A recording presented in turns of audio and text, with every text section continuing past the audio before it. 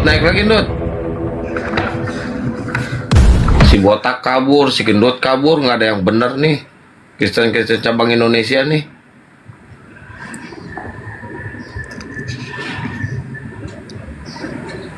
Jadi Kristen-Kristen sekarang ketika mereka ketahuan teksnya salah gitu kan.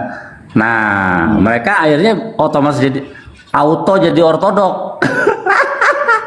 Auto jadi ortodok dengan kitab Septuaginta. Kenapa? Loh, kenapa bisa jadi ortodok, Bang Bil? Ya karena Septuaginta diyakini oleh mereka itu kitab yang tertua. Nah, kitab yang tertua dari beberapa terjemahan yang masih survive sekarang. Nah, nanti ketemu lagi tuh, ya, ketemu sama Adrian Santar. Nah, lu mau pakai yang mana? Septuagintanya mau pakai yang mana tuh? Textus Receptus, terus mau pakai yang mana itu? Teks Yunaninya kan ada 3 varian yang tertua kan, yang apa? Iya. Sinaiticus, Vaticanus. Nah, itu juga bermasalah besar. Masih ketemu, makanya nggak pernah ada ujungnya kebobrokan, kelemahan daripada teks-teks yang dipakai oleh orang-orang Kristen. Mereka selalu lemah di dalam tekstual gitu. Lemah dia, kalau dari kembali ke tekstual gagap dia. Iya, Gagap membawa ya, sejarah. Iya. Habis mau sejarah.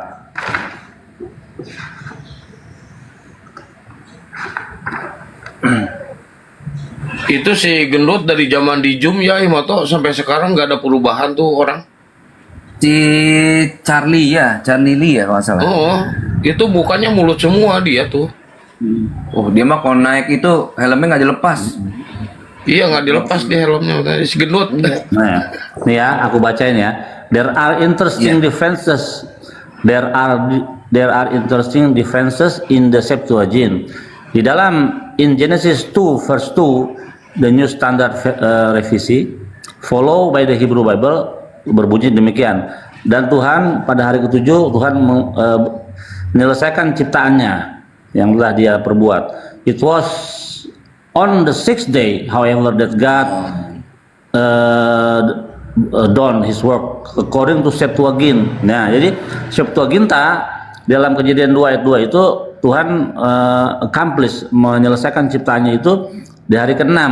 Nah, itu berbeda dengan Kristen-Kristen yang lainnya yang memakai tekstual Masoret ya. Jadi Masoret kan hari ke-7. Itu. Jadi memang berbeda Septuaginta itu. Dan banyak perbedaan Septuaginta itu yang tidak cocok dengan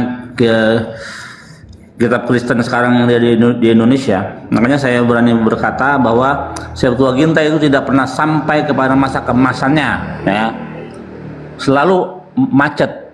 Pas dia udah pengen sampai besar, macet, kena Origen. Origen muncul, Hexa Septuagint mengakhiri praktek penggunaan Septuaginta di gereja-gereja. Berhenti karena Origen. Makanya Origen dibenci oleh mereka. Iya. Oh, yang ada ini ada perbedaan jarak juga antara Septuaginta dengan Mesora, masalah umur Swasasana sama Ekaton Triakonta itu 30 tahun di Mesora, di Septuagint jadi 130 gitu. Oh iya. Jadi coba tanya sama si Edwin, pasti dia nggak berani jawab. Tanya sama dia, Septuaginta itu menghasilkan apa? Pasti dia nggak mau jawab. Itu pertanyaannya nggak pernah dia jawab dari dulu. Kalau dia jawab Pentateuch, dia blunder. Ya, kenapa? Pentateuch cuma 5 kitab Musa. Iya, cuma Hamisam Setora doang itu. Iya. Dan memang menurut sejarah yang ada di Alexandria Mesir, ya, Raja Ptolemy kan meminta kepada imam besar pada waktu itu untuk dibuatkan terjemahan Torah dalam bahasa Yunani. Nah, itu sejarahnya. Nah, itu hanya menghasilkan 5 kitab Musa saja. Nah, menurut ortodok, Kristen ortodok ini, ya, itu semua kitab, sampai kitab Mazmur, sampai kitab Yesaya lah, diketawain lah sama orang Yahudi yang sama sejarawan bahwa yang diminta oleh Ptolemy itu hanya 5 kitab Musa, nggak ada kitab Yesaya gitu. Ya nggak ada lah. Ya, Itu di ya, bawah si gendut aku ada baca nggak dulu. sih? Ayo mau tau lihat Aku nggak? baca ini ya. Nggak ngelihat. After the Pentateuch ya, setelah Pentateuch, Oh, ada, most of the remaining books in the Septuagint were probably translated in the next 2 centuries after the completion of the Greek Pentateuch. Tuh, jaraknya jauh. Jadi ketika 72 rabi-rabi ya, otoritas Yahudi pada waktu itu menerjemahkan Torah ke dalam bahasa Yunani, itu hanya 5 kitab Musa. Nah, selanjutnya kitab para nabi semua, Efim Ketuvim itu bukan atas prakarsa Yahudi, tapi bapak-bapak gereja, orang-orang Kristen pada waktu itu. Jaraknya pun 2 abad setelahnya, jauh sekali. Gitu. Betul. Itu udah saya jamak gitu, si gendut gak mau naik, dia kena mental kali.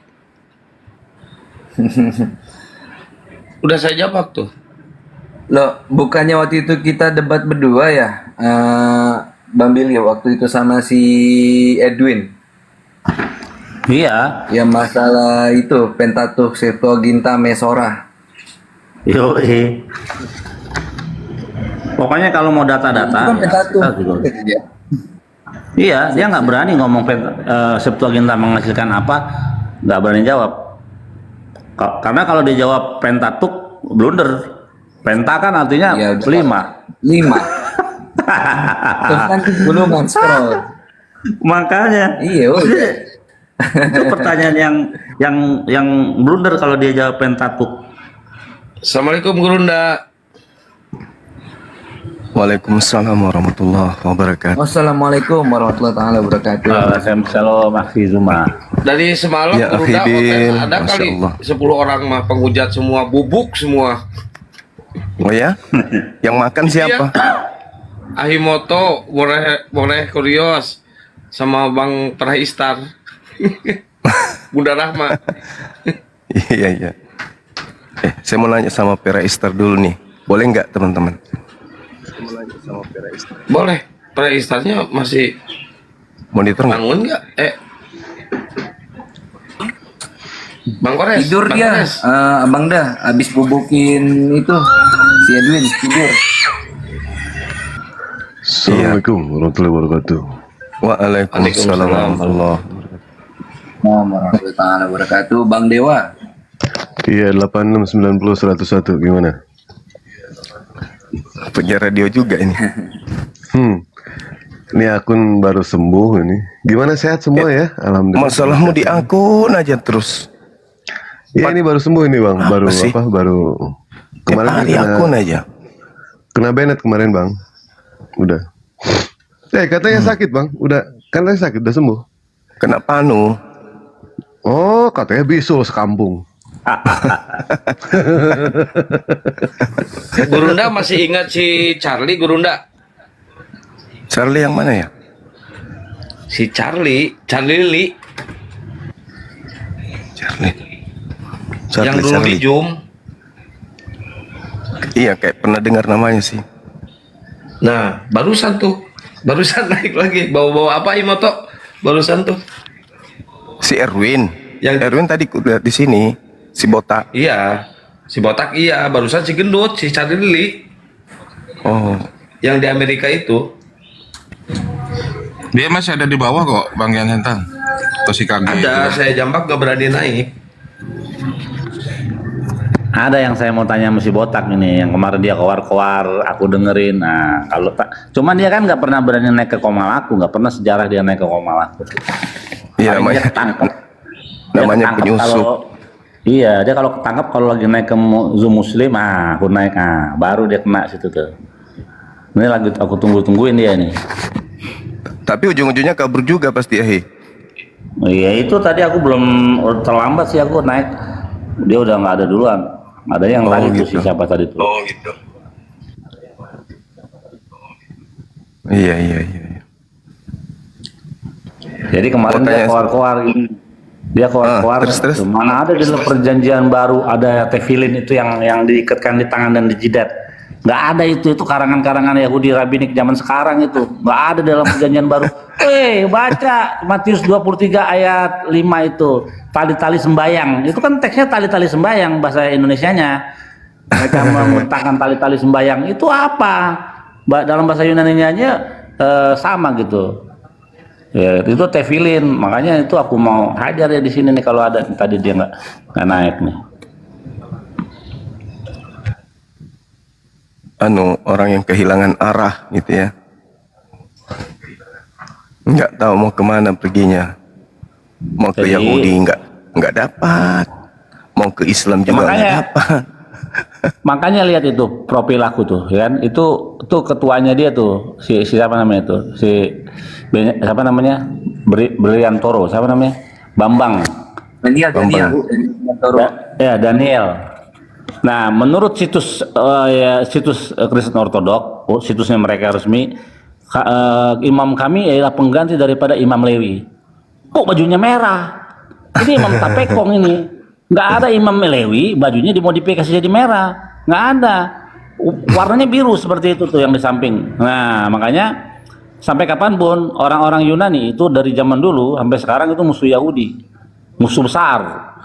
Kenapa? Pertama, mereka selalu menggambarkan Tuhan di dalam sebuah gambaran patung, baik patung maupun gambar-gambaran. Nah, lucunya gini, ketika orang Ortodok menghina orang Katolik juga menghina orang Ortodok. Mereka berdua-dua itu melanggar daripada perintah Tuhan yang pertama, jangan kau membuat patung ataupun gambar-gambar. Kristen Ortodok itu membuat gambar-gambar, ada gambar-gambar terus gambarnya dicium-cium gitu. Gak boleh, maupun gambar maupun patung gak boleh dibuat gitu. Lucu memang. Mereka ini kehilangan arah dia kan, mau ke Yahudi Iya. ditolak, Yahudi. di Islam juga nggak diakui. Makanya saya mau tanya, dari dulu aku tanya sama si Aderion, ini kenapa imammu nih kok warnanya merah bajunya? Katanya sesuai dengan Imam Lewi, kok bajunya merah? Ini dari mana ayatnya? Modifikasi yang dari mana bajunya merah? Yang setahu saya yang baju merah ini hari raya Tapekong itu yang Cina, ya hari raya orang-orang Cina itu Chinese. Nah, pakai Tapekong begini memang warna merah-merah gitu. Apakah sudah mengikuti kearifan lokal gitu? Aduh parah.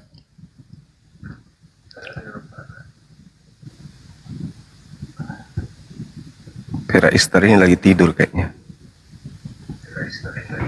Iya, kayaknya baru Lagi juga makan ini dia.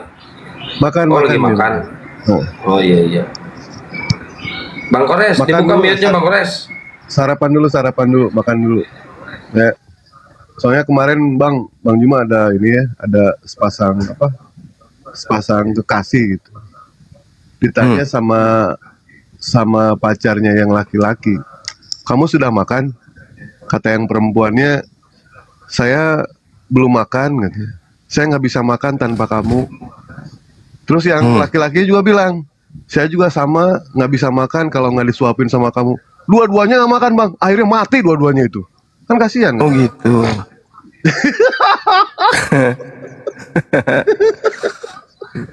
Dua-duanya mati.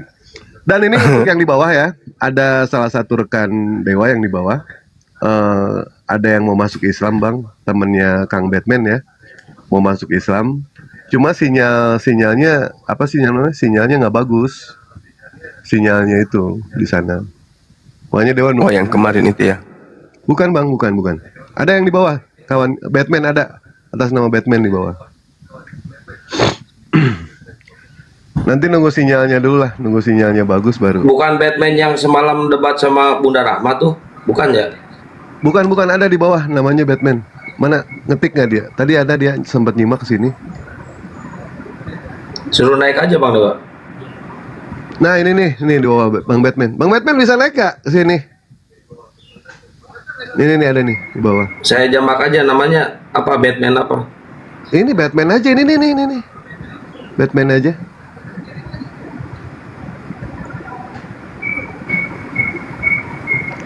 Jadi si perempuannya ini sekolah STT Bang. Perempuannya sekolah STT.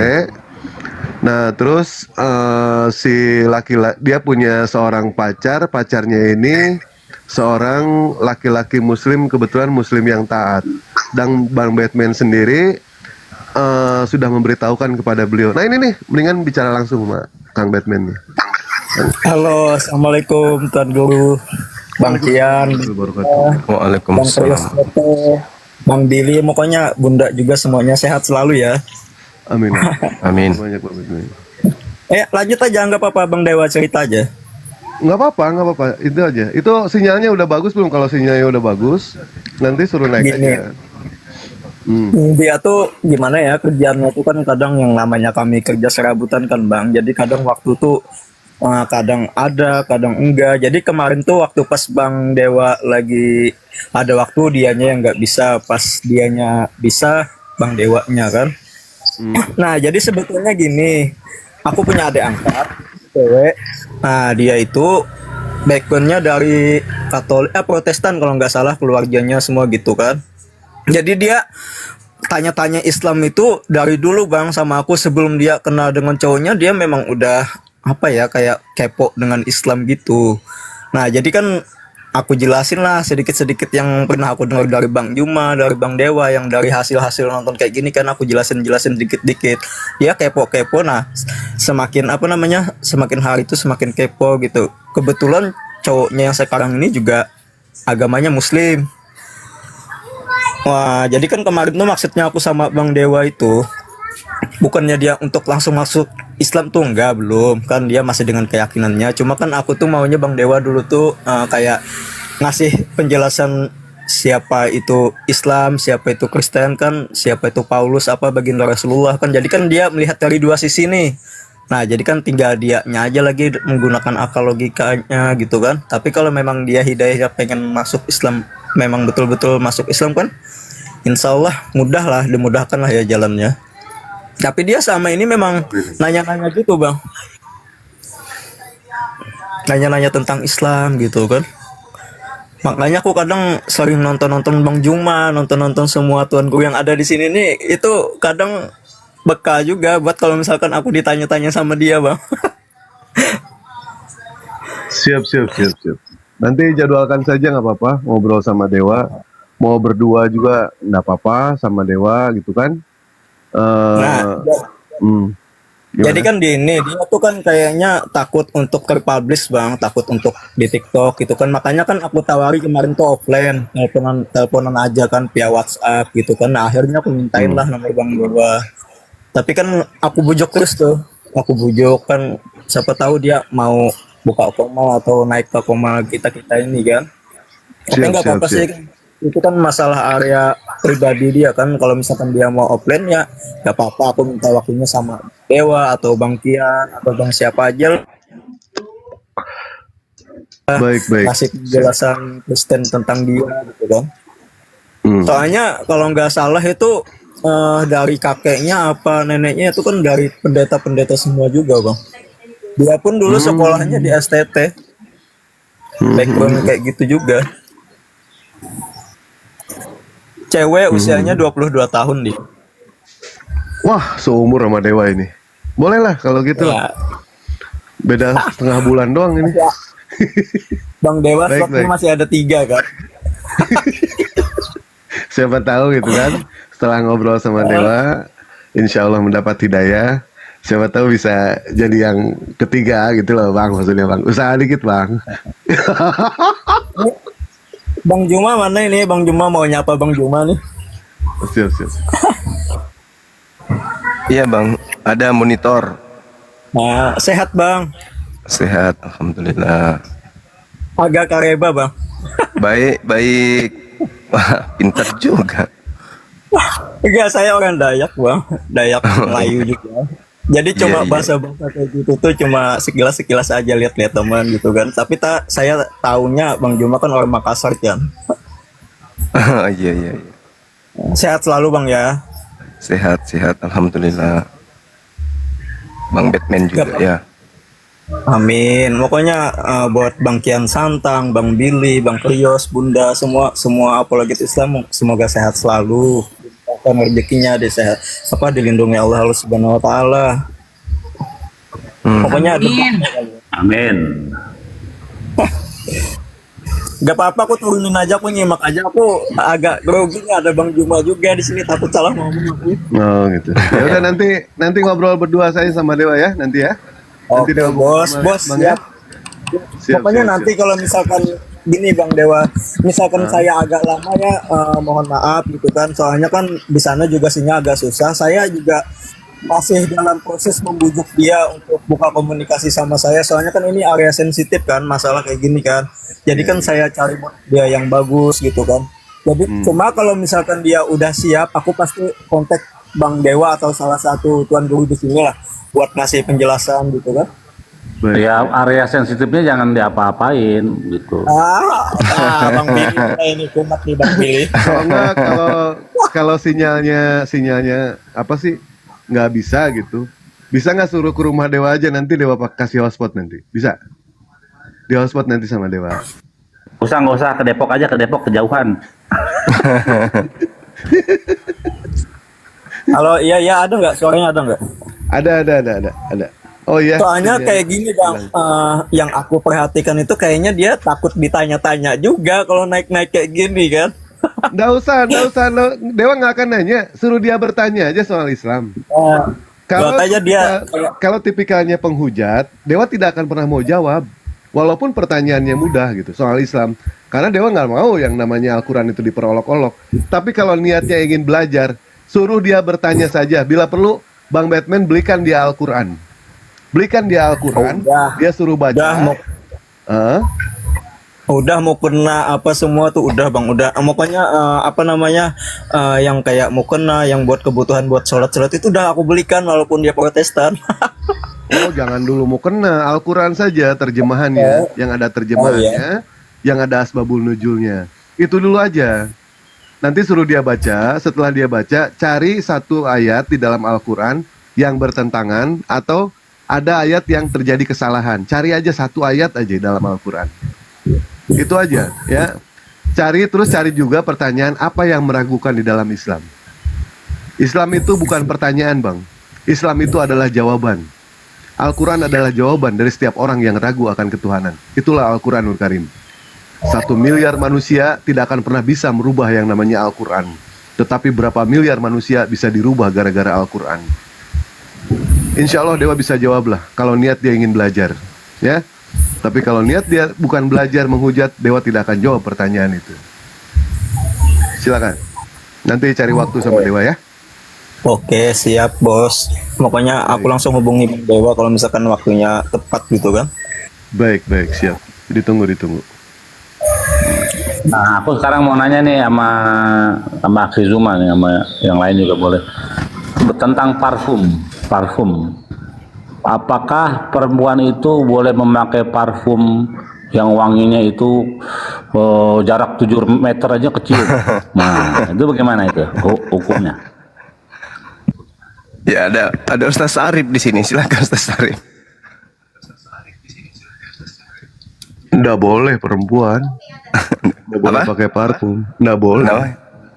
Jadi Nggak boleh bau pakai terus. parfum berlebihan. Maksudnya berlebihan nggak boleh. Bang Juma juga kan waktu ketemu sama Dewa badannya wangi kan, wangi banget Bang Juma itu. Persis kayak kuburan baru itu wanginya. Kata wanginya. Maksudnya bau melati gitu. Iya, kuburan baru gimana sih kuburan baru? Kan wangi itu kuburan baru. lanjut Kang Arif tuh tanya. Iya, gimana Kang Arif soal parfum untuk wanita itu apakah ada larangannya? Karena kalau aku ya di Judaism itu ada perempuan itu nggak, kita kalau misalnya ada perempuan lewat pakai parfum, kita harus tutup mulut kita, jadi seakan-akan dia tuh bau gitu, dia bisa tersinggung, aduh pikir gua bau kali ya gitu, mesti ditutup. Jadi saya kalau misalnya ada lewat mall ini perempuan wangi banget, langsung saya tutup mulut saya gini kayak baju. Itu ada di dalam Sulkan Aruh soal itu, bahwa kita nggak boleh mencium parfum yang keluar dari aroma tubuh wanita, begitu Dewa.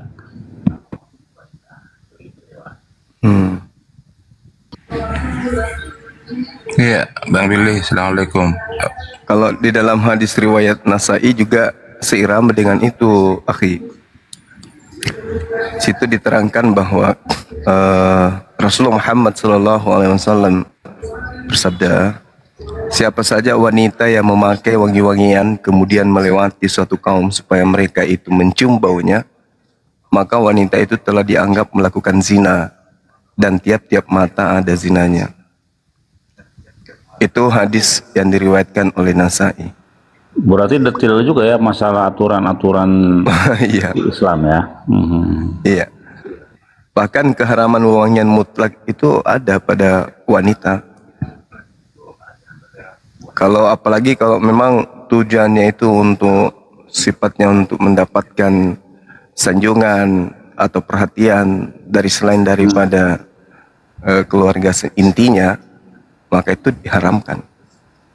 Oh, tapi memang dunia ini menawarkan sesuatu yang bertentangan dengan hukum agama sebenarnya. Jadi saya lihat bagaimana parfum itu dibuat promonya, misalnya ketika Anda sudah sudah lewat dari ruangan itu, Anda pergi selama 5 jam Anda tuh masih tercium wangi gitu. Jadi promo-promo yang di dunia ini bertentangan dengan ilmu agama sebenarnya. Iya, betul.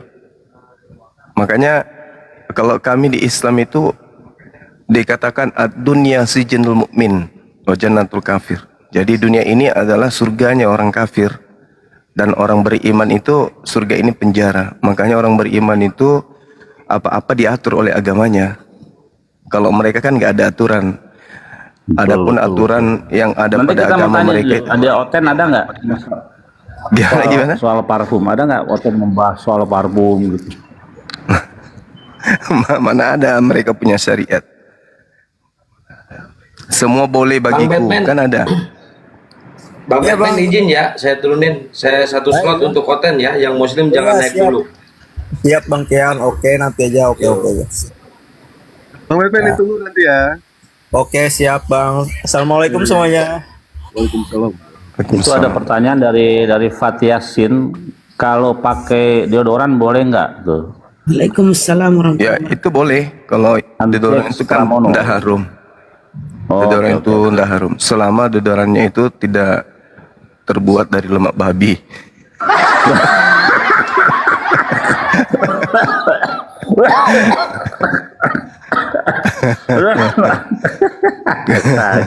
Kalau di dalam 1 Korintus 10:23 itu kan segala sesuatu diperbolehkan bagiku, kan itu dalilnya dalam agama mereka.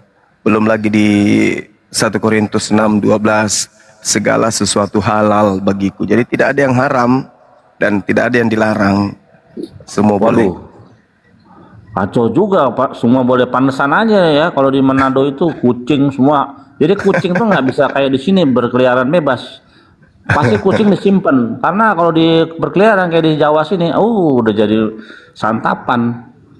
Malah ada teman saya, akhi, teman ini dunia nyata.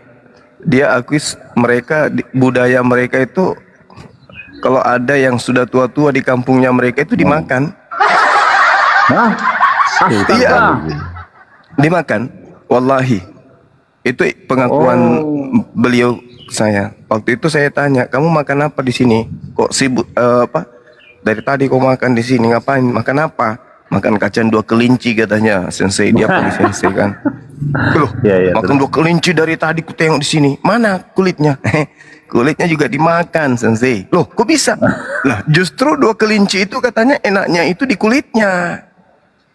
Nggak terasa nikmatnya kalau cuman kacangnya, harus kulitnya juga. Makanya kacangnya kulitnya dikasih bumbu, itu gunanya untuk dimakan kata dia gitu. Oh gitu.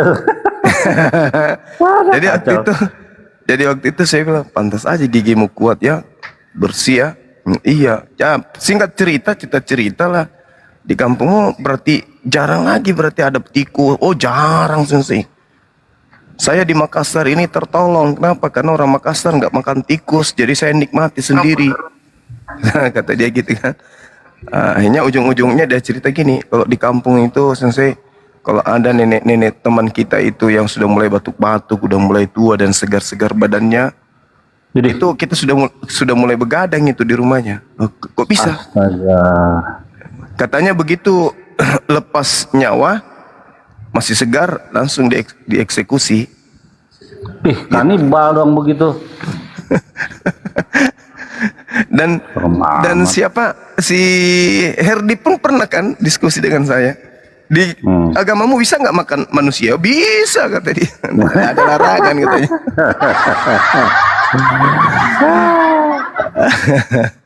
Kacau. Aduh, parah. Katanya bisa makan orang. Ini yang merayap bang ya, yang merayap. Tentara kan merayap nih bang. Ini kalau bisa dimakan juga bisa berarti ya mereka ya. Kayaknya sih. Jadi ya, parfum itu kalau yang parfum yang mahal itu, yang baunya sampai 5 jam nggak hilang-hilang itu, 2 hari nggak hilang, itu harganya bisa sampai 5 juta gitu. Iya ada. Bahkan 7 juta, Iya. 8 jutaan ada. Iya, bisa puluhan bahkan ya. Bisa begitu, sanggup. Nah, dan memang parfum ini memang tidak bisa lepas dari wanita. Nah, ini nih cewek-cewek di bawah. Karena wanita itu kepingin kan wangi gitu kan. Nah, tapi jangan salah, itu sebenarnya melanggar daripada syariat yang ada di Islam. Bukan Iya, itu akhir. Nah, Iya benar. daripada kalian beli parfumnya juta-juta, mendingan beli tawas. Terus sisanya buat sedekah. Itu lebih bagus. Betul. Karena sedekah itu menghapus dosa, benar nggak? Nah, betul. Bukan pakai darah Tuhan. Pada beri teh.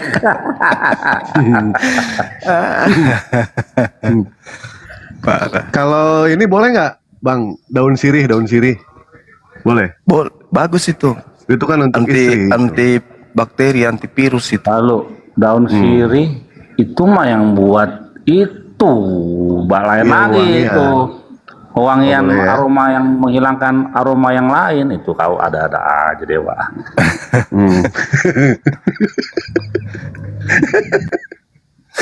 Daun sirih. Baik.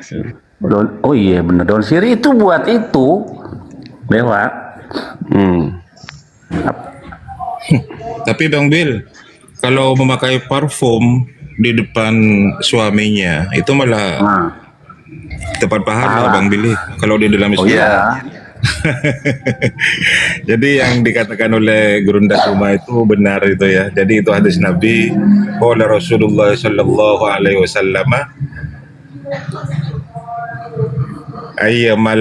ayyama imra'atis tarot famarrat ala qaumli yajidu min riha fahiya zaniyah.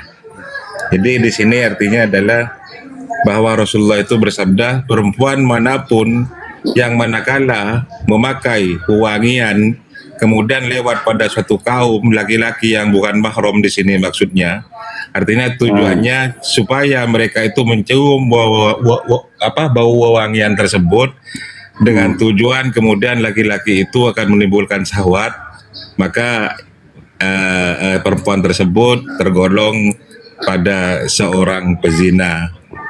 Begitu Bang Billy. gitu. Itu di zaman Nabi juga seperti itu. Jadi ada hukum ilad di situ ya. Ilad maksusoh kan seperti itu. Itu Bang Kores, nyambungnya dari izin sebentar. Bang Billy sebentar, Oke, Bang Kores monitor Ya. nggak? Kalau nggak monitor saya naikin Enggak, winch. dewa aja. Assalamualaikum warahmatullahi wabarakatuh. Kores saya. Waalaikumsalam Bang Radar. Bang Koresnya tidur. Waduh. Ayo. Dewa diturunkan saja nggak apa-apa. Dewa diturunkan. Ada yang lebih Saya penting turun lagi. aja nggak apa-apa, saya Naik. turun. Saya cuma Iya, mau Bang Radar. Enggak, Bang Kores kan Bang Radar, sini, tidur. Bang Kores kan tidur, udah. Bu Ince Jangan silakan dulu. minta permintaan Dewa, naik Bu Ince. Dewa jangan turun dulu, ini mau menanyakan masalah tadi kan menimbulkan syahwat dari wangi-wangian perempuan itu menimbulkan syahwat itu bagaimana Ma Dewa, coba tolong diurai. Oh, Dewa nggak paham. Dewa mah jangankan wangi, bau aja sawat Dewa. Iya. Udah itu Bu Ince tuh mau naik tuh. Bu Ince, silakan mau naik. Bu Ince. Mumpung ada Bang Juma di sini, katanya anaknya mau mualaf atau gimana tadi diketik. Silakan Bu Ince. Kirim permintaan. Kalau nggak tarik aja, Kang Kian. Ditarik. Nggak bisa dijambak. Nggak ketemu sama saya. Mungkin moderator yang lain bisa nemu nama Bu Ince, silakan dijambak aja. Mungkin nggak bisa dia naik. Aimoto kan moderator sama Bang Nandar, Bu Rahma. Aku bukan. Aji, Moderator Bunda. akun lain ini. Oh, kirain yang tadi. Aku juga bukan. Ini akun Nah itu udah. Nandar 2. Bang Kian Santang, mohon maaf kalau misalnya ada order yang lain, gak apa-apa, saya turun. Saya hanya tadi mau nyapa si Kores, saya telepon, saya WhatsApp, nggak diangkat-angkat. Oh, Tadi ternyata debat di tidur sini ya. dia makan 4 tritung, penghujat semua lagi tritungnya, habis semua. Udah Sampai si tidur kotak kayak- juga naik ke dia habis. Oh iya udah. Tadi Ya botak udah, masalah udah, apaan? Saya Mbak Dewa, Bang Moto, Ya, Ustaz mau Adit, kemana ntar dulu Mbak lah. Rahma. Ya kalau formasinya kayak gini mana ada order naik. Iya. Iya, betul. Ya sudah, saya turun dulu ya, para gurunda, para ustadz ya. Bang Billy, Bunda Rahma, terima kasih. Assalamualaikum, Kang Kian Santang. Salam. Jadi tadi pembahasannya sama si botak soal apa itu tadi? Dia si botak ngomong soal apa tadi? Intinya masalah hadis itu, Gurunda, yang kemarin dipakai debat itu, yang jenggot itu, Gurunda.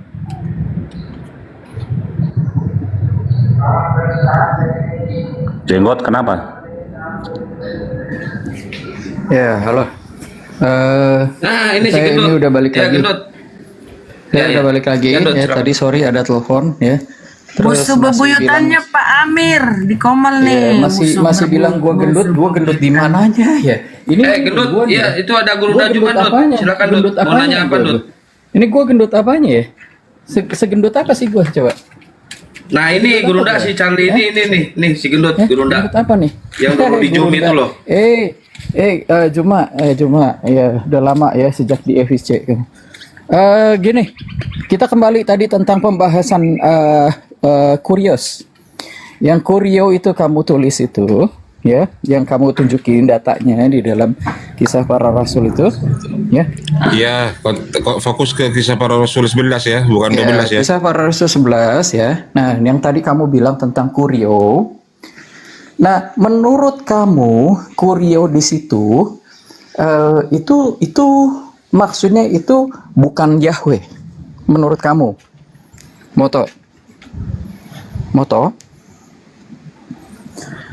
Udah saya bilang, Iya kan kamu tadi yang buka data ya kan? Nah, Kurio di situ bukannya Yahweh menurut kamu. terus siapa dong? Nah, jadi menurut kamu Itu bukan kenapa? Yahweh. Nah, Loh, Menurut nggak ada kamu tulisan, bukan Yahweh. nggak ada tulisan UTWP di situ, nggak ada. iya kan saya bilang pakai terjemahan Septuaginta, Yahweh itu disebut apa? Yahweh itu disebut Iya, apa dalam Kyrios. terjemahan Terus? Septuaginta? Iya, terus? Ya kan? Nah, sekarang kalau misalkan Tuhan di dalam perjanjian baru itu kamu bilang itu adalah teksnya Adoni dalam bahasa dalam bahasa Ibrani-nya, ya. Nah, kalau kita buka di dalam Adoni Matius nggak ada, pasal Adon ini. Ha-Adon ya sama Adonai, ya. Nah, sekarang teksnya kan Adonai bukan Yod Heh kan? Ya kan? Adon. Iya, Ha-Adon, bukan Yod Ha-Adon. Heh kan? Bukan Yod Heh kan? Ya. Nah, Ya, sekarang menurut kamu Ha-Adon itu bisa berfirman atau enggak? Enggak, kalau masalah Kyrios Kok- diartikan kok gitu? sebagai Jawabnya langsung dong. Saya tanya. enggak, dilihat dulu kalau masalah Kyrios itu langsung dipakai untuk UTFAV, maka itu akan bertabrakan. Kenapa? Tabrakannya dengan? Sebentar saya cek. Tabrakannya dengan apa? Set. Di sini dalam kecil, nah sebentar. Di sini dalam Matius 27 nomor 63 ya. Ini Pilatus, ya kan? Di sini dikatakan dan mereka berkata, "Tuhan, kami ingat bahwa si penyesat." Nah, kita lihat di sini dalam Legantes Kyrie. Nah, ini sama. Akar katanya sama. Iya, itu Apakah panggilan si kepada Pilatus ini Pontius UTFAV? Pilatus. Iya, apakah Nah, ini sekarang itu Kyrie. apakah Pontius Pilatus ini menggunakan apakah Pontius Pilatus ini adalah Yudhevave? Iya, sekarang itu di dalam bahasa Yunani bahasa Ibraninya apa? Haadon juga. Coba teks Yunaninya Ibraninya dong. Teks Ibraninya apa? Baca. Baca dong. Loh, saya lagi masak ini sambil masak ya. Kamu baca aja. Bisa baca. Ngapain nyuruh-nyuruh? Baca Loh, dong. ini kan kamu yang punya klaim tadi. Masa Kamu kan yang padahal di punya klaim. terminal tadi itu parkir. Astaga. Mana sih lu suka bohong ini? Penyembah manusia Di memang suka terminal. bohong. Oh, dari dulu. terminal apa? Terminal apa? Tadi kau perlihatkan Terminal batang hidungmu lagi di terminal cari duit. Lagi di terminal. Hah? Adon. Saya bantuin dong. Saya bantuin tuh. Nih, sekarang ini ya. Sekarang kalau yang bisa berfirman di dalam Matius pasal 2 ayat 15 itu apa? Yang bisa Enggak, berfirman. ini kan ini bukan masalah doktrin kata kan, ya. Kata- Nah di sini masalah kata kata. bentar. Di sini ada kata adonenu gitu kan. Ini kan terus? sem dari dua kata kan. Besarin host, Adon. besarin. Nggak apa-apa, Bang Da bisa. Dia dari kata adon plus anachnu kan. Nah, ini dari kata plus adon plus anachnu. Kalau di dalam Arabik namanya nanti jadi idofa. Nah, ini tetap menggunakan kata adon. Terus yang salah di Kenapa mana? ini nggak Yang Loh, yang nggak setiap bertentangan di mana? kirios itu menurut nggak kamu? setiap kirios. Nah, makanya itu Oh, nggak setiap kalau kirios. bahasa non semitik itu Oke. tuh mempunyai keterbatasan bahasa. Iya. Oh, itu kamu mengakui ya. Justru karena ada keterbatasan bahasa ya. Nah, Maka Yod iya, He terus Vav kenapa? He. Loh, makanya Yod He Vav He di dalam perjanjian lama itu diterjemahkan sebagai kurios. Karena yang lebih tinggi dari itu tidak ada. Tidak ada Ya yang makanya lebih kitabnya tinggi, karena dengar dulu dong. Cuma kamu Dengar dulu. diam. Anda Saya yang lagi masih status menjelaskan. belajar, Saya- dengarkan. saya- Enggak, saya perlu menjelaskan penjelasan. sama kamu. Penjelasan Kamu itu orang nggak punya minim ilmu kepada orang yang paham Kamu ilmu itu yang enggak punya cocok ilmu, kembali. Cuma keluar-keluarmu Dengarkan. aja gede. Dengarkan, Keluarmu dengarkan. gede. Kenapa kemudian dengar. Kenapa kemudian kata El Eloah Elohim Elohai Saddai Sefot dan seterusnya itu tidak bisa diterjemahkan ke dalam bahasa Septuaginta? Kenapa? Karena sejatinya kitabnya Yahudi itu memang hanya untuk orang Yahudi, bukan untuk orang Roma. Ketika Tuhannya orang Yahudi kau masukkan ke dalam bahasa pagan, maka status ketuhanan tersebut akan turun menjadi dewa. Paham kau sampai situ? Paham enggak? Makanya kitab Yahudi itu nggak bisa diterjemahkan ke dalam bahasa lain. Karena kalau diterjemahkan ke dalam bahasa lain, maka status Tuhannya mereka akan turun level. Kecuali satu, bahasa yang serumput dengan bahasa mereka, yaitu bahasa Arab. Ngerti kau sampai sini? Makanya kalian itu kelabakan ketika Tuhannya Yahudi yang datang, yang disembah oleh Abraham, Ishak dan Yakub. Begitu masuk ke dalam, diam dulu. Kita bahas Septuaginta. Agama Septuaginta. penyusup, diam dulu. Duduk yang cantik. Oke. Makanya Tuhannya Bani Israel Yang menerjemahkan Septuaginta. Orang Yahudi yang menerjemahkan. Kamu bilang kitab diam. bilang kitab Yahudi tidak bisa diterjemahkan. Itu Jadi gini, abad sebelum Masehi, kalian itu sudah- penumpang gelap. sudah diterjemahkan Mengambil oleh kitabnya orang secara tidak sudah sah. diterjemahkan oleh Anda ingin mendudukkan 3 abad sembahan sebelum para Masehi. nabi. Tiga- Anda ingin mendudukkan tiga sembahan abad para nabi, kemudian kitab masuk Taurat ke dalam Musa agama diterjemah- paganism. Anda harus diterjemahkan tahu ke dulu. dalam bahasa- Penyembah dalam bahasa manusia Yunani. pertama Yang- kali yang mengatasnamakan nggak bisa ajaran diterjemahkan. Tuhan, ajaran samawi itu Kamu bilang nggak Katolik. bisa. Katolik ini adalah Kenapa Taurat orang-orang Musa bisa penyembah dewa-dewa. Makanya Dalam bahasa Yunani, El Eloah Elohim kenapa Elohai Taurat bisa Saddai, diterjemahkan ke ketika dalam masuk ke dalam ajaran Yunani? pagan, Kenapa? semuanya diterjemahkan menjadi dewa. berarti klaim kamu itu Kenapa? Karena memang keterbatasan Kamu itu itu. nyungsep. Tuhan itu maha tahu Belajar kepada dulu siapa tentang wahyunya Septuaginta. dia harus sampaikan.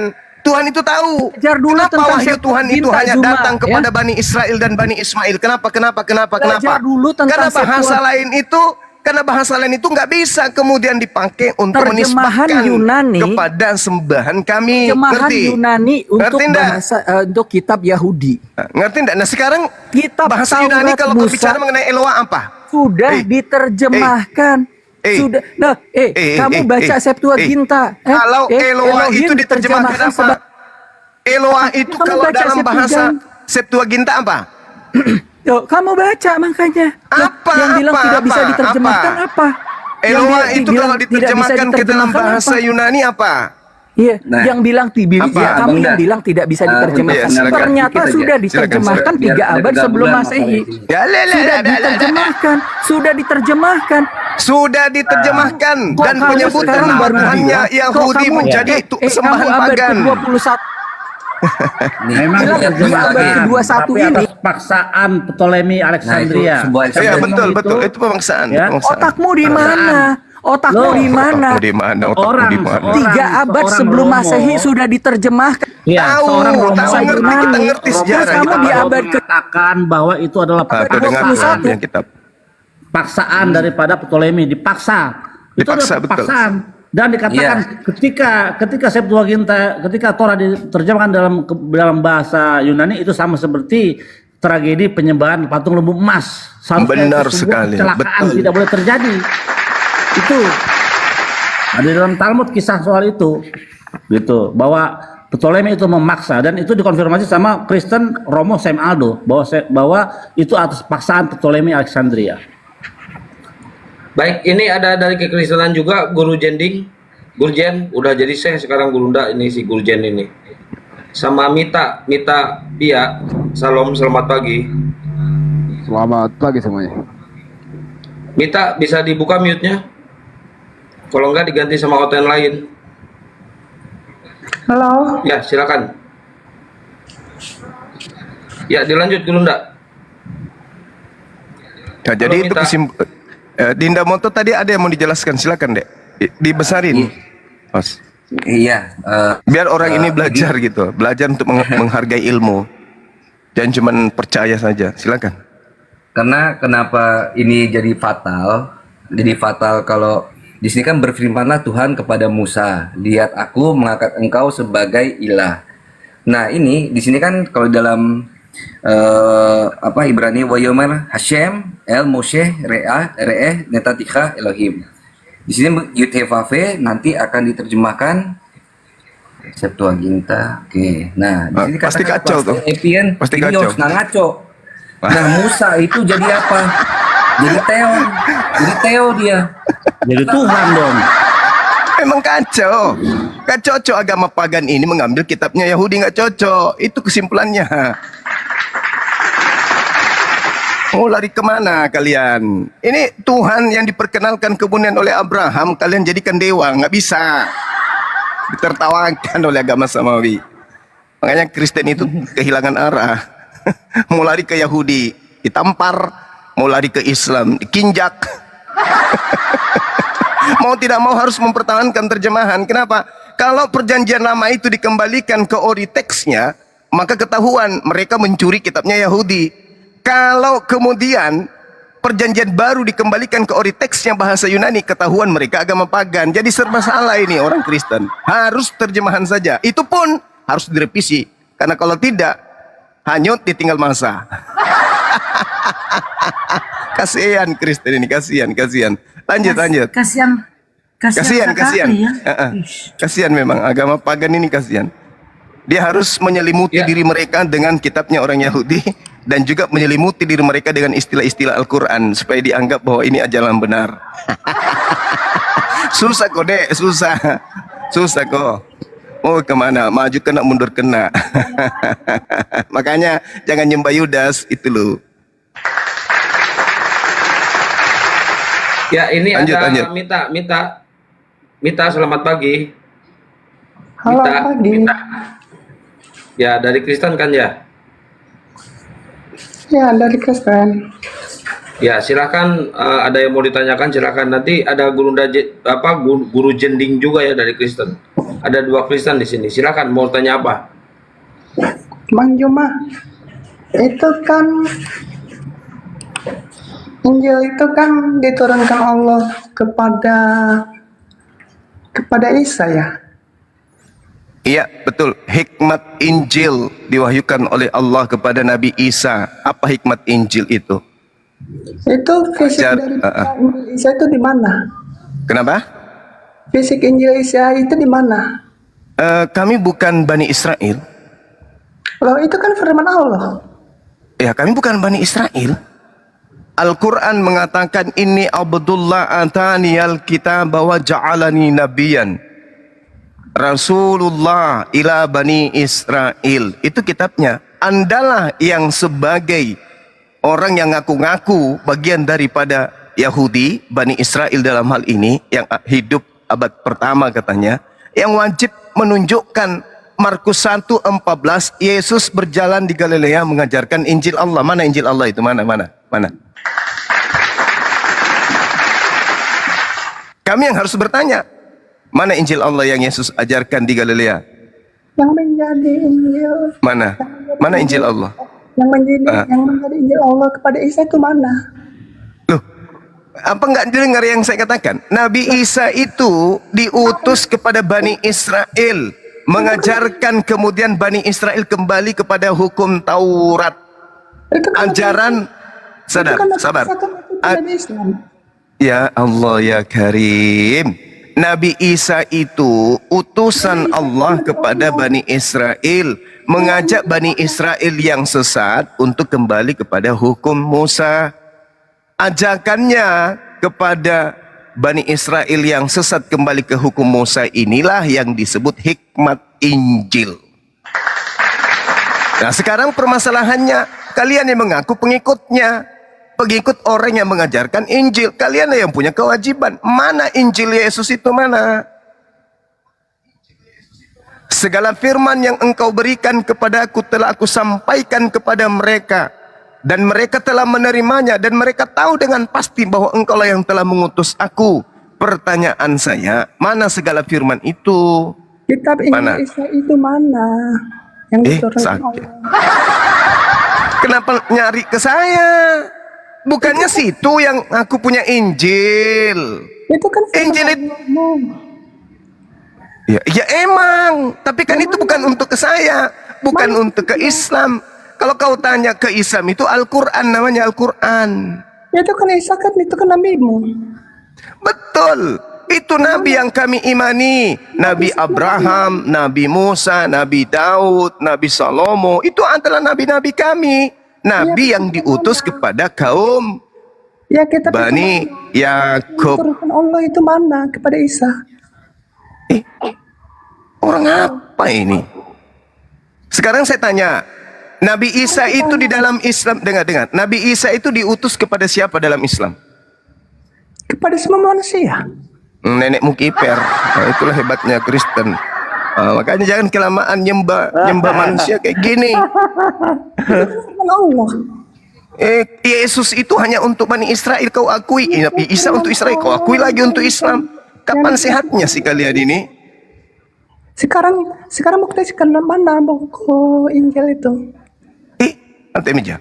Nabi Isa itu diutus untuk Bani Israel yang sesat, yang meninggalkan Taurat. Ajakan Nabi Isa untuk kembali kepada Taurat inilah yang disebut hikmat Injil. Makanya Nabi Isa itu turun tidak membawa hukum baru. Nabi Isa datang untuk menguatkan kembali hukum Musa kepada Bani Israel yang meninggalkan hukum Musa itu. Itu tujuan Nabi Isa datang. Berarti pengajarannya spesial untuk Bani Israel tok. Kenapa minta saya ke saya? Tapi kok suaranya kok kayak suara laki di cewek-cewekan deh kamu. Iya tahu. Suaranya kayak laki. Suaramu kayak laki. Kok laki ya nyamar ya? Itu kan Saya tahu. Saya tahu. Kitab-kitab diturunkan oleh Allah kepada Nabi untuk kaum masing-masing. Ngerti kita? Saya kan sudah jawab. Cari di pendiri agamamu yang bersentuhan langsung katanya dengan zaman Isa. Cari sama mereka. Mana? Kan Allahmu. Sakit orang. Sakit ini. Sakit. Sakit. Nggak benar. Saya ganti outline lain aja. Ini ada Guru Jending. Guru Jending, salam. Guru Jending. Shalom, shalom. Silakan.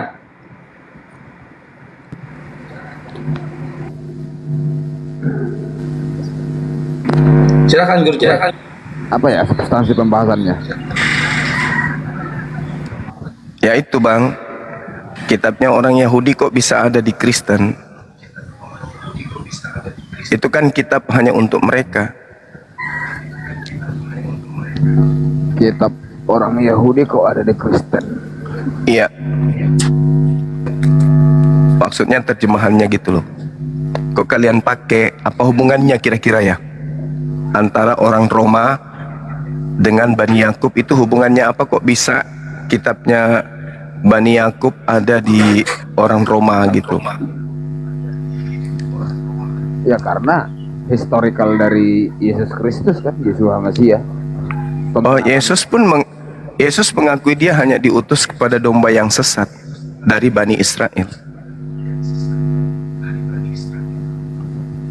Yesus nggak pernah nyebrang keluar dari halaman Yerusalem. Yang menjadi pertanyaannya, itu Anda maknai secara tekstual atau kontekstual sih? Seluruhnya. Bahwa Yesus itu diutus hanya kepada domba yang sesat bagi Bani Israel. Dan hukum Taurat itu berlaku hanya untuk Bani Israel. Sedangkan Romawi itu bukan Bani Yakub, bukan Bani Israel. Lah, yang menjadi konsekuensi logisnya kalau itu hanya untuk kepentingan bangsa atau Bani Israel, artinya artinya apa? Anda tidak perlu mengimani milah Ibrahim kalau Anda dari Arab. Apa nyambungnya? Lah, apa nyambungnya? Nggak ada nyambungnya itu. Bukankah Nabi Isa itu dari Israel dan Anda mengimani Nabi Isa? Saya imani beliau utusan untuk Bani Israel, tapi bukan berarti saya harus mengklaim bahwa kitabnya itu adalah kitab saya. Saya orang yang sesuai dengan perintah langit aja. Sekarang perintah langitnya bahwa Taurat itu untuk orang Roma mana? Perintah untuk perhatikan dulu historikalnya. Kenapa Iya, itu? saya ngerti, saya paham tentang sejarah Septuaginta, perintah dari mana, dikoreksi oleh siapa, dicocok-cocokkan dengan buku yang mana. Saya paham, saya udah tamat kalau itu. Sekarang yang jadi permasalahan intinya aja. Kitabnya orang Yahudi Ulangan 33 nomor 4. Bahwa kitab Torah itu adalah hak milik kepunyaan Bani Yakub. Betul. Moshe, sekarang ya betul. Silakan Ahi. Ya betul sekali itu dalam bahasa Ibrani-nya. Selamat pagi. Moshe merasa kehilat Yakov. Ya. Jadi Torah itu diberikan kepada kehilat Yakov atau Bani Israel. Ya, pagi bang, silakan. Nah, udah bisa bicara. Ya, silakan. Nah, kau ngomong ini kitab diturunkan untuk Bani Israel, kau bilang. Al-Quran itu di Arab sana diturunkan. Kenapa bisa kau pelajari? Itu diperuntukkan untuk seluruh umat manusia. Itu kenapa bisa kau pelajari? Itu untuk seluruh umat manusia. Itu pun untuk seluruh umat manusia. Makanya Mana dalilnya? Mana dalilnya? Mana dalilnya? Tak perlu dalil, itu udah ada udah kau bahas-bahas juga itu. Kasih dalil ayat tadi ya, atas nama 3 tadi ya Ki. Iya. Dan baptislah semua, Pak. Iya, baptis. Apa itu baptis? Emang Yesus pernah membaptis? Ke seluruh dunia, udah katanya di situ. Yesus pernah membaptis. Kau tak paham tentang Yesus, orang bodoh. Yesus pernah membaptis. Yesus pernah membaptis. Pernah. Yesus itu pernah membaptis. Masa diskusi bilang bodoh-bodoh? Dia disuruh menyebarkan jangan ngomong itu ke seluruh bodoh-bodoh. dunia. Baptislah semua atas namaku dan Bapa dan Roh Kudus, udah katanya di situ. Kau paham di situ isinya? Iya. Kau hanya mencomot ayat Baptis itu apa sih? Bung, Kau hanya baptis itu mengklaim apa? sok pintar kau. Baptis itu apa? Nah, Al-Quran itu diturunkan itu di Arab Saudi. Kenapa bisa kau pelajari? bil bayyinati waz zubur wa anzalna ilaika dzikra litubayyana linnasi, untuk seluruh umat manusia. Sedangkan Taurat Ulangan 33 nomor 4, Mazmur 147 itu hanya untuk Bani Israel, hukum-hukumnya hanya untuk Bani Israel, hanya keturunan Yakub, dan tidak berlaku untuk bangsa lain. Ente Betul. siapa? Oh iya betul dong. Lah Kristen ini siapa? Penumpang gelap. Oi, ada lagi yang mengaku kenapa nggak menjadi rabi sekalian, rabi. Shalom Gitu. Alehim. Yang menjadi pertanyaannya. Shalom Alehim. Shalom, lo shalom. Sebentar. Lo shalom. Yang menjadi pertanyaan Halo, salam. Ya, dari 100 nama Juma, Juma mana yang paling benar kalau kita melihat dari perspektif? Jending, suara lu minoritas banget, gak kedengeran. Digedein apa sih sedikit. Bung? Itu bukan masalah itu yang dibahas, Bung. Sekarang ini sekarang yang menjadi permasalahan ini adalah kenapa ada terjemahan yang diambil dari kitab Tanak milik Yahudi ada di agama buatan Romawi. Itu loh yang jadi pertanyaan. Ini Anda dengar dulu. Dari 100 terjemahan dengan nama yang sama dan diterjemahkan ke 100 bahasa sehingga berbeda, cara untuk melihat yang paling benar yang mana? Menurutmu? Harus lihat di aslinya dong, orinya dong. Tanya kepada yang mempunyai kitab dong. Jangan tanya kepada yang remah-remah yang pegang terjemahan dari agama orang. Bukan itu permasalahannya. Yang kita tanya ini Kristen ini secara legalitas menggunakan kitab para nabi itu dari mana? Legalitas mereka dapatkan ini dari mana? Sedangkan kitab itu hanya diperuntukkan kepada golongan tertentu. Yang sekarang Billy Billy lagi yang dihantam. Kenapa bukan Anda permasalahkan dapur Anda sendiri? Yang menjadi dukungan Anda kan di sini si Billy. Nah, bukan, ini fakta keadaan Kristen itu ngambil terjemahan kitabnya orang. Itu loh, selamatkan diri Anda dari hasil curian itu. Apakah Anda juga tidak mengklaim diri Anda sendiri menggunakan? Kenapa jadi serang Islam lagi? Kristen itu terciduk mengambil terjemahan dari kitab orang Yahudi, menempelkan di atas kitab mereka, lalu mengklaim mereka ini adalah penerus. Al-Quran tidak mengambil terjemahan Tanak menempel di atasnya. Hindu juga kagak, Buddha juga kagak. Hanya Kristen ini yang makan babi ini, yang mengambil kitabnya orang yang melarang makan babi menempelkan di atasnya. Ini ada apa? Ini yang sedang kita bahas. Legalitasnya itu apa? Sehingga semuanya salah. Oke. Yesus Kristus itu orang mana sih? Itu Yesus yang saya tanya Kristen. Yesus itu bukan Kristen, Cak Ayu. Sayangnya Yesus bukan Kristen. Lah, emang yang bilang Yesus Kristen itu apa sih? Ya, yang bermasalah ini kan Kristen bukan Yesusnya. Yang bermasalah di situ pengetahuan kalian. Kristen. Ya udah, kalau bermasalah di pengetahuan saya, tolong beritahukan apa dasar pijakan Anda. Fondasi awal, kenapa agama Romawi penyembah dewa-dewa ini mengambil terjemahan dari kitabnya orang Yahudi itu loh. Oke, terus dari tadi. Bukan begitu, karena Anda kan menang ini. Oke, terus dari tadi. Tengok aja, oke aja terus. Kristen artinya pengikut Kristus. Sudah. Yesus tidak pernah membawakan kitab Injil karena kalau Anda pengikut Yesus, Anda mustahil jadi Kristen. La haula wala quwata illa billah. Yesus mengatakan, aku mengenal pengikutku. Mereka mendengarkan aku dan mengikuti aku. Aku penganut Taurat. Aku orang yang di dalam Galatia 4 nomor 4. Yesus tunduk, ya, takluk kepada hukum Taurat. Anda takluk enggak kepada hukum Taurat? Bagaimana? Enggak oke lagi, tapi bagaimana? Saya tahu. Pura-pura nggak dengar lagi. Sudah. Hukum Taurat itu sudah menyatu di dalam ajaran Kristen. Iya. Justru itulah yang saya tanya. Tidak Coba Anda lihat. Coba Anda lihat ya. Iya. Nah, Yesus mengatakan apa?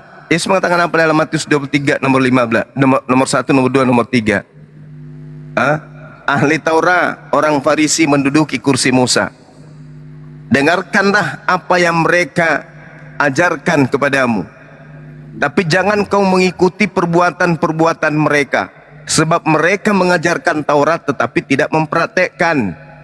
Itu nasihat Yesus kepada pengikutnya, supaya mereka mengajarkan Taurat dan mempraktekkan. Itu yang Yesus katakan, jalan keselamatan. Nah, sekarang Kristen membawa-bawa terjemahan kitabnya orang tapi tidak mempraktekkan. Lebih parah lagi daripada ahli Taurat yang dimaksud oleh Yesus. Kristen cuma mengolesi mulut mereka dengan 10 hukum. Baru hukum pertama aja sudah jatuh ke jurang. Jangan ada ilah lain. Bikin ilah dari apa? Dari apa? Lucifer, bintang timurnya yang kau sembah itu. La haula wala quwata illa billah. Kata Yesus jangan ada ilah lain, tapi Kristen membuat ilah lain berupa bintang timur. Bukan takia, ini fakta. Konsep ketuhanan yang Anda ketahui itu gagal. Itu gagal total. Kok gagal pula? Yesus itu, menurut Yesus Tuhan itu yang mana? Yang keluar dari rahim ibunya, atau yang Anda yang tidak serupa dengan makhluk? Bukan. Lalu? Anda mengerti tentang konsep ketuhanan gagal. Kata belajar. Oh, gagal. Tidak ada, bro. Belajar lagi lah. Belajar lagi. Terus konsep ketuhanan menurut Yesus kayak mana? Bukan konsep ketuhanan menurut Yesus, konsep ketuhanan menurut Kristen. Ya, saya tidak butuh itu. Kan Kristen kan udah final. Kristen itu agama pagan, penyembah bintang pajar, dewa Horus. Udah selesai kita untuk itu. Sekarang jadi permasalahan ini, konsep ketuhanan menurut Yesus itu kayak mana? Konsep yang kok bukan? Anda itu gagal. Saya tidak tahu Anda di mana belajar. Anda tidak mengerti tentang konsep ketuhanan. Anda terjebak di dalam lahiriah sementara. Mungkin yang Anda maksud ini konsep kedewaan kali ya? Hei, akan buka kelas khusus. Konsep kedewaan yang Anda maksud. Kapan kita bercerita tentang Kristen pasti arahnya dewa. Dewa-dewa tuh pasti. Itu pasti tuh. Nggak bisa tidak. Ketuhanan yang Anda pahami gagal. Gagalnya di mana? Gagalnya ketika Anda terjebak di dalam Tuhan yang bersifat lahiriah atau fisik. Maltemija. Bukannya Tuhanmu yang pernah berak di celana itu berbentuk fisik? Tentang ilmu yang Anda di dalam Quranmu atau agamamu. Kalau cuma ngomong kayak begini mah penjual obat juga bisa. Anda mau melihat Nabi Muhammad dari sifat manusianya atau kedagingannya? Muhammad sudah meninggal, bro. Tetapi sifatnya sekarang masih ada. Perbuatan yang hidup ada bersama Anda. Itu yang itu kegagalanmu. Jualan obat. Itu kegagalanmu. Jualan obat. Yang saya tanya apa? Yang kita bahas ini tentang kitab legalitas kitabmu itu yang kita sedang tanyakan. Yesus Kristus itu manusia supaya dia menjadi pedoman. Itulah ketuhanannya. Kegagalanmu. Yang kita tanya ini, yang kita sedang bahas ini adalah agamamu itu mengambil terjemahan kitabnya orang Yahudi itu, legalitasnya itu di mana? Tidak ada kata terlambat. Udah. Tidak ada. Udah, kalau udah kayak gitu udah kesurupan, artinya Anda menutupi kelemahan agama Anda itu dengan nyerocos. Kamu belajar agama. Nyerocos tak ada arti. Anda masuk ke toilet kunci dari dalam, habis itu Anda putar kepala Anda di dalam. Mabuk.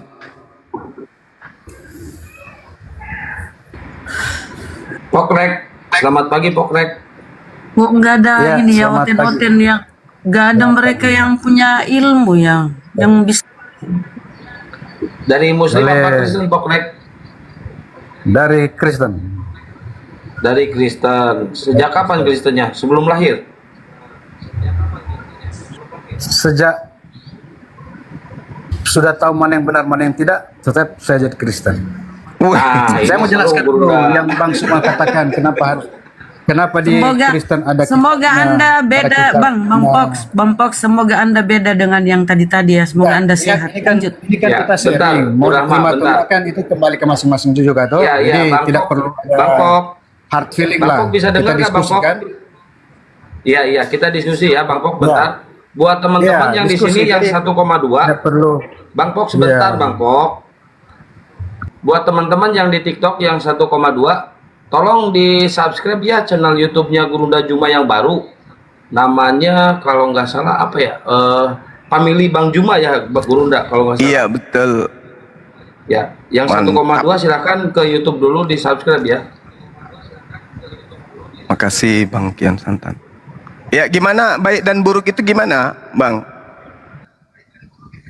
Bang apa ini namanya?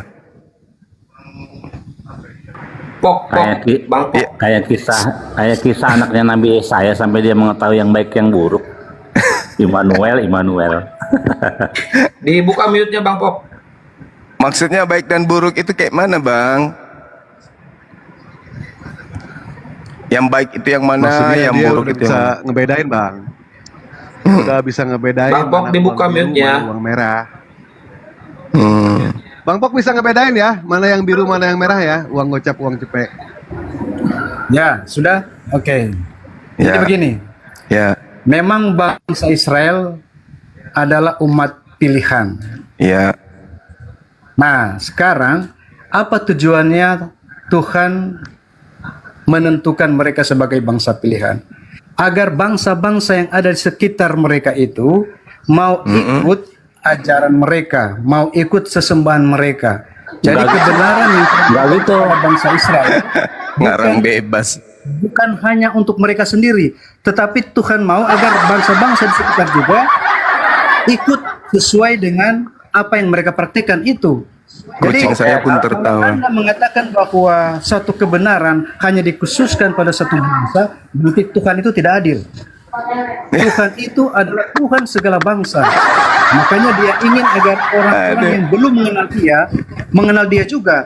Jadi lewat bangsa Israel, Tuhan akan memperkenalkan diri kepada bangsa-bangsa yang lain. Itu ya, jadi teman-teman ini ibarat seorang seorang pemilik saham mendirikan universitas di perkampungan ya.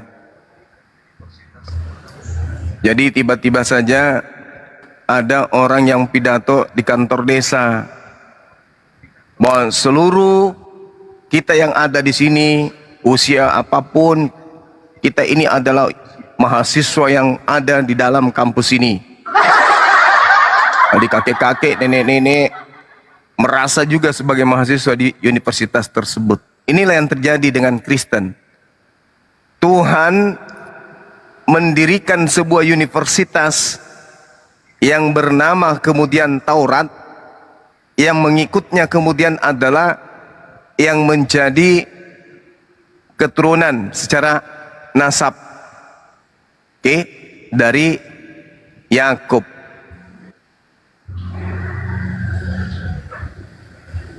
Report lagi. Nah, report kalau dia. Kalau nggak suka jangan report. Kalau nggak suka mending keluar saja, ya. Gak usah di report. Kok Oten benci banget sama yang namanya kebenaran ya. Mereka alergi mendengar kebenaran. Boleh saya lanjutkan? Kena report. Nggak usah dilanjutkan. Ya lanjutkan dulu. Sebentar.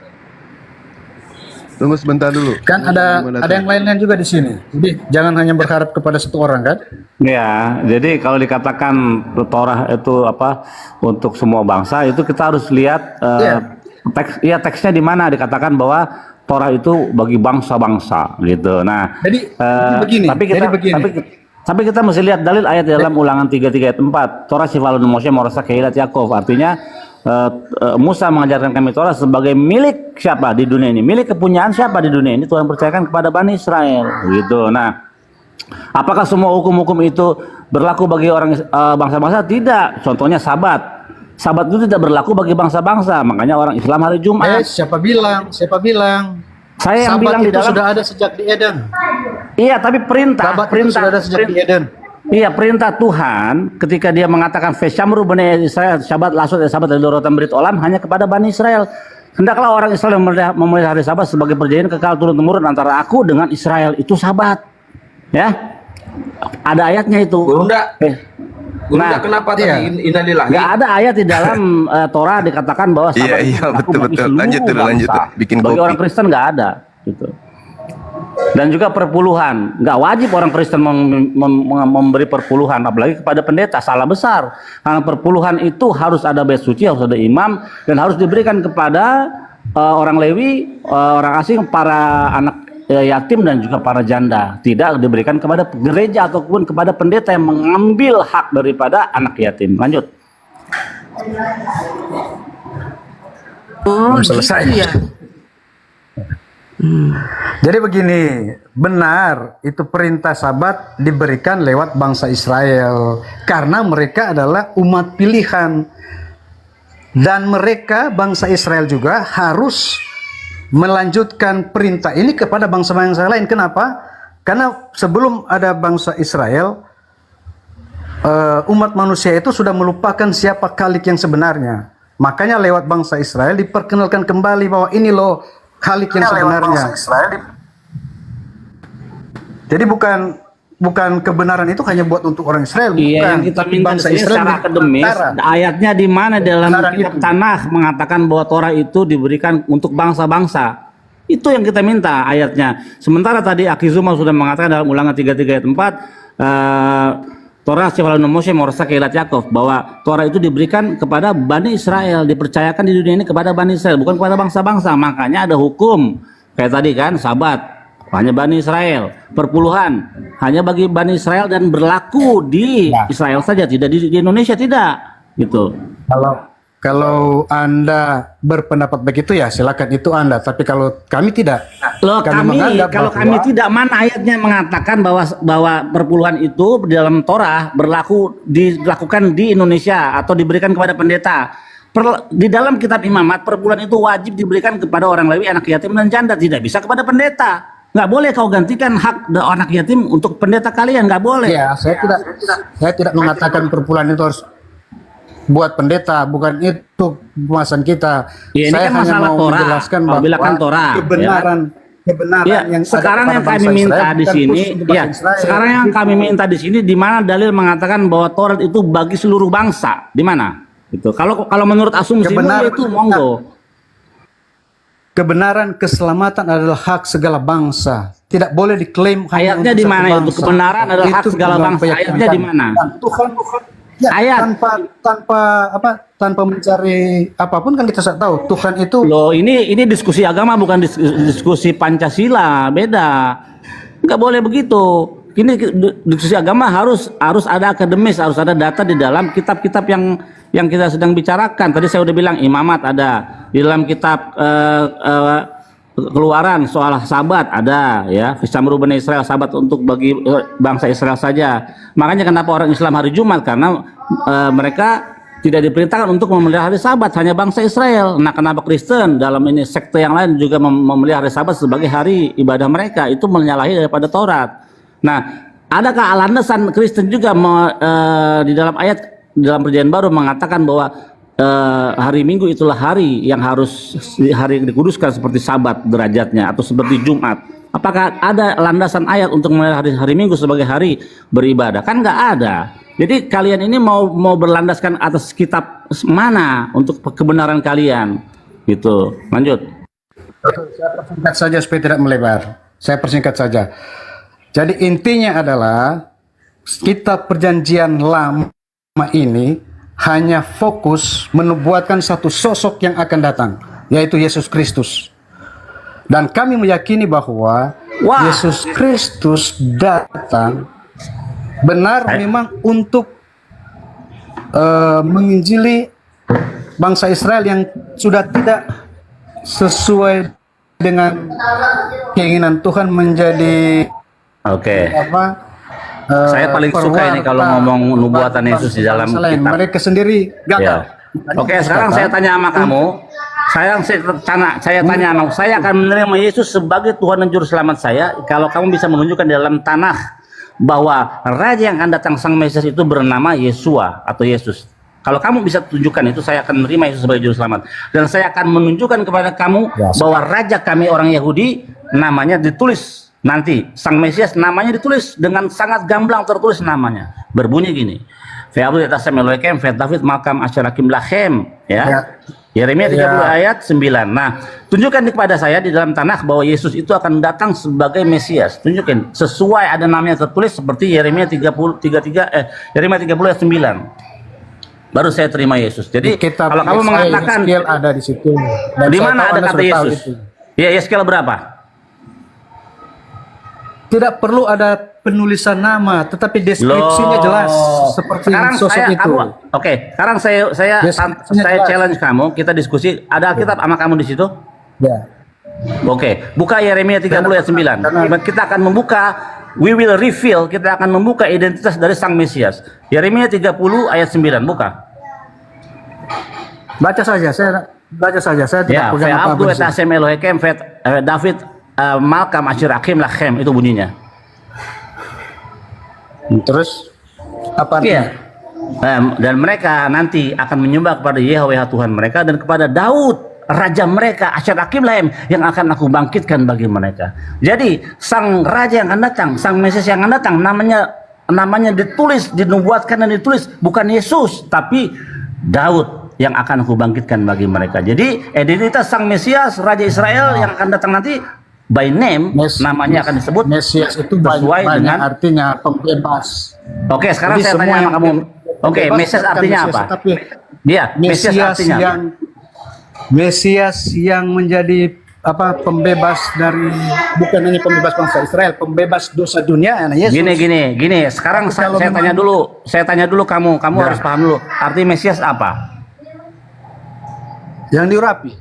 Betul. Terus Tuhan, ada yang bisa mengurapi kepala Tuhan? Diurapi oleh Allah sendiri kan? Oke, kapan Yesus pernah diurapi di dalam Perjanjian Baru? Di mana? Ketika dia dibaptis, disitulah dibaptis, bukan diurapi, oncom. Dibaptis itu pakai air, diurapi itu pakai minyak urapan. Jadi kapan, kalau kamu bisa menemukan Yesus itu diurapi lewat tradisi Yahudi dengan minyak urapan, tunjukkan kapan Yesus itu pernah diurapi secara tradisi Yahudi. Tunjukkan ayatnya. Itu pada saat dibaptis itulah itu prosesnya, tidak perlu menggunakan cara yang namanya pengurapan itu ya tradisi Yahudi. Mulai raja Saul, raja Daud, raja Salomo, semua itu diurapi dengan minyak urapan. Bukan dengan air. Kalau air itu namanya dimandiin itu namanya. Karena Yesus air. Bukan orang sembarangan. Makanya dia urapi dengan kuasa orang sembarangan. Ya, tapi yang kita cari data di mana Yesus. Iya, kapan Yesus di dalam sejarah, di dalam narasi Alkitab kalian itu PB itu, kapan Yesus itu pernah diurapi memakai kitab minyak urapan, ingat. Seperti arti Mesias adalah yang diurapi ya. Mesias itu artinya yang diurapi. Berarti memakai apa? Air. Pakai minyak urapan.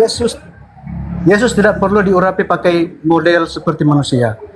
Kapan Tuhan pernah diurapi? Nggak ada dalam sejarahnya Tuhannya Abraham, Ishak dan Yakub pernah diurapi karena tidak ada yang bisa memegang kepala Tuhan karena Tuhan tidak punya kepala. Apa? Kalau anggap begitu apa-apa. Kita kan hanya diskusi. Mau terima atau enggak? Terserah kan. Ya, kamu dari tadi diskusi pakai asumsi tanpa data. Sekarang saya tanya di mana Yesus itu diurapi dengan tradisi Yahudi dengan minyak urapan. Saya katakan kan faktanya ketika dia dibaptis itu pengurapan. Orang nggak ngerti diskusi lewat data. Lanjut yang lain.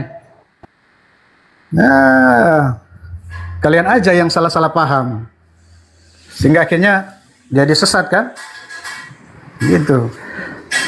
Jadi jangan terlalu menganggap karena Kristen menggunakan Alkitab menggunakan perjanjian lama dari Yahudi. Ya, di mana datanya Yesus pernah diurapi pakai minyak urapan itu aja nggak bisa jawab loh kamu. Salah itu. Iya, datanya di mana Yesus pernah diurapi dengan minyak urapan? Di mana? Saya sudah katakan cara Yesus diurapi bukan seperti cara manusia. Ketika dia dibaptis, yang mengurapi Yesus siapa? Itu yang pertanyaan, yang mengurapi Yesus siapa? Roh Kudus memakai apa? Ingat peristiwanya ketika dia dia keluar dari dari Oke. baptisan, inilah aku kasih kepadanya lah aku berkenan. Itulah proses Oke, pengurapannya. itu dibaptis apa diurapi? Itu dibaptis atau diurapi? Selesai dia dibaptis, itulah dia diurapi. Ada ayatnya itu berjalan pas bersama. dia dibaptis terus diurapi. Mana ayatnya di situ di dalam kitab Yohanes setelah dia dibaptis terus diurapi di mana ayatnya? Ayatnya Itu ada. kan peristiwa. Ada Kalau ayatnya, lagi, Pak. Ketika Yesus Ya, ayatnya ada, Pak. keluar dari Ayatnya di air, lalu dia diurapi. kantor Tidak polisi, boleh terus Pak. begitu. Ya, ayatnya ada di kantor polisi, belum diambil itu, Pak. Ya. Oh ya, cari di sana aja, cari di sana aja. Ya, ambil dulu sama Bapak, ambil dulu. Dari kantor Nanti baru polisi. kita diskusikan lagi ya. Kita diskusikan lagi kalau sudah ayatnya ada. Kalau diskusi itu kita gunakan data, Pak, jangan retorika. Kalau hanya retorika, semua orang juga bisa, Pak, seperti itu. Ya, baik. Silakan Evangelion. Waktunya terjadi. Silakan. Beleng-beleng ini mah rupanya. Aduh, parah kali kau. Diurapi itu pakai kelapa. Tahu pakai kelapa, diurapi itu. Jadi sayur. Udah. Pakai retorika, ayat ditambah-tambah. Sementara kan Yesus mengatakan jangan menambah ayat, jangan mengurangi ayat. Ayat ditambah-tambah. Ambil dulu ayatnya di kantor polisi. Setelah itu baru kita bicarakan lagi di sini. Silakan Evangelion. Bang Juma, monitor Bang Juma. Ya bang, salam bang. Ya, silakan Evangelion. Mau tanya ini ke Bang Juma, monitor gak ini bang? Monitor. Tanya apa? Ada. Iya bang, mau tanya bang. Silakan. Tuhan yang dipercaya umat Islam itu Allah SWT bang ya? Iya, Allah Subhanahu wa taala, bukan YKT alias Yesus Kristus. YKT. Nah. Ya. Nah gini bang, Allah Subhanahu wa taala itu ada nggak bang? Ada, kenapa? Sesuatu yang tidak terlihat belum tentu itu tidak ada. Ya gini bang, mana ayatnya kalau Allah Subhanahu wa taala itu mengatakan ada bang? Kalau di dalam Al-Quran Allah mengatakan ada, tidak akan pernah yang namanya ketemu. Karena yang namanya kata-kata ada itu adalah ada yang mengadakan. Tidak ada di dalam Al-Quran satupun juga mengatakan Allah itu ada. Tidak ada. Allah itu maha ada. Ya. Kalau Yesus ada, dikatakan aku ada sebelum Abraham ada. Artinya ada yang mengadakan. Sementara di dalam Al-Quran tidak ada satupun ayat ditemukan dalam Al-Quran bahwa Allah itu menyatakan ada. Tidak ada. Karena ada itu adalah ada yang mengadakan. Allah Iya itu maha maksudnya, ada. Silakan. maksudnya gini loh Bang Mahadewa. Kalau Tuhan itu ada, harusnya kan dia menyatakan dirinya kepada utusannya, kepada Nabi Muhammad kalau dia ada gitu dalam firman-Nya. Kenapa di Al-Quran tidak sedikit pun pernah mengatakan Allah jika Allah SWT itu ada gitu loh. Ya, YKT dibilang ada nggak? Dibilang ada ya YKT ya? Betul ya? Iya kan menyatakan diri Bang kalau Ya, menyatakan dia diri emang sudah ada. sebelum Abraham ada. Artinya ketika YKT mengatakan ada, artinya ada yang mengadakan. Betul tidak? Ya makanya itu Bang saya tanyakan. Ya, saya tanya lagi ke Abang. Abang kalau mau masuk ke Islam, bertanya mengenai soal Islam, jangan dicampurkan antara Islam dengan Kristen. Tidak akan pernah nyambung. Antara hak dan yang batil tidak akan pernah nyambung. Kalau masuk ke pengajaran Islam, kita masuk ke Islam. Kalau kita masuk ke Kristen, kita masuk ke Kristen. Jangan dicampur aduk. Ketika Yesus mengatakan, aku ada sebelum Abraham ada, artinya ada yang mengadakan di situ ya. Ada yang mengadakan Yesus, betul? Berarti yang mengadakan Allah siapa Bang kalau di Islam? Kan tidak menyatakan ada. Allah itu bukan ada, Allah itu maha ada. Sebelum kata-kata ada, Allah sudah ada. Sebelum ada kata-kata kapan, Allah itu sudah ada. Ayatnya maha ada mana Bang? Aduh ya Allah, ya Robi ini orang. Kita masuk ke Kristen aja. Sekarang saya tanya. Ini saya kan tanya, di clear dulu Bang. Berarti nggak ada. Nggak bisa Bang, saya nggak bisa jawab Bang. Ada, Bang. Ya nggak apa-apa, nggak ada juga nggak apa-apa. Coba tanya sama Bang Zuma tuh. Coba Enggak, jangan sama saya aja nggak apa-apa. Yesus itu ada, artinya ada yang mengadakan, betul tidak? Coba tanya sama Bang Zuma. Saya tanya, Yesus itu ada, Pertanyaan artinya saya ada tetap yang sama. mengadakan. Aku nggak mau lari ke konteks dulu. Ya udah, saya maaf ikutan nimbrung ya soal pertanyaan ada dan tidak ada. Mungkin saya tidak bisa menjawab berdasarkan pakai dalil karena saya tidak paham tentang agama. Saya hanya berdasarkan logika. Tapi seingat saya ada di situ tentang sifatullah, sifat Allah yang maha ada di situ. Mungkin otan-otan ini tidak paham tentang sifatullah ya. Coba mana ayatnya, Bang? Tanya ada tidak ada. Dalam keadaan tidak ada, nanti sampai ke sana nanti filsafat jadi jawabannya. Saya hanya mau menambahkan tentang ketuhanan otan ini. Saya waktu kecil, agama saya itu maaf, ada dalilnya. Dalilnya itu kan bisa bersifat teks, dan di luar konteks namanya apalah tarjamah atau apa.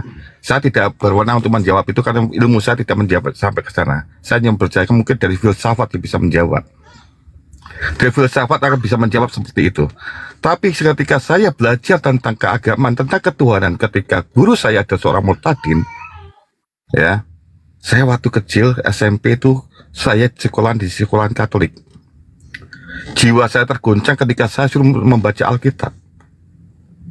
Di situ saya harus membaca Allah. Saya membaca Allah karena guru saya pun mengajarkan tidak ada namanya Allah.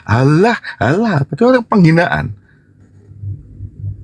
Dan di situ saya bertanya tentang Allah di kitab ini apa?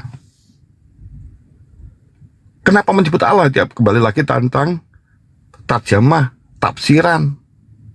Kok bisa ada kata Allah di situ di anak seperti itu? Karena Anda bertanya tentang ada apa tidak ada. Ini pertanyaan seorang menuju maaf ya, yang tidak punya agama atau mungkin yang punya Tuhan tapi tidak beragama atau agnostik. Mungkin saya posisi dan memposisikan diri saya memang agnostik. Pun mengakui adanya Tuhan, tapi saya belum bisa menjalankan syariat atau agama secara baik dan konsisten.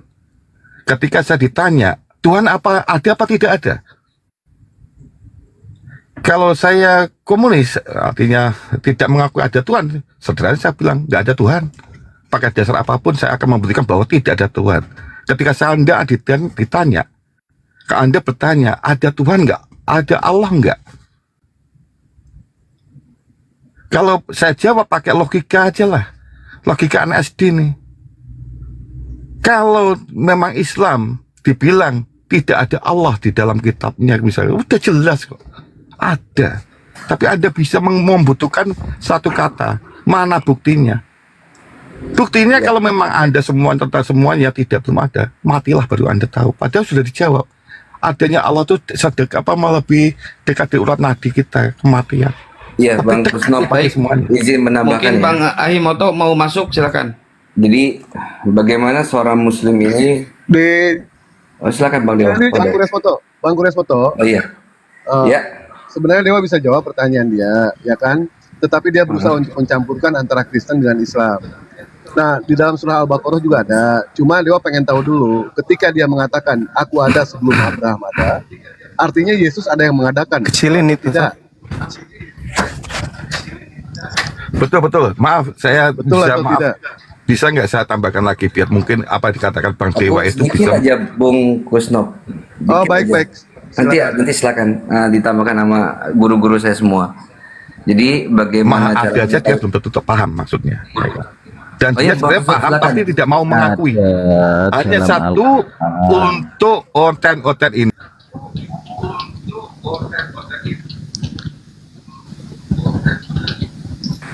Silakan Bang Moto. Iya, jadi bagaimana cara kita mengetahui Allah itu ada? Mudah. Karena apa?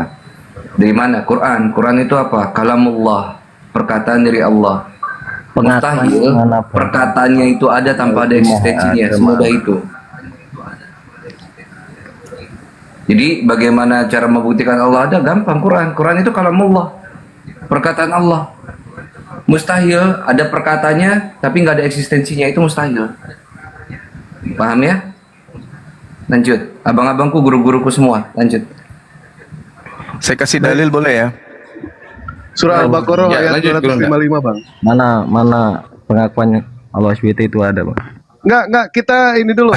Kita satu-satu pertanyaannya. Tadi ente mengatakan, aku ada sebelum Abraham ada, itu pernyataan dari Yesus. Artinya Yesus ada yang mengadakan ya? Tuhan ente ada yang mengadakan?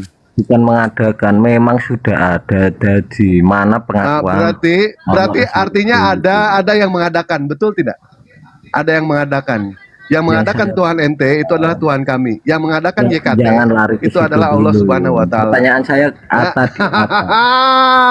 Baik, Bang Juma silakan, Bang. Iya. Jadi gini. Konteks, Bang. Iya, oke. Kita analogi aja dulu ya. Karena sudah banyak teman-teman menjawab, analogi dulu. Bisakah kita mengatakan bahwasanya seekor binatang itu ada meskipun kita tidak melihat binatangnya, cukup melihat jejak kakinya? Apakah kita bisa menarik kesimpulan bahwa binatang itu ada karena kita melihat jejak kaki? Menurut akal sehat Anda, binatang itu ada atau tidak ada? Padahal kita sudah lihat jejak kakinya. Itu dulu. Yang saya tanyakan Bang Juma, pengakuan Allah SWT. Saya tanya ini dulu. Saya tanya itu dulu. Anda kan mau waras nih selama ini berpuluh tahun miring nyembah makhluk kan gitu ya. Yang Anda maksud dalam Kristen ada itu kan ketika kemudian jadi bayi kan? Hore, Tuhan ada. Sebelum sembahan Anda itu keluar dari rahim manusia kan Anda mengakui Tuhan Anda nggak ada, betul? Karena Yesus belum nampak jadi bayi kan gitu ya, yang Anda pahami kan? Tidak ada pengakuan, ada berarti kan memang itu tidak ada, Bang, gitu loh, Bang. Innani anallah la ilaha illa ana. Dah selesai. Sekarang jejak binatang yang Anda lihat itu membuktikan aku, Bang. Dalam kitab kita juga itu mengaku aku, tapi tidak pernah bisa menyatakan. Yang bisa menyatakan itu adalah Yesus, Bang, gitu loh. Oh, ya itulah. Sekarang saya tanya sama Anda, sebelum sembahan Anda itu menjadi bayi, sembahan Anda itu ada atau tidak ada? Itu dulu. Ayo. Makanya. Jangan makanya. Saya tanya, sebelum sembahan Anda menjadi bayi, sembahan Anda itu ada atau tidak ada? Jawab itu dulu. Jangan tanya ke saya, Bang. Saya kan tanya ke Bang Juma. Iya, supaya saya selaraskan dengan kemampuan akal Anda, otak Anda untuk berpikir. Firman Allah itu menyatakan kepada Nabi Muhammad kalau Allah itu ada. Gitu aja, Oke. Bismillahirrahmanirrahim. Dengarkan. Sanurihim ayatina fil afaq wa fi anfusihim. Aku membuktikan keberadaanku melalui diri manusia. Yang kedua, innamatun sirmani tabazikra hasya rahmana bil gaib. Sesungguhnya engkau hanya memberi peringatan kepada orang-orang yang mengikuti peringatan dan yang takut kepada Allah yang Maha Pengasih walaupun mereka tidak melihat Allah. Ketiga, wa qalu law kunna nasma'u anaqulu ma kunna fi ashabis sa'ir. Dan mereka berkata, sekiranya dahulu kami mendengarkan atau memikirkan peringatan, tentulah kami tidak termasuk penghuni neraka yang menyala-nyala. Kenapa? Karena orang-orang kafir itu selalu ingin melihat Tuhannya. Padahal Nabi Musa kemudian pernah melakukan itu. Bukan melihat. Pernah minta. Sabar dulu. Nabi Musa pernah minta sabar. Kalau Anda bertanya berarti Anda murid kan? Nah, dengarkan gurumu menjelaskan. Nabi Musa alaihi salam kemudian pernah datang bermunajat kepada Allah. Walamma ja'a Musa limaqatina wa kallamahu rabbu. Dan Nabi Musa datang bermunajat kepada Allah pada waktu yang telah ditentukan oleh Tuhan. Lalu Tuhan berfirman kepadanya. Qala, Nabi Musa kemudian berkata kepada Allah, ya Tuhanku, Rabbi arini anzur ilaik. Saya ngerti, saya paham, engkau itu ada. Pencipta langit dan bumi, engkau itu pasti ada. Mustahil engkau itu tak ada. Tetapi aku ingin melihatmu ya Allah. Aku ingin melihat seperti apa wajahmu. Rabbi arini anzur ilaika. Aku ingin menatap wajahmu. Kamu itu seperti apa sih? Tampakkanlah dirimu kepadaku ya Rabb. Apa kata Allah? Lan tarani wahai Nabi Musa, engkau tidak akan dapat melihat wajahku. Jadi Nabi Musa itu tidak pernah melihat Tuhan, tapi menyadari keberadaan Tuhan itu pasti. Berbeda dengan Kristen, nanti mereka mengatakan Tuhan itu ada ketika sembahannya mama nenen. Kristen tepuk tangan, Tuhan itu ternyata ada. Kan gitu Kristen itu ya. Itu Kristen. Dalam Asmaul Husna. Sabar dulu. Jangan terlalu ketinggian. Jangan terlalu ketinggian. Akal Anda tidak akan sampai ke sana. Jangan terlalu ketinggian. Nah, jadi Nabi Musa minta bertemu, melihat Allah. Makanya dalam kitabnya orang Yahudi di Keluaran 33 nomor 20, tak ada manusia yang pernah melihat Tuhan. Karena kapan melihat Tuhan? Hancur alam semesta ini. Nggak bisa. Allah itu tidak bisa dilihat.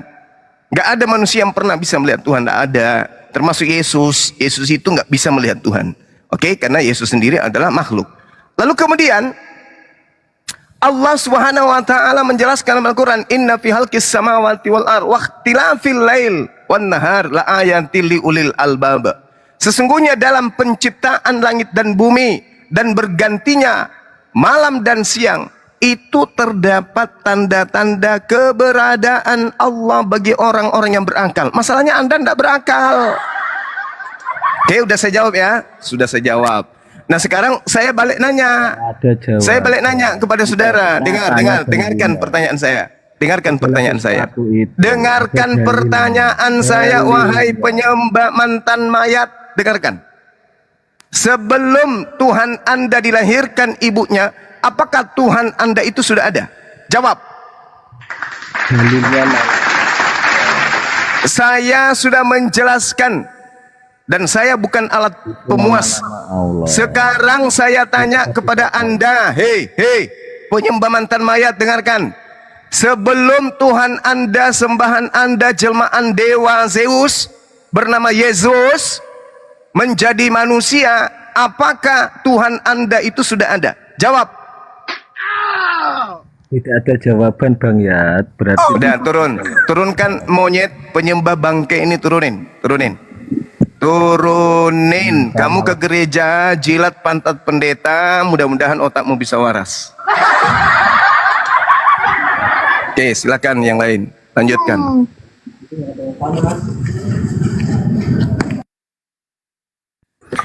Padahal tadi satu pertanyaan dulu tadi Bang.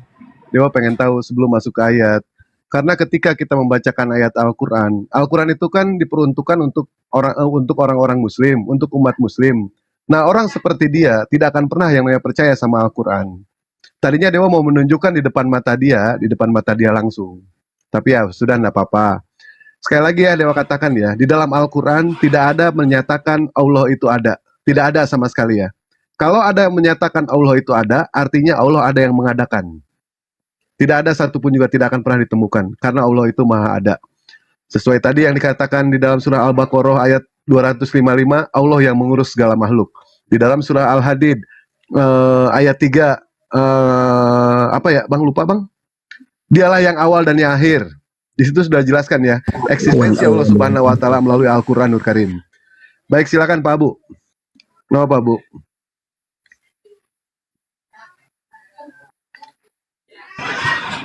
Rahel, Muslim Kristen. Rahel. Oh Rahel. Anak Muslim. Anak yang kemarin. Ya. Oh iya Bang ya.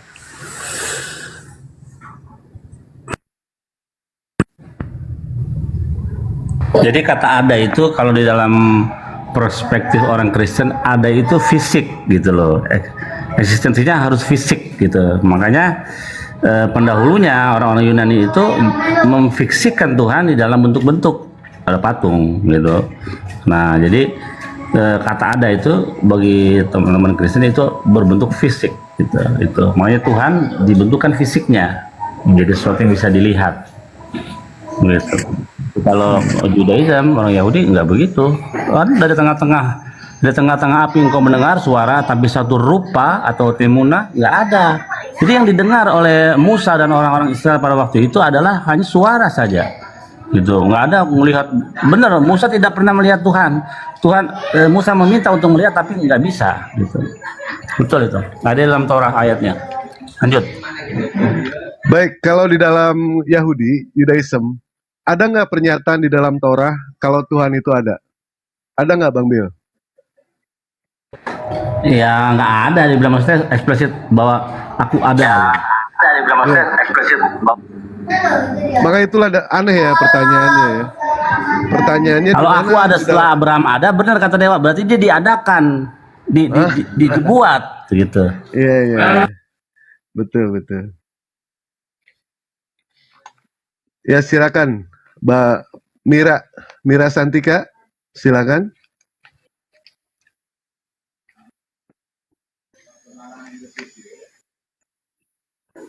Mira Santika. Mirao. Oh, Mirao.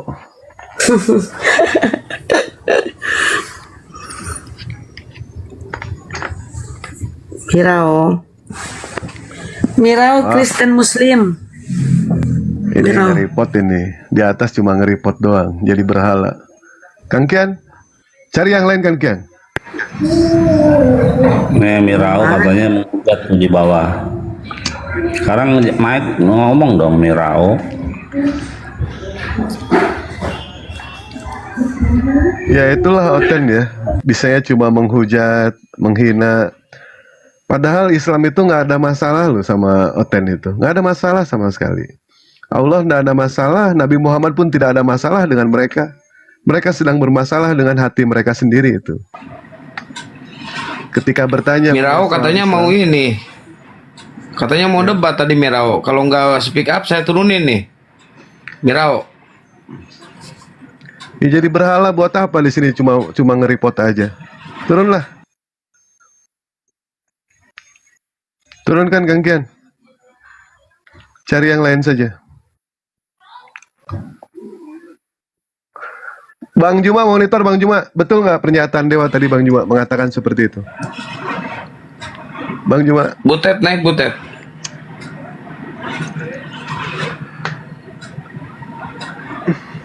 Jadi sesuatu yang ada itu tidak perlu yang namanya harus kelihatan ya. Kita tahu yang namanya listrik. Listrik itu ada atau tidak? Listrik itu ada, kelihatan atau tidak? Tidak kelihatan. Bahkan ketika seorang ateis disuruh memegang listrik, beliau tidak berani memegang listrik. Seorang syekh memerintahkan kepada seorang ateis untuk memegang yang namanya listrik. Orang ateis itu menyatakan dia tidak berani. Saya tidak berani untuk memegang listrik. Buat apa katanya? Ada atau tidak? Buktikan ada atau tidak ada. Kelihatan atau tidak? Nah, cuma hanya sebatas pernyataan seperti itu saja. Alhamdulillah itu orang ateis akhirnya sadar itu.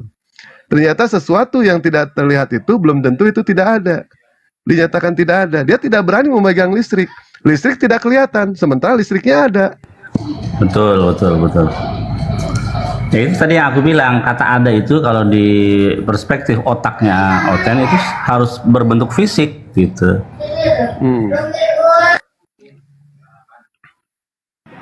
Butet naik sini Butet. Jadi Mahadewa, saringan di otaknya orang Kristen itu Tuhan menjadi manusia. Itu saringannya. Jadi setiap ada ayat yang keluar dalam Taurat maupun kitab Nefim atau Ketuvim itu lewat saringan Tuhan menjadi manusia. Nah, itu yang bikin mereka tidak bisa dekat dengan firman Tuhan. Jadi selalu menjauh. Karena apa? Konsep sensor Tuhan menjadi manusia ini yang masih melekat di otak mereka. Ketika itu sudah keluar, maka orang Kristen akan membuang Yesus jauh-jauh. Dan ini yang di bawah katanya ada yang mengatakan Nabi Muhammad itu adalah tokoh fiktif. Nah kita buktikan yang tokoh fiktif itu siapa? Yesus atau Nabi Muhammad? Andaikan Yesus itu bukan tokoh fiktif, ada nggak peninggalan Yesus? Coba tunjukkan satu aja peninggalan Yesus itu apa yang ditinggalkan oleh Yesus ketika dia mengajar, ketika dia hidup di Bani Israel. Nggak ada sama sekali. Kolornya ada itu. Kolornya nggak ditemukan, salibnya ada tidak itu ada. Di museum. Bajunya tidak ada, semua tidak ada. Apa yang ada di dalam Yesus coba? Tunjukkan kalau misalkan Yesus itu tokoh yang pernah ada. Saya pribadi ya Bang Billy ya, dan rekan-rekan di sini yang menonton 1K. Wallahi ya, demi Allah, andaikan Yesus Kristus atau Nabi Isa alaihissalam tidak tertulis di dalam Al-Quran, 1% pun saya tidak akan percaya kepada Yesus. 1% pun saya tidak akan percaya kepada Isa atau Nabi Isa alaihissalam. Nggak akan percaya saya. Tapi karena Yesus Kristus atau Nabi Isa alaihissalam tertulis di dalam Al-Quran, 100% saya percaya. Kenapa? Karena Al-Quran adalah firman dari Allah Subhanahu wa Ta'ala. Untuk melihat Nabi Muhammad itu ada atau tidak, lihat sorbannya Nabi Muhammad ada, pedangnya Nabi Muhammad ada, terompahnya Nabi Muhammad ada. Apa yang kurang? Nah, sekarang Yesus dikatakan bukan tokoh fiktif. Mana peninggalannya? Mana satu aja? Saya minta satu peninggalannya apa? Apa yang bisa kita lihat? Nggak ada sama sekali. Nggak ada. Ya, umat Muslim mana yang percaya kalau misalkan Nabi Isa alaihissalam tidak tertulis di dalam Al-Quran, terus harus percaya? Nggak akan percaya kami. Nggak akan percaya. 1% pun juga. Tapi Kata Bang Billy ada Bang Dewa, itu kolornya Bang Dewa. Nggak ada kolornya. Yesus ditelanjangi itu, Tuhan dipermalukan itu. Oh, nggak ada Bang Billy, Tuhan kolornya juga Bang Billy dipermalukan, kolor Tuhan terus. dilecehkan itu, Om Billy. Tuhan dilecehkan. Setiap hari dipermalukan sama mereka. Pantas tidak yang namanya Tuhan dipermalukan sama umatnya? Pantas atau tidak? Mereka ingin masuk ke surga, tetapi Tuhan mereka dipermalukan setiap hari.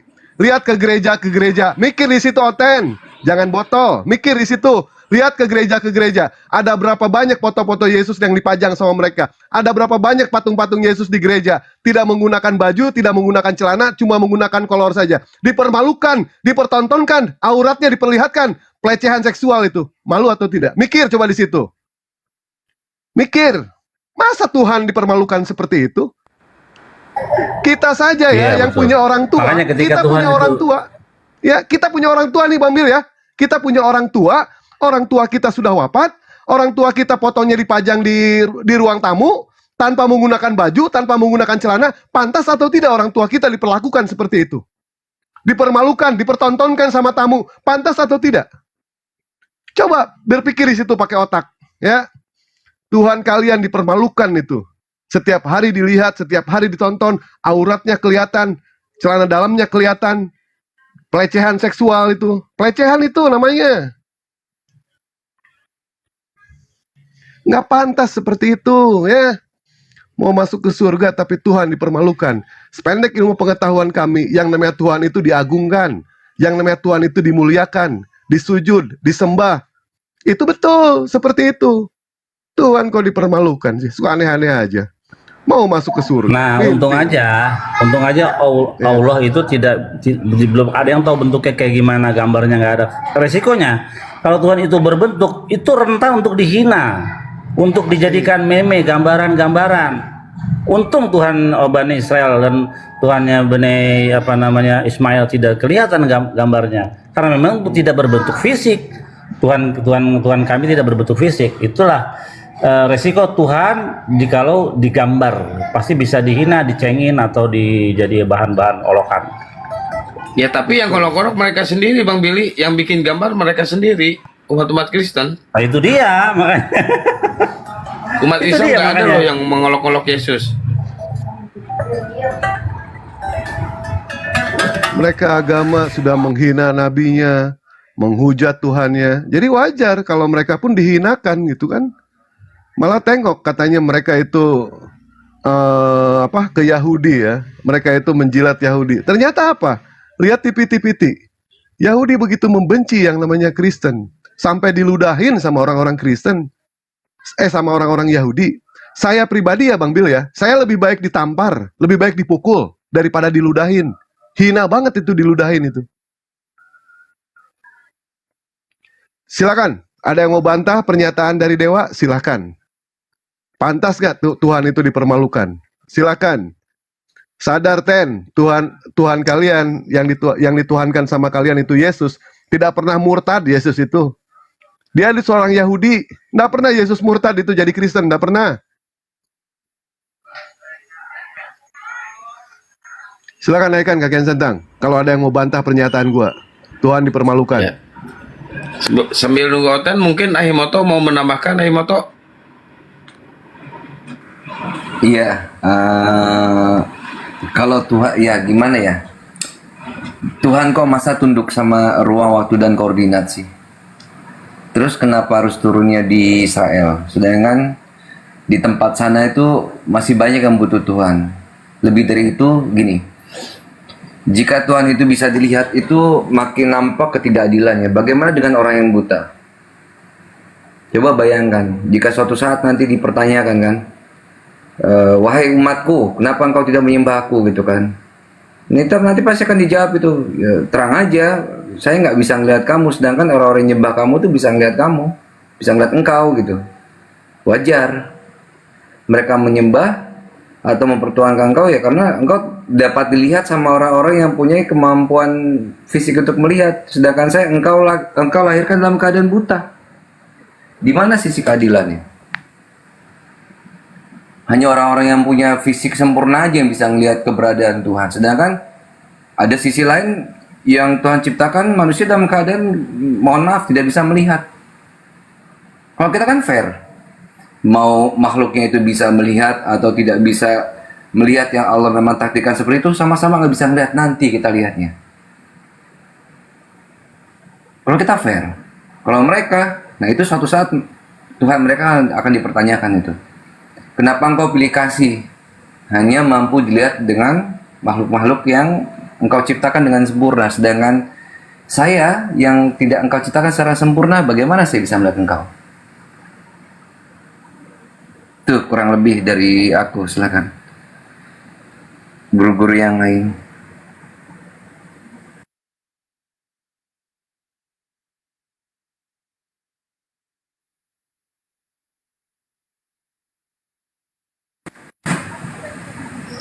Wah, jadi berhala semua ini ya. Hah? Aduh, kita ngobrol. Ayo. Ya, kita ngobrol masa depan lah, boleh. Kalau ada yang ingin naik silahkan, mau ngobrol apa bebas lah kalau sama Dewa. Mau agama, mau Ngobrol masa depan. mau tinju, masa depan bebas pokoknya sama Dewa mah. Ngobrol masa depan, bukan masa gitu. Iya benar. Bang Juma, monitor Bang Juma, masih ngopi? Silakan abangku. Nah, ini ada Kurios sama-sama Kirios nih. Silakan Kirios sama Kirios tuh. Selamat pagi menjelang siang yang sudah turun. Bang Maizen. Assalamualaikum. Waalaikumsalam warahmatullahi wabarakatuh. Selamat siang dan selamat pagi menjelang siang ya semuanya. Iya. Ya, buat teman-teman di semua situ memang berat, ujian memberi ilmu itu memang berat, banyak cobaan,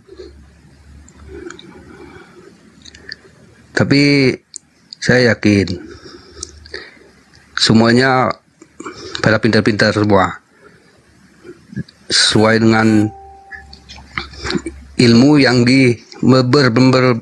bermanfaat bagi yang berilmu dan yang berakal.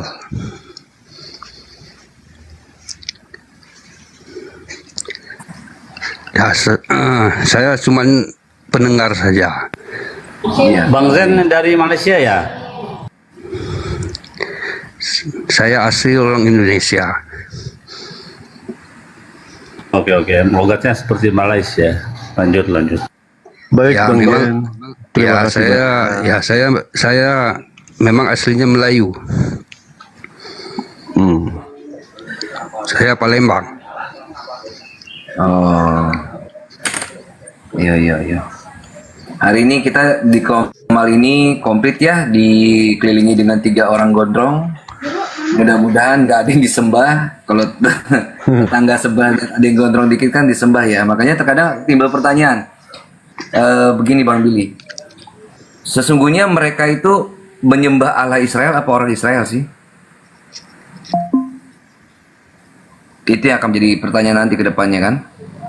Karena Allah Israel itu tidak pernah berjism atau tidak mempunyai fisik kan?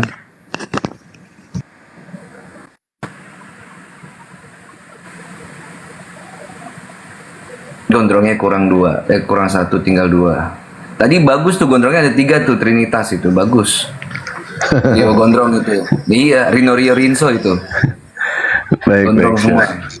Ya udah Dewa, izin pamit, izin pamit juga ya. Mau ada aktivitas nih, disuruh nyuci Dewa. Terima kasih ya kepada Ikhwan Fillah semuanya. Nyuci Dan tadi si bajunya Bapak- siapa? Eci apa bajunya siapa? Tadi dia mengatakan hidup itu ujian. Memang hidup itu ujian. Kita tahu semua juga. Hidup ujian, hidup itu bikin sedih. Kalau misalkan hidup itu bahagia, tidak ada satupun juga bayi dilahirkan dalam keadaan menangis. Maka dari itu, hidup itu adalah ujian. Tetapi ingat, selain ujian, pada saat kita dibuat oleh orang tua kita dalam keadaan bahagia. Bukan dalam keadaan lagi dikejar-kejar kredit panci. Disitulah kita seimbangnya ya. Ada yang tertawa, ada menangis, ada juga bahagia di situ. Baik, Dewa izin pamit ya, Bang Santang, Bang Gian Santang, Bang Kuriasmoto, Bang Bil, Pak Arif, Bunda Rahma, Bang Juma, semuanya. Ikhwan, Assalamualaikum warahmatullahi wabarakatuh. Waalaikumsalam warahmatullahi wabarakatuh. Assalamualaikum. Ini ada yang baru Iwan. Waalaikumsalam warahmatullahi wabarakatuh. Ya, ada yang mau makasih disampaikan ya, Bang Iwan? Iya, saya mau nanya sama Bang Billy. Bang Billy Judaism. Bang Ya, Billy, Bang. saya ingin nanya, ini kan sering kita dengarkan bahwa Kristen itu sering mengatakan bahwa Septuaginta itu lebih dulu daripada kitab Yahudi saat ini. Katanya kitab Tanah saat ini ditulis kembali melalui Septuaginta. Mana yang benar itu, Bang Billy? Oke, jadi pertama yang harus dipahami oleh pemuja Septuaginta di bawah dimanapun mereka berada, maksud Edwin Botak and the gang ya, yang harus dipertanyakan oleh mereka, Septuaginta mereka itu diterjemahkan dari kitab apa? Kitabnya orang berbahasa apa? Pasti mereka jawab bahasa Ibrani. Jadi yang menerjemahkan itu ya adalah 72 rabi-rabi atas permintaan atau paksaan dari Raja Ptolemy di Alexandria, Mesir, Raja Yunani. Nah, dipaksa. Nah, Raja Ptolemy ini meminta kepada imam pada waktu itu, Imam Besar Eliezer, untuk memilih beberapa orang untuk menerjemahkannya. Nah, tanya kepada mereka, Septuaginta yang awal-awal itu menciptakan apa? Menghasilkan apa? Pasti mereka nggak jawab. Pasti mereka nggak berani jawab. Lagi si Edwin Botak nggak bisa jawab. Karena jawabannya hanya Pentateuch. Penta artinya 5, Tokos artinya gulungan. Cuma 5 kitab Musa saja. Nah, nggak mungkin ada kitab Yesaya, Mazmur nggak ada. Nah, selesai 72 rabi-rabi itu menerjemahkan atas paksaan Ptolemy, 2 abad kemudian bapak-bapak gereja mereka menerjemahkan versi mereka ya, dijadikan satu namanya Septuaginta. Seakan-akan Septuaginta itu adalah satu rangkaian dari kitab Kejadian sampai kitab-kitab Deuteronikal. Itu semua Septuaginta mereka tuh ya. Padahal nggak gitu, 2 abad setelahnya menurut sejarah yang ditulis oleh sejarawan Timothy McCullough di dalam bukunya When God Speak Greek, itu jelas sekali nah keberadaannya. Nah, kalau yang tua yang paling benar menurut pendapat pemuja Septuaginta, maka kalian akan hancur dengan yang namanya Samaritan Text, itu yang lebih tua. Kita lihat di mana dalam Kejadian 2 ayat 2, Kejadian 2 ayat 2 versi Septuaginta, Tuhan itu Tuhan itu berhenti dari penciptaannya di hari ke-6 ya, di hari ke-6. Padahal di semua sumber-sumber Judaism dan juga sumber Kristen yang normal sekarang hari ke-7 dia berhenti ya, bukan pada hari ke-6. Banyak lagi kasus-kasus, contohnya dari kitab Kejadian juga dikatakan di hari kedua ada kata Fire Elohim Kitov, Tuhan melihat itu baik. Di dalam Kristen yang normal terjemahannya ya, dia tidak memakai kata dan Tuhan melihat itu baik, nggak ada, karena hari kedua itu bukan hari yang baik, karena di situ diciptakan neraka, di situ diciptakan juga setan di hari kedua.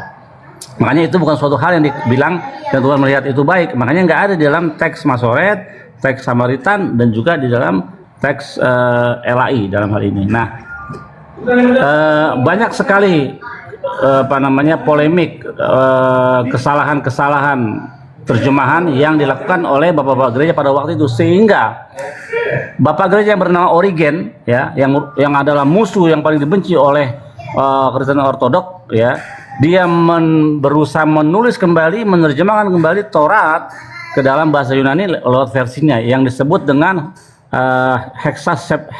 heksapla. Jadi heksapla 6, ada 6 bab itu ya. Nah, pada waktu itu kehadiran daripada Origen ini mengakhiri praktek penggunaan Septuaginta di gereja-gereja dan digantikan oleh itu. Makanya Ortodoks saling benci sekali dengan namanya Origen. Nah, jadi mereka pun sampai tahun 1546 masih ribut soal kanonisasi di Konsili Trent namanya. Masih ribut. Ini yang mau dimasukin, ini yang nggak dimasukin gitu. Nah, jadi kekristenan itu penuh dengan intrik di dalam mengimani kitab mana yang harus mereka pegang sebagai landasan iman. Karena terjemahan mereka, ya mohon maaf, nggak bisa dijadikan landasan iman jika disandingkan dengan teks Ibrani, itu nggak bisa. Gitu. Jadi Septuaginta itu tidak pernah sampai kepada masa kejayaannya, selalu hancur. Sekarang mulai ada tren di Indonesia ini.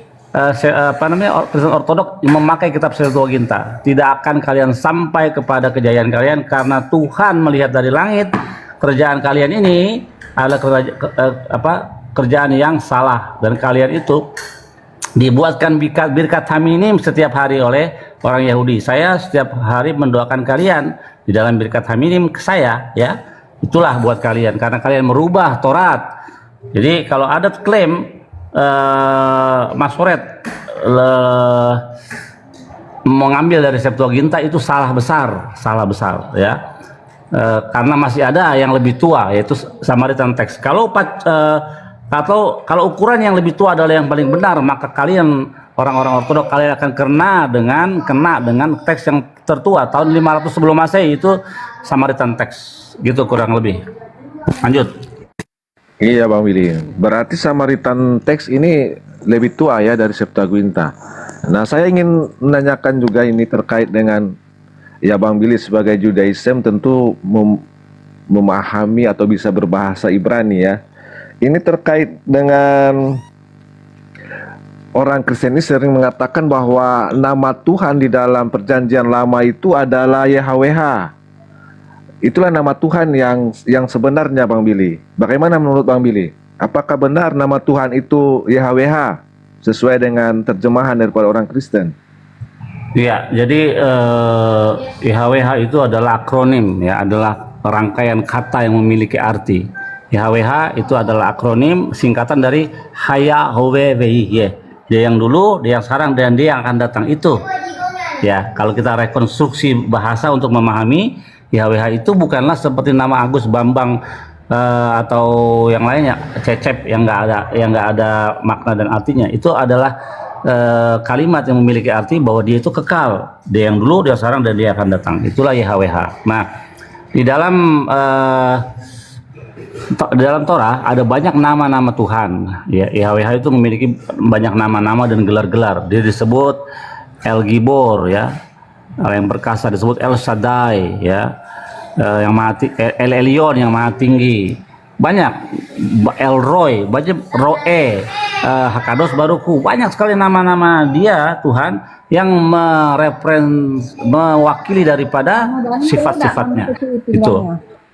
Jadi tidak pernah Tuhan Israel itu, YHWH itu adalah berbentuk tubuh, nggak ada. Karena dalam Torah, dalam prinsip 13 prinsip orang iman Yahudi, VN lo demut VN eguf lo narok elaf kedusyato, bahwa Tuhan itu tidak memiliki bentuk persamaan tubuh jasmani serta kekudusannya bisa disamakan dengan apapun, begitu.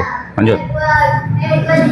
Baik, makasih Bang Billy ya, dua jawaban yang sangat baik untuk didengar oleh orang-orang Kristen ini. Intinya tadi tentang kitab Septuaginta itu adalah mereka mengubah Taurat ya, sebagaimana yang Bang Billy katakan. Ya berarti benar bahwa Al-Quran mengatakan bahwa mereka telah mengubah Taurat. Betul. Makanya saya bilang kalau ada debat mereka orang Kristen, Bang Billy, bagaimana tuduhan Islam merubah Taurat? Benar. Yang merubah Taurat kalian. Sekarang lihat Mazmur 22 ayat 16. Ki alis semapudi yadai veraglai. Seperti singa mereka di tangan dan di kakiku, mereka rubah menjadi mereka menusuk tangan dan kakiku, seakan-akan penyalipan itu dinubuatkan di dalam kitab Mazmur. Waduh, ini benar-benar salah. Teksnya berbunyi seperti singa mereka di tangan dan kakiku, bukan menusuk. Nah, sekarang kan timbul pertanyaan. Jadi diambil dari teks mana kalian itu menerjemahkan dari bahasa Ibraninya? Septuaginta kalian tuh ngambil dari teks yang mana? Kan begitu. Kita periksa. Misalnya mau Qumran. Di Qumran kayak kemarin saya sama Kiamat. Di Qumran nggak ada. Kamu jangan ngarang. Ya memang bukan di Gua Qumran, adanya di Gua Nahal Hever. 90 km jaraknya dari Qumran. Ditemukan naskah itu dan tidak berbunyi mereka menusuk, tidak. Tapi Ka'aris Yahudi Yadai Firaklai, seperti singa di tangan dan di kakiku, musuh-musuhnya Raja Daud. Itulah sistematis, ya, doktrin sistematis yang mereka gunakan dengan merubah tekstual, mulai dari kitab Kejadian sampai kitab Chronicles, ya, sampai 2 Chronicles, dua Tawarik dirubah secara sistematis supaya mendukung, mensupport doktrin mereka. Lihat Kejadian 1 ayat 2, Feruach Elohim merakhevet alpeni hamaim, yang artinya adalah maka angin Tuhan menyapu permukaan air, mereka ganti menjadi roh Allah melayang-layang di atas permukaan air, seakan-akan Allah itu adalah roh yang mendukung doktrin Trinitas mereka, karena habis itu ada firman Tuhan dan ada Allahnya, sehingga konsep Trinitas bisa diyakini ada di dalam kitab Taurat, gitu. Ya, berarti Bang Billy ya, oten-oten ini benar-benar domba-domba tersesat yang dicari oleh pengembalanya, yaitu pengembalanya Bang Billy ya. Bang Billy sebagai pengembala pencari domba yang sesat kembali ke kandang. Begitu Bang Billy. Saya sudah ada beberapa oten-oten yang hampir 2 minggu sekali selalu chat saya lewat Japri, Bang, saya mau masuk agama Yahudi. Mau ngapain supaya selamat? Ya nggak perlu jadi Yahudi. Kamu ngapain jadi Yahudi? Nggak bakal kamu bisa, dan memang kamu nggak ada keturunan dan kamu nggak bisa. Jadi yang pertama, kalau Kristen itu mau selamat harus menyembah Tuhannya Abraham, Ishak dan Yakub, dan jangan menyembah Yesus, karena Yesus itu manusia.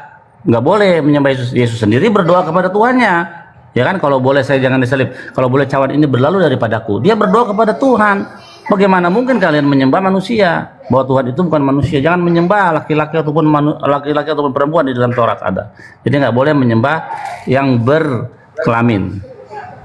Iya Bang. Bang, satu lagi terakhir ya. Satu kali ya host.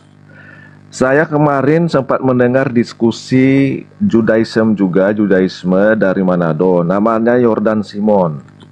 Dia berdiskusi dengan Oten. Dia menyampaikan bahwa orang-orang Yahudi ini telah mengenal Nabi Muhammad sebelum Islam. Artinya sebelum kelahiran Nabi Muhammad SAW, kata si Jordan Simon ini, orang-orang Yahudi itu sudah mengenal lebih dulu Nabi Muhammad. Bagaimana tuh menurut Bang Billy sebagai Judaism juga? Apa benar? Ya, itu terdapat di dalam kisah itu, terdapat pendapat itu terbangun daripada narasi yang ada dalam kitab Ulangan 18 kalau nggak salah, ya.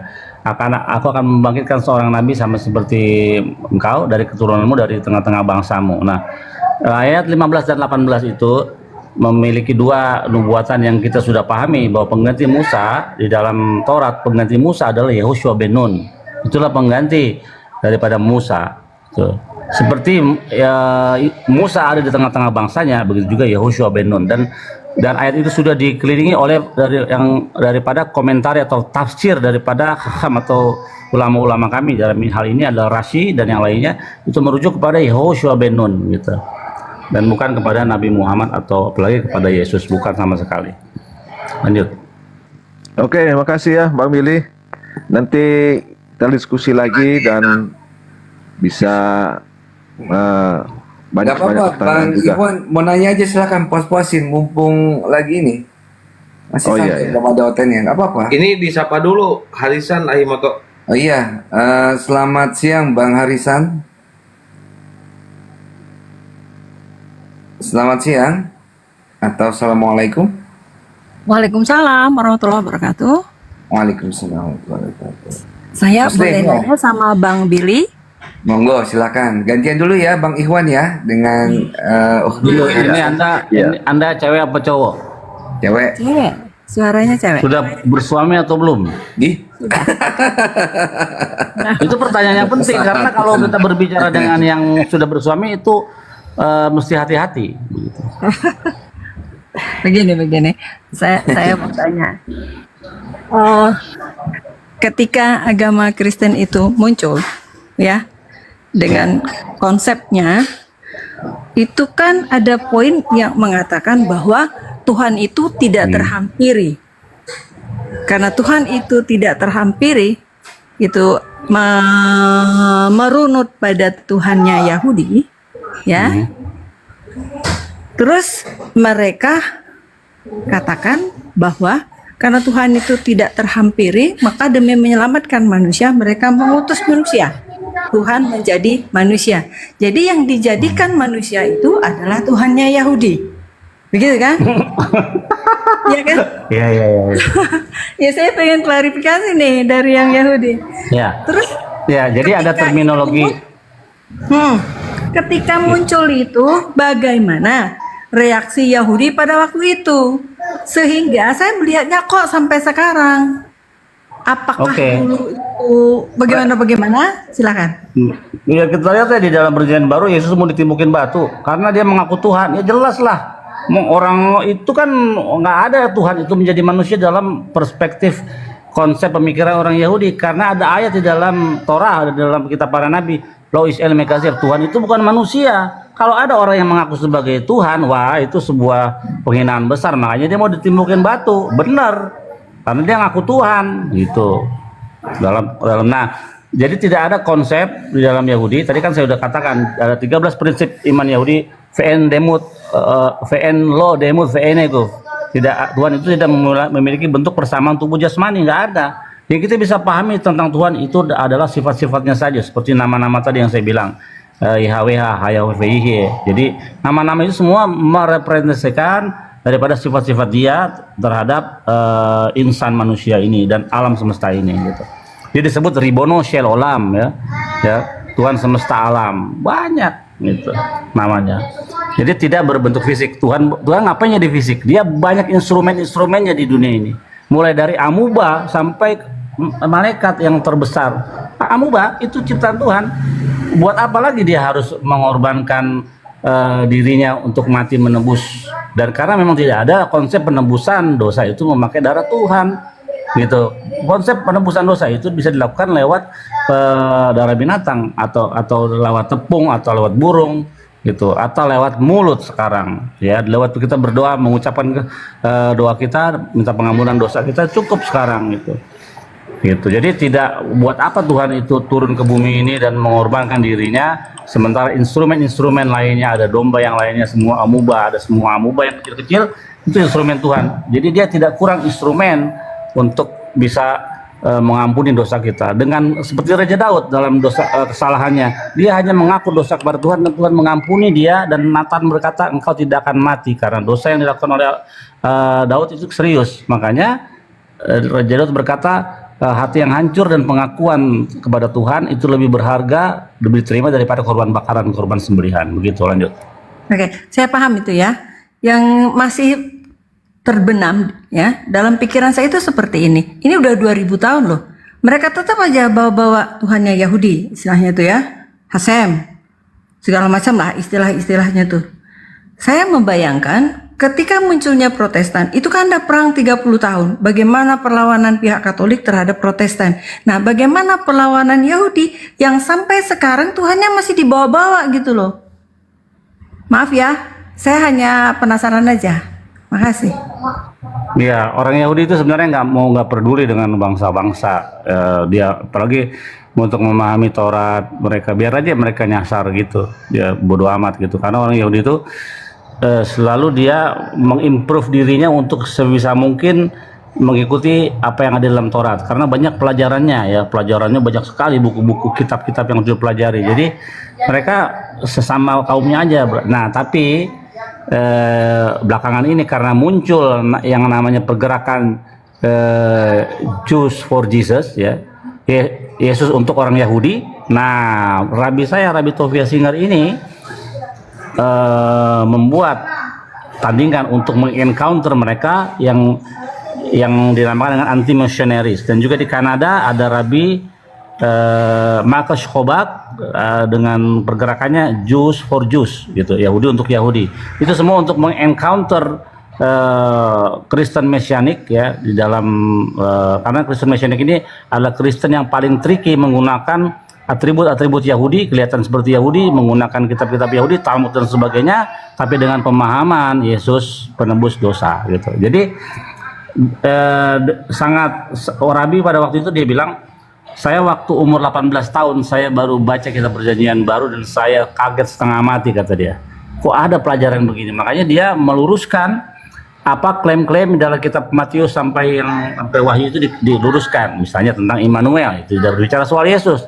Yesaya 9 El Gibor itu tidak berbicara soal Yesus. Yesaya 53 tidak berbicara soal Yesus. Itu dijelaskan oleh Rabbi Tovia Singer dengan sangat jelas, gamblang sekali gitu. Jadi sekarang yang bisa dilakukan, karena Rabbi Tovia tinggal di Indonesia itu waktu itu sekitar 5-7 tahun ya. Saya belajar sama dia. Ya, di Indonesia ini saya berusaha untuk mengedukasi mereka, makanya senang sekali kalau ketemu mereka membahas soal Yesaya. Karena mereka paling favorit membuka kisah Yesaya 53 itu tentang Yesus. Lanjut. Oke, kalau begitu saya memahami kalau Yahudi itu lebih ke dalam ya, artinya sehingga tidak peduli di luar. Sampai tadi kan ada tokoh Yahudi yang menyatakan terkejut ya membaca seperti itu. Betul. Nah, ini juga saya pikir menjadi pelajaran juga bagi Muslim. Begini, ketika sesuatu itu kita diamkan, maka itu akan semakin merajalela seperti itu. Bayangkan 2000 tahun mereka memanfaatkan Tuhan tauhidnya dari Yahudi untuk kepentingan mereka dengan pengajaran mereka yang berupa Tritunggal itu, seperti itu. Nah, dan manusia-manusia yang memang diajarkan oleh Paulus untuk berbohong demi kejayaan agamanya itu memang betul-betul tertanam pada diri mereka. Itulah sebabnya ketika masuk kepada suatu wilayah tertentu, contohnya di sini mayoritas Muslim, maka mereka mengambil atribut-atribut itu.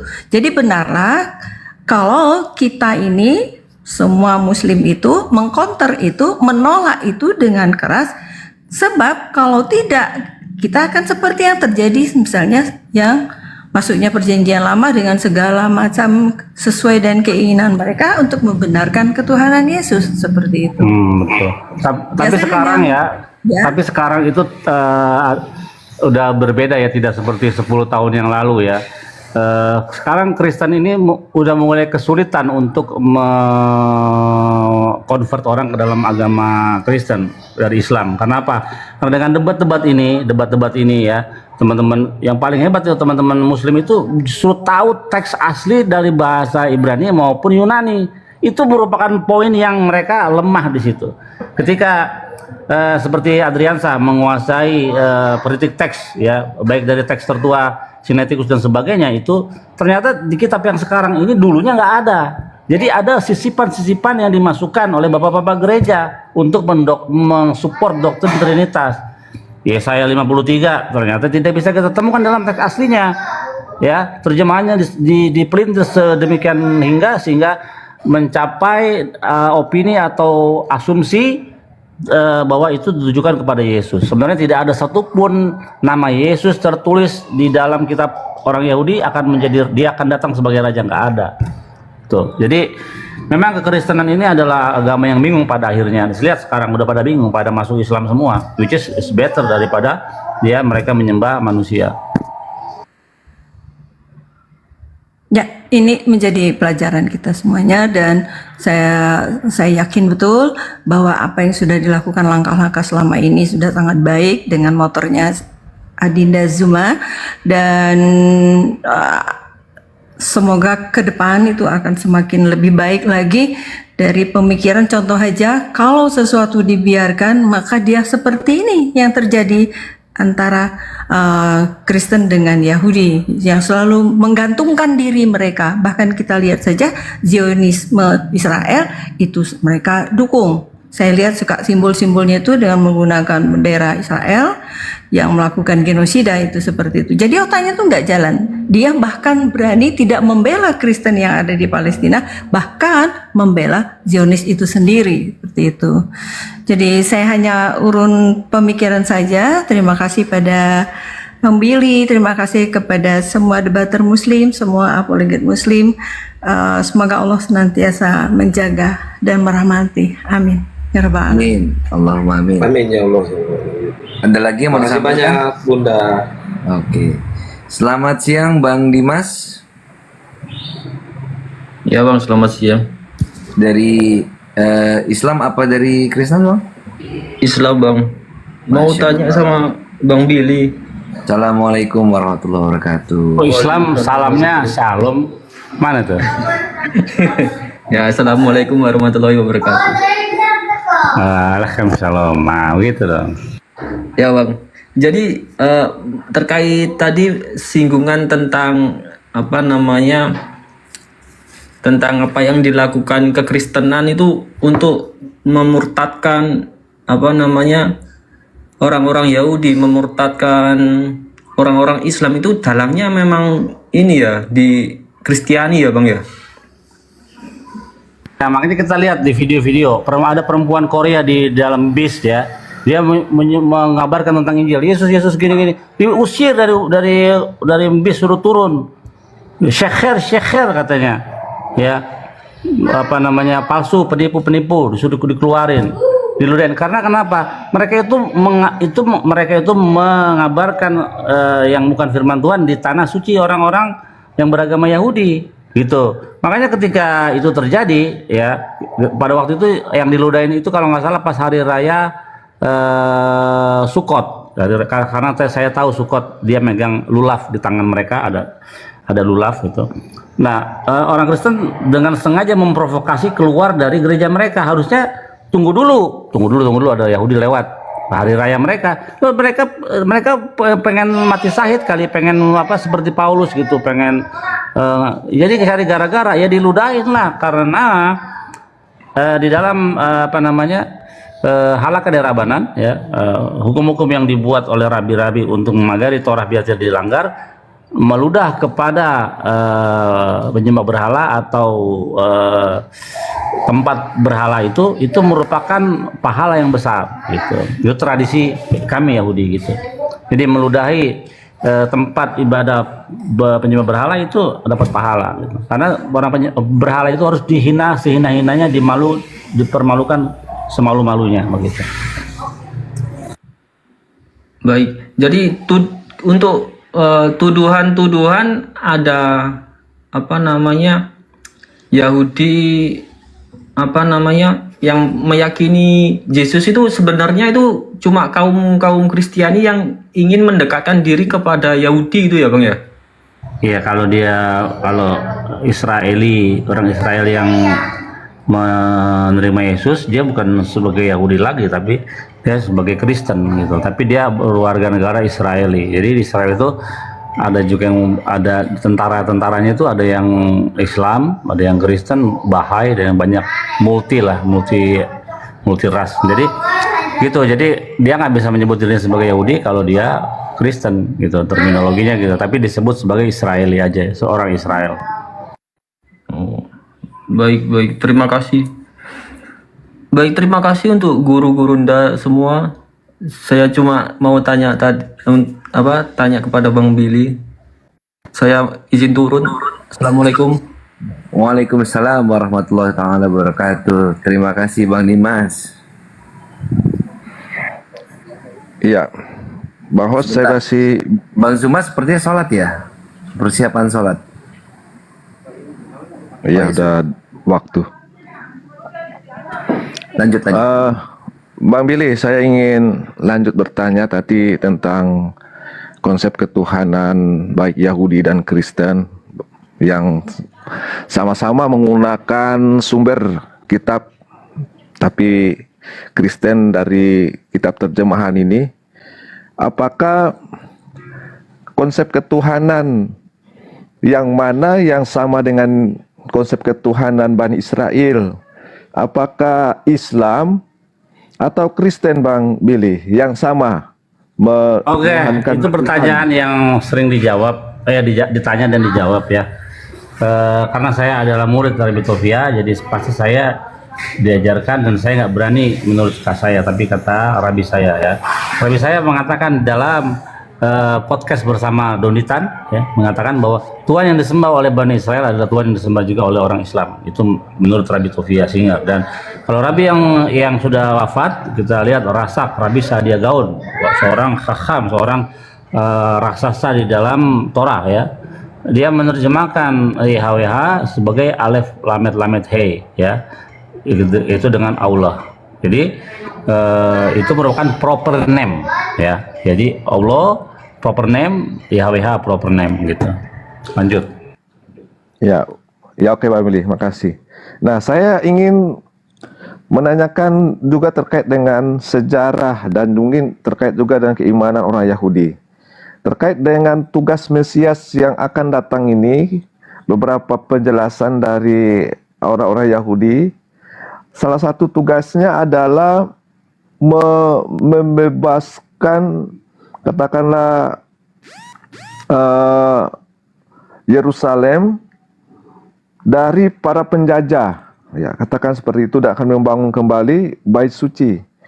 Nah, menurut pandangan daripada Judaisme ini, dari sejarah perjalanan bangsa Yahudi ini, ketika Islam sudah ada, siapakah sebenarnya menjadi penjajah Yerusalem ini? Apakah orang Islam seperti Khalifah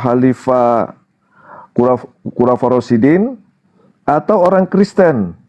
Karena kalau saya membaca sejarah, justru ketika Umar bin Khattab menaklukkan Yerusalem, orang-orang Yahudi itu diperbolehkan kembali ke berdoa di tempat suci sampai pada masa khalifah selanjutnya.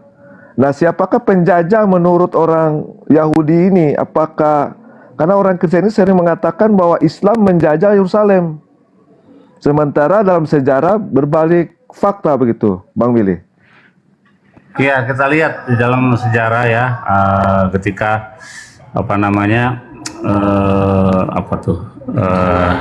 negara mana tuh yang sekarang tuh apa sih namanya, yang dulu menguasai Israel dulu, Ottoman ya, bukan apa sih namanya, negaranya sekarang itu Turki ya. Ottoman. Jadi ya waktu itu terus waktu Islam berkuasa di Yerusalem itu dijamin keberagamaan mereka dijamin boleh mempraktekkan atau berdoa secara Yahudi. Nah, tapi kalau kita lihat ketika perang salib itu datang ya, pasukan perang salib, tentara perang salib itu datang, kalian kalau nggak terima, nggak convert ke Kristen, kalian pasti mati ya, atau kalian pergi dari sini, gitu pilihannya. Jadi sebagian ada yang pura-pura masuk Kristen tapi tetap mempraktekkan Judaism, sebagian mati, sebagian pergi. Ya, pergi. Makanya ada di mana-mana, Judaism itu ada di mana-mana. Di negara Arab banyak. Kita lihat justru ya, di Yahudi yang ada di negara Arab itu justru lebih aman ketimbang di Israel sendiri. Kita lihat Yahudi di Yaman, sampai sekarang masih ada. Yahudi di Irak, di Iran, semua Yahudi yang ada di negara-negara Islam itu aman gitu. Ya Bang Billy, berarti daripada tugas Mesias itu, apakah dengan datangnya Islam ini, apakah tugas Mesias itu sebenarnya sudah dipenuhi oleh Islam dengan Khalifah Umar mengizinkan orang Yahudi kembali bisa beribadah di bait suci ini, atau bagaimana Bang Billy? Karena harapan dari Mesias ini membolehkan Yahudi kembali beribadah dan bebas dari penjajah Kristen ini. Jadi gini, yang pertama tugas Mesias itu datang ke bumi ini, dia akan mengalahkan musuh-musuh Israel, dan dia akan membangun bait suci ketiga, karena bukan bait suci dulu ada baru Mesiasnya datang, kebalik ya, karena ada beberapa yang menjelaskan dengan cara yang salah. Bait sucinya dulu dibangun baru Mesiasnya. Enggak, Mesiasnya itu harus datang dulu, sang raja datang, dia akan diurapi oleh yang namanya Nabi Elia. Elia akan datang mengurapi Mesias, baru Mesias itu akan mengurapi imam besar.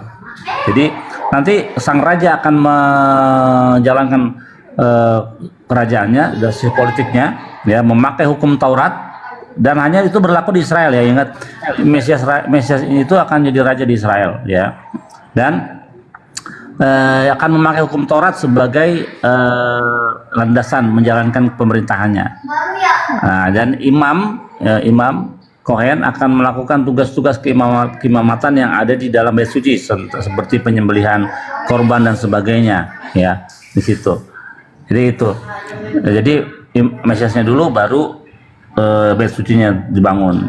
Semua instrumen-instrumen bait suci yang Aaron Brit, tabut perjanjian itu nggak bisa dipegang sama orang, pasti mati. Sekarang itu ada di Israel, dan ada di minyak urapan yang dari zaman Musa itu juga masih ada, dipegang oleh orang-orang Lewi sekarang. Makanya ada orang-orang yang bermarga Lewi, ya, kayak contohnya vokalisnya Maroon 5 itu Adam Levine, itu orang Lewi. Ada teman saya kemarin di Bali tinggalnya, tapi udah meninggal, namanya Jonathan Levy. Dia orang Lewi. Jadi orang-orang Lewi dan orang-orang Yehuda itu masih ada sampai sekarang yang bermarga itu. Tapi marga-marga seperti Gad, Naftali dan sebagainya itu sudah tidak teridentifikasi lagi, sudah terpencar di seluruh bumi ini. Makanya nanti ketika Mesias datang, dia akan punya hikmat untuk membedakan, kamu ini dari suku ini, kamu ini dari suku ini. Itu terdapat di dalam Talmud soal itu. Begitu. Iya, Bang Billy. Iya. Jadi saya maksudnya ingin mengerucut sedikit.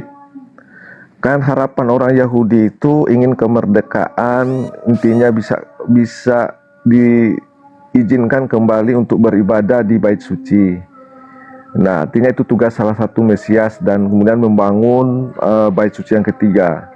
Nah, yang maksud pertanyaan saya tadi, ketika orang Yahudi itu bisa kembali lagi beribadah di bait suci itu ketika periode Islam, karena Umar bin Khattab membebaskan bait suci ini dari penguasaan Kaisar Romawi. Nah, apakah tugas Mesias yang paling awal ini sudah dipenuhi oleh kedatangan Khalifah Islam ini, Bu Umar bin Khattab? Oke, apakah saya paham pertanyaannya. Jadi pertanyaan gini, perlu kita garis bawahi, ketika Umar bin Khattab itu hadir di tanah Yerusalem, ya, dan melepaskan dari jajahan pasukan perang salib, bait suci tidak pernah dibangun. Nah, bait Salomo itu dibangun pertama di zaman Salomo, hancur di zaman Nebukadnezar, Raja Babel. Baru dibangun lagi di zaman Ezra, baru dihancurkan lagi oleh Antiochus Epiphanes, oleh Romawi. Nah, sampai sekarang bait suci itu belum berdiri. Makanya sisa daripada ruang Kodesh Kadashim, ruang yang makhluk itu, sisanya itu tembok ratapan itu sekarang, sisanya itu belakangnya. Nah, zaman Umar bin Khattab itu belum ada bait suci dibangun, nggak ada, dan tidak pernah dibangun. Tapi orang Yahudi bisa beribadah di situ, bisa berdoa di situ, tapi tidak mempersembahkan korban, nggak boleh, karena korban itu harus bait sucinya berdiri dan keimamatan itu harus berfungsi kembali, gitu, baru bisa melakukan semua korbanot. Iya, Bang Billy. Ya, jadi memang ya saya juga paham itu ya, ketika Umar bin Khattab itu belum datang menaklukkan Yerusalem dari penjajah Romawi, itu memang bait sucinya itu belum ada. Artinya dari sisi kebebasan Yahudi inilah maksudnya yang telah diperoleh sesuai dengan harapan ketika Mesias itu datang, mereka bisa kembali beribadah di sini. Nah, itu yang saya masukkan, apakah itu sudah bagian dari penyelesaian tugas daripada, artinya rintisan daripada tugas Mesias itu sudah diawali dari situ. Belum. Tugas Mesias itu pasti dia akan membangun bait suci. Itu rentetannya begitu. Ketika dia muncul, dia akan mengestablish pembangunan bait suci, sama seperti Kores, ya. Kores itu kan disebut Mesias juga, ya. Dia membangun bait suci di zaman Ezra. Nah, gitu loh. Jadi akan ada raja yang membangun bait suci Salomo itu, gitu. Tapi kalau Umar bin Khattab pada waktu itu dia menjamin orang Yahudi untuk beribadah di Beit Hamikdash, di kuil Salomo itu, di Bait Salomo itu, ya memang dijamin, dan mereka berdoa di situ tapi tanpa korban bakaran, korban sembelihan gitu, dan tanpa imam dan tanpa raja. Iya. Oke, Bang Mili. Ini terakhir Bang Mili, karena saya mau sholat. Jadi kalau mohon maaf ini Bang Mili ya, karena kita ini diskusi, ya saya ingin menanyakan lebih dalam lagi. Ya, terkait dengan tugas Mesias tadi, artinya pembebas bangsa Yahudi ini. Nah, ketika Umar bin Khattab ini datang, ya kalau terkait dengan pembangunan bait suci yang ketiga ini, ya dalam pandangan Islam, bait suci yang menjadi kiblat umat para nabi ini dibawa Nabi Muhammad SAW sesuai dengan surah Al-Baqarah itu, hadapkanlah wajahmu di Masjidil Haram.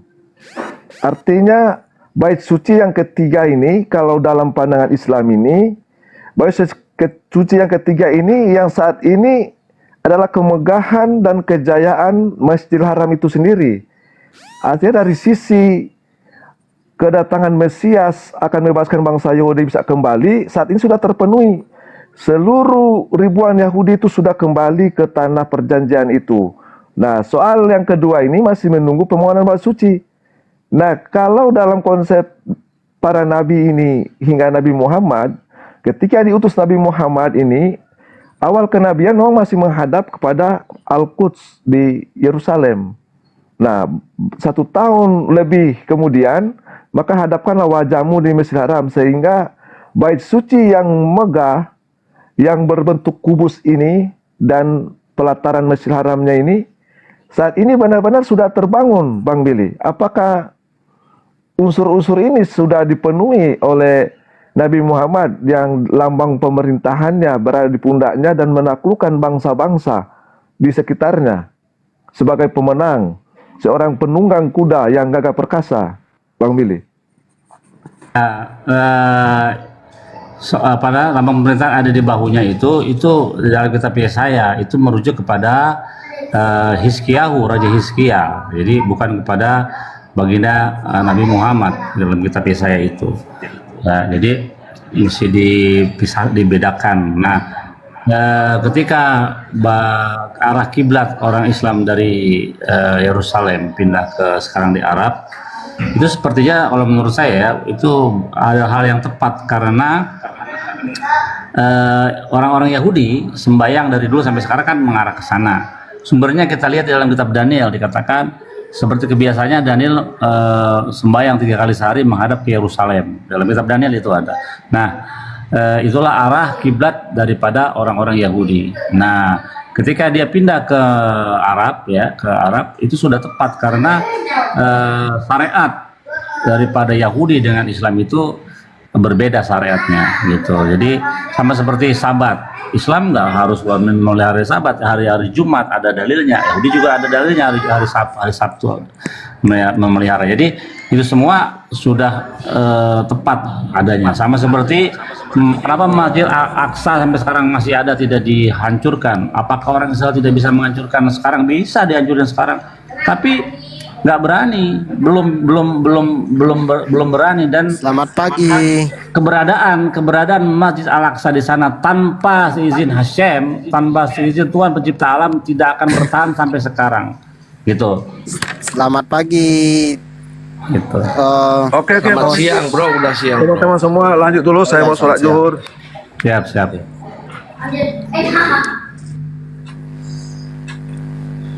Coach Muslim apa Kristen? Kristen. Ya, ada yang mau ditanyakan? Enggak ada saya tanyakan. Cuman nyimak aja. Saya coba tanggapi ini yang dikatakan oleh bentar. tadi. Gurunda, sholatnya udah belum Gurunda? Gurunda Juma. Masih sholat kayaknya ya. Masih sholat Silakan kayaknya tanggapi dia. dulu. Oke, saya tanggapi. Zaman Taurat itu, Taurat dan nabi-nabi kecil, itu orang-orang itu diwajibkan ke sinagog itu hari Sabat. Nggak peduli mau istrimu melahirkan hari Sabat itu, gitu. Pokoknya kamu harus menguduskan Sabat itu. Nggak gitu konsepnya. Karena saya Dengar dulu. Enggak, kamu salah, narasi kamu salah. Aduh. Ada istilah pikuah nefes, menyelamatkan jiwa. Jadi kalau ada orang, misalnya istrinya mau melahirkan atau ada tetangganya kecelakaan, minta tolong untuk nyalakan mobil, untuk ke rumah sakit harus ditolong. Nggak boleh, itu menyelamatkan nyawa orang, itu berharga di mata Begini, kamu tidak boleh masak di hari Sabat itu, tidak boleh kerja, bener? Dikuduskan kan hari Sabat kan? Iya Hari benar, Sabat tapi itu kalau kamu bilang dikuduskan. istrinya, kalau walaupun istri itu hamil loh, udah melahirkan dibiarkan, nggak bisa begitu, itu nggak begitu halakahnya. Pikuah nefes itu istilahnya, menyelamatkan nyawa orang. Iya. Nah, jadi setelah itu kan orang Samaria kan melarang Yesus kan memetik gandum pada hari Sabat. Benar 3 juta. Nggak tahu dah. Perempuan Samaria melarang Yesus memetik gandum hari Sabat. Lalu Yesus ngomong, kamu sebab ngomong anak manusia adalah Tuhan atas hari Sabat. Iya, kamu ngomong nah, berarti nggak lagi berlaku. Udah nggak lagi berlaku. Iya, itu. kamu itu. Itu Iya, kan gini bukan loh. kemudorotan. Gini. Itu perkataan Yesus. Itu gandum. Iya, itu gandum Itu orang Yesus loh yang dicolong. bicara. Iya, itu gandum orang dicolong. Kok gandum? Loh, itu gandum orang itu dia lagi jalan di ladang, orang diambil tuh, Sekarang kan nyolong. begini aja 3 juta. Sekarang kamu bantah Yesus sendiri yang metik gandum hari Sabat. Gimana pendapatmu? Iya, Bantah di dong ladang orang ayatnya. atau di ladang dia?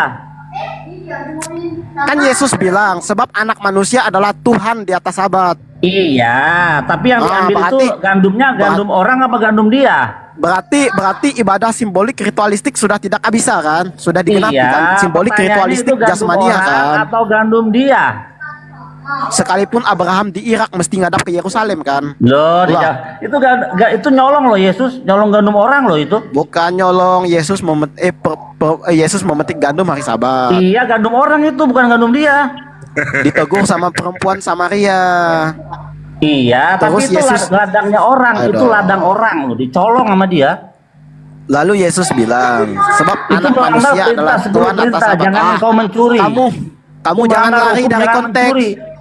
Kamu bilang tadi masih berlaku, sekarang kamu jangan lari dari konteks. Gimana sih? Oh, memang berlaku bagi Bani Israel. Ada firman-Nya berkata, "Fesyamru Bani Israel tas Syabat lasot kolam." Yesus Hendaklah sendiri orang Israel bilang. memelihara hari Sabat sebagai perjanjian kekal antara aku dengan Israel. Jadi Sabat masih berlaku bagi orang Israel. Masih berlaku. Iya, tidak Lalu- kepada la- bangsa-bangsa.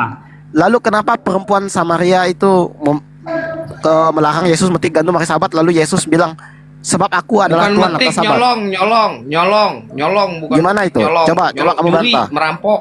Sebab akulah Tuhan di atas Sabat katanya. Tuhan lagi dia bilang. Iya, Sebab itu- anak manusia adalah itu- Tuhan di atas Sabat. Di atas Sabat loh, Iya. Tuhan loh di atas Sabat. Oh, Sekarang coba itu kamu firman bantah. IHWH atau Kamu bukan? bantah dong. Iya. Itu Itu kamu masalah bantah dong. kalian karena itu kitab bukan kitab orang Yahudi, itu kitab kalian, itu masalah kalian. Lah kok kitab bukan kitab Yahudi? Yesus kan orang Yahudi. Yesus kitabnya apa? Matius, Markus, Lukas gitu. Ayo. Yesus itu kitabnya Waktu Yesus Yahudi. itu hidup, waktu Yesus itu hidup, dia Aduh. kitabnya Matius, Markus, Lukas, Wahyu gitu. Saya Kamu sedang blunder, tidak kamu. saya sedang tidak Kamu berbicara blunder. Matius yang ngomong. Saya Iya, nggak itu bilang kan Matius kitab, yang ngomong. itu kan kitab kamu, kita Dengar, ambil dari kitab perjanjian baru. Kamu jangan Perjanjian lari baru. 3 juta. Loh, Saya tidak kamu bilang yang lari. Matius yang ngomong. Yesus yang ngomong. Sebab Di anak mana manusia ayatnya? adalah Tuhan atas Sabat. Ya, Lah, sekarang makanya kamu- Yesus itu Aduh. bukan Tuhan. Yesus itu bukan Tuhan bagi orang Yahudi. Kamu ngomong sama orang Yahudi ini sekarang. Bukan kamu Tuhan. ngomong soal Yesus. Ya nggak equal karena Yesus itu bukan Tuhan.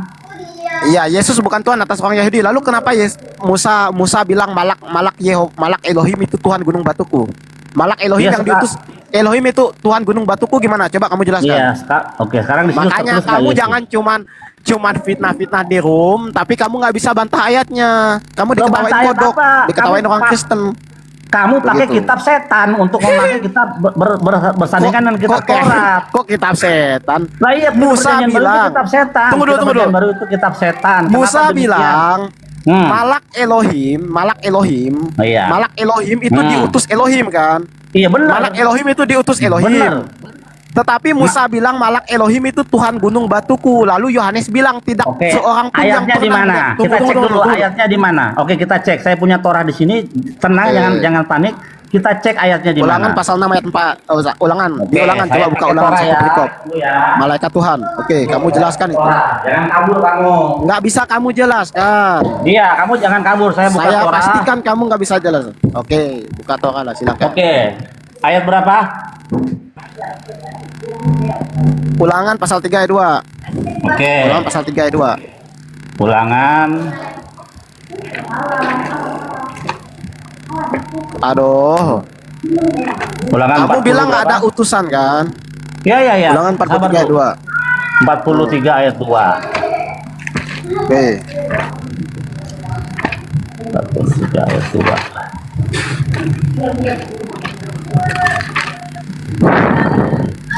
Ulangan berapa? Enggak ada ulangan 43 sayang. Ulangan 43 enggak ada. 3 ayat 2. Loh, kamu bilang 43 tadi.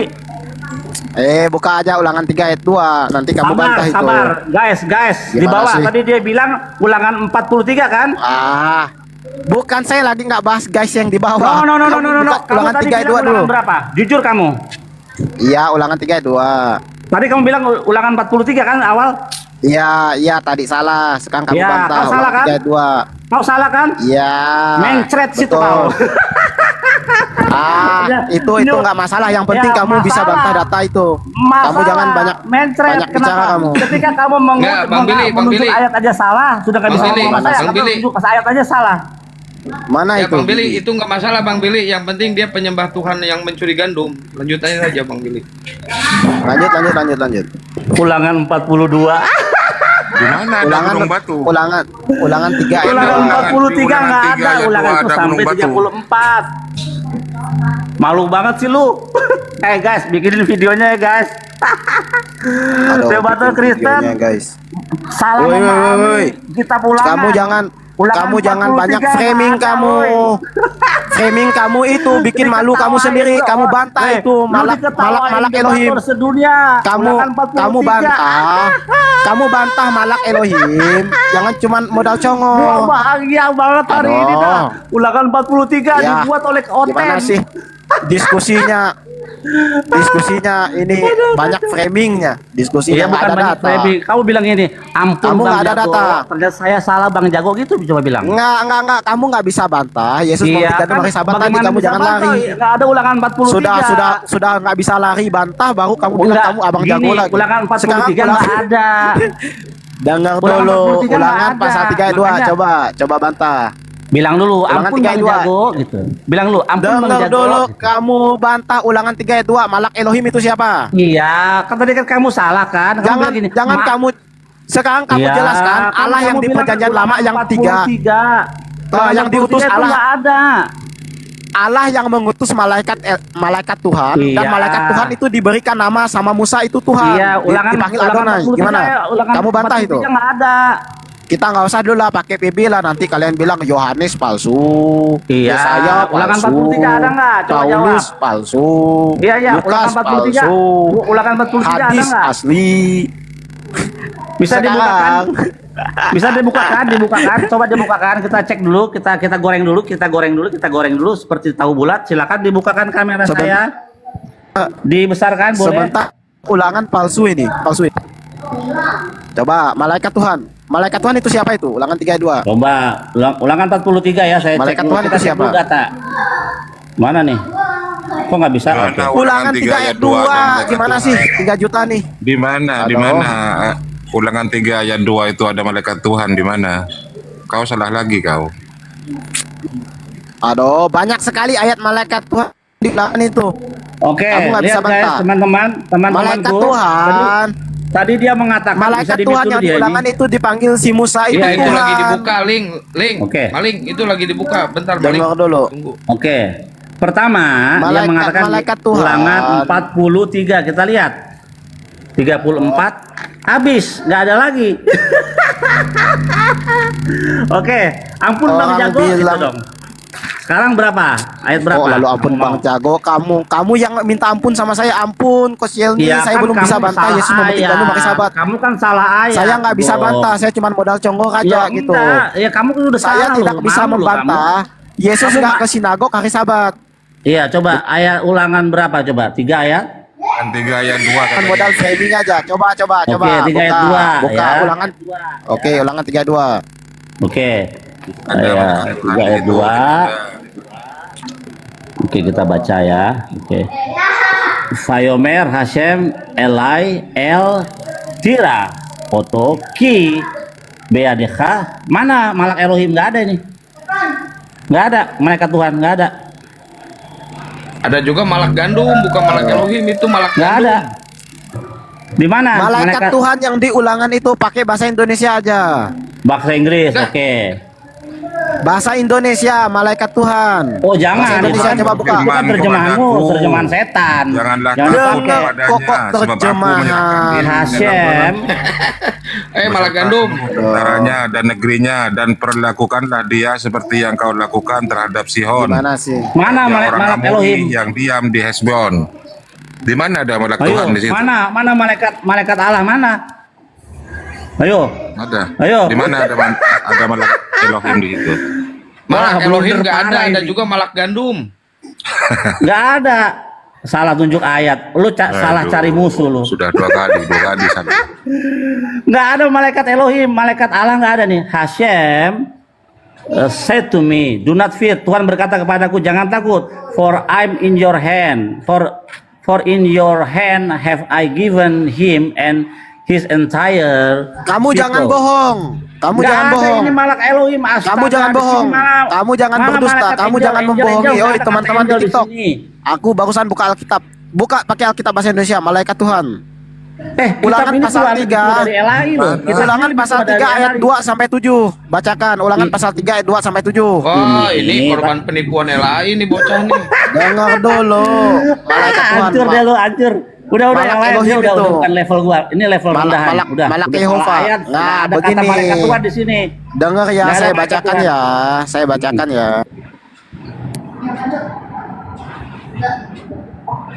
Udah salah ngotot, kenceng pula suaranya.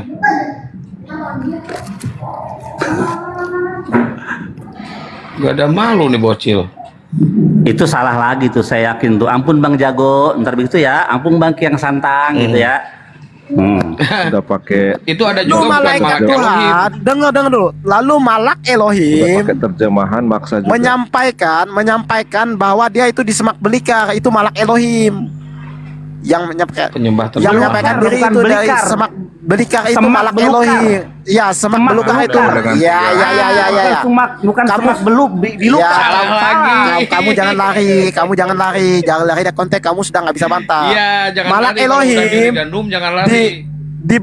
diberi Musa itu adalah Elohim itu sendiri, diberi nama Musa adalah Tuhan. Beginilah firman Tuhan katanya, firman Tuhan. Malak Elohim itu diutus oleh Yehova. Yohanes 1:18, tidak seorang pun yang pernah melihat Allah.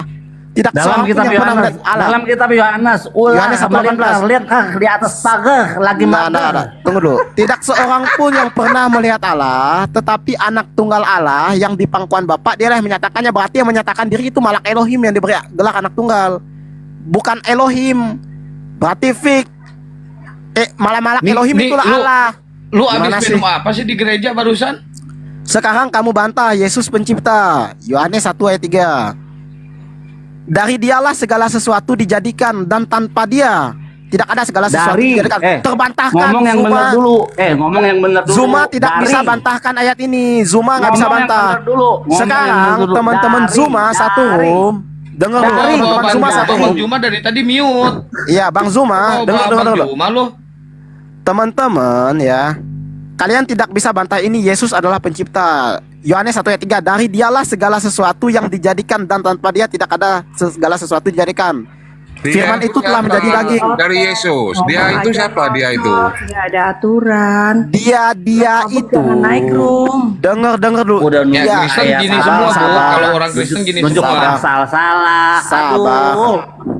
Dengar dulu. kan pada mulanya kan adalah Sang Firman. Sang Firman Lu itu dari tadi bersama-sama dengar dengan dulu, Allah. dengar dulu. Tapi kita ngomong lu nggak didengar sama lu kali. Dengar dulu. Kalau kalian bilang dia itu adalah Allah Bapa, berarti ya sama dengan habis kalian bilang bilang Yesus apa juga lu di Allah. gereja tadi lu? Kena semua. Dari dialah segala sesuatu dijadikan, Firman yang menjadi daging. Bang gitu Billy, kan. Bang Billy, ini ada perusak kitab kau ini. Coba. Oke, silakan. Itu udah dari tadi kan udah ditelanjangin ampun Bang Billy tadi kan nunjuk pasal salah, nunjuk ayat salah. Kok lalu ampun Bang Billy? Bang Billy ya nggak bisa bantah. Yesus memetik gandum Iya, hari kamu Sabat. nunjuk Gimana pasal sih? salah, nunjuk ayat salah, nggak ada di dalam ayat yang kita buka Yesus tadi. Nggak ada. ditegur Di dalam ayat perempuan yang kita buka Samaria. tadi, Bang Kian Santang saksinya nggak ada bicara soal Aduh. malak Elohim. Adanya malak gandum. Ulangan pasal 32. Malak Pakai gandum, bahasa adanya Indonesia. malak gandum. Tunggu dulu. Ya, itu malak gandum itu. Dengar Malak dulu, gandum. malak Elohim itu yang diutus oleh Elohim. Kalian nggak bisa jelaskan. Segala sesuatu dijadikan oleh Dia. Kalian bilang itu Allah Bapa, betul? Sudah Yesus saya Allah Bapa. cek, saya sudah cek Segala di dalam sesuatu. ayat yang kita baca tadi sudah Dengar dibuka dulu. teks aslinya. Yesus Dan pencipta. tidak ada kata- Dengar. tidak Kamu ada kata bantah, malak Elohim. Yesus pencipta, kamu bantah. Segala Dengar dulu, sesuatu dijadikan oleh dengar, Allah. ya. Dengar dulu, dengar. Dengar. Jangan kebanyakan goyang-goyang, dengar. Dengar. Dari tadi dengar apa itu dengar? Degi loh ada Dengerin juga. terjemahan. Dasar malak gandum. Terjemahan udah Malak terjemahan gandum. maksa lawan sama pemilik kitab. Gimana tuh Bang Billy keterbiasaan ini? Oke, jadi gitu loh. Mereka tuh dibangun lewat doktrin tanpa memeriksa ayat. Nah, tadi kan kena dia. Ya saya Ulangan 43 kita cek nggak ada pasal 43. Kita cek lagi 4 ayat 2 kita cek tadi nggak ada bicara soal ayatnya berbunyi malak Hashem, nggak ada. Udah kita yang Satan juga tadi udah ngomong memang nggak ada ayat itu gitu. Jadi adanya malak gandum. Jadi nggak ada ngomong soal itu. Jadi itu orang benar-benar kemakan doktrin. Jadi dia dengar dari mana ya dia ayatnya spekulasi aja dia sebut asal-asal, nggak ada itu. Sudah modal terjemahan ngotot juga melawan pemilik kitab. Jadi gini konsep Nah, itu- mereka malak Elohim itu adalah Yesus. Padahal kan malak artinya malaikat, Elohim artinya Tuhan. Jadi malaikat Tuhan. Jadi semua malaikat itu ciptaan Tuhan, bukan malaikat itu adalah Tuhan. Nah mereka itu menganggap bahwa malak Elohim itu adalah Tuhan itu sendiri, kan gila. Ya, ketika ada kalimat api Tuhan, angin Tuhan, awan Tuhan, roh Tuhan, malaikat Tuhan itu semua ciptaan Tuhan. Bukan roh Tuhan itu adalah roh, bukan malaikat itu adalah Tuhan itu adalah malaikat. Ini mereka memang sensor Tuhan menjadi manusia ini mesti dilepas dulu baru mereka bisa paham Harus pemahaman diluruskan itu, daripada Bang. Torah. Bang Billy, Iya. dalam konsep Yahudi apakah Tuhan itu roh? Jelas sama Billy. Sering mereka katakan itu roh. Jelas tuh ayat Tanya, aslinya. apakah betul itu? Bukan.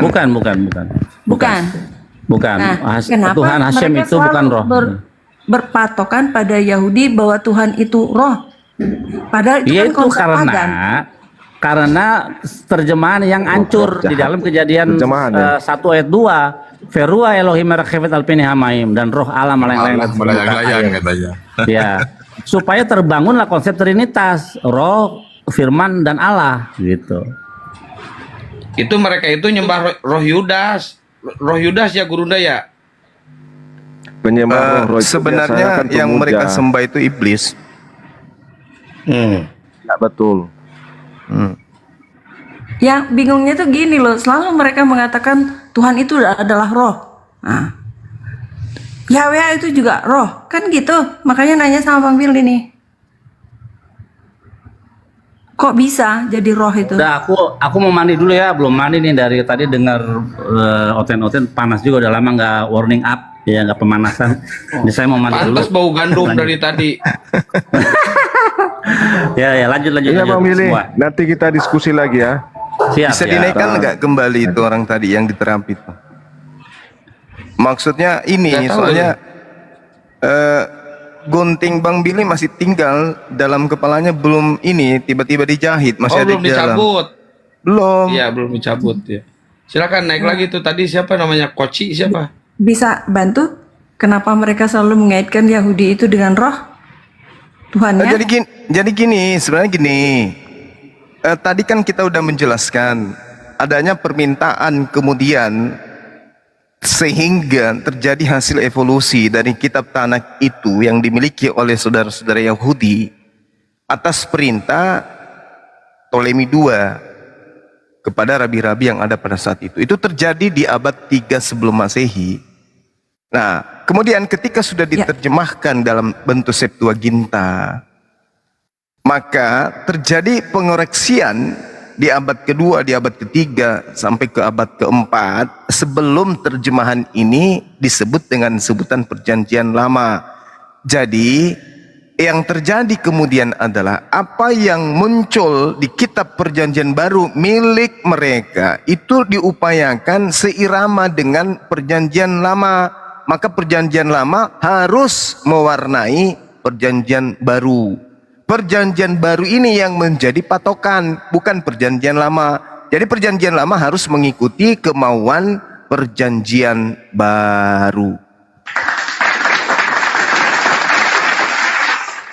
Seperti itu, makanya kan di dalam kitabnya mereka Yohanes 4, Tuhan yang mereka sebut Theos itu adalah roh.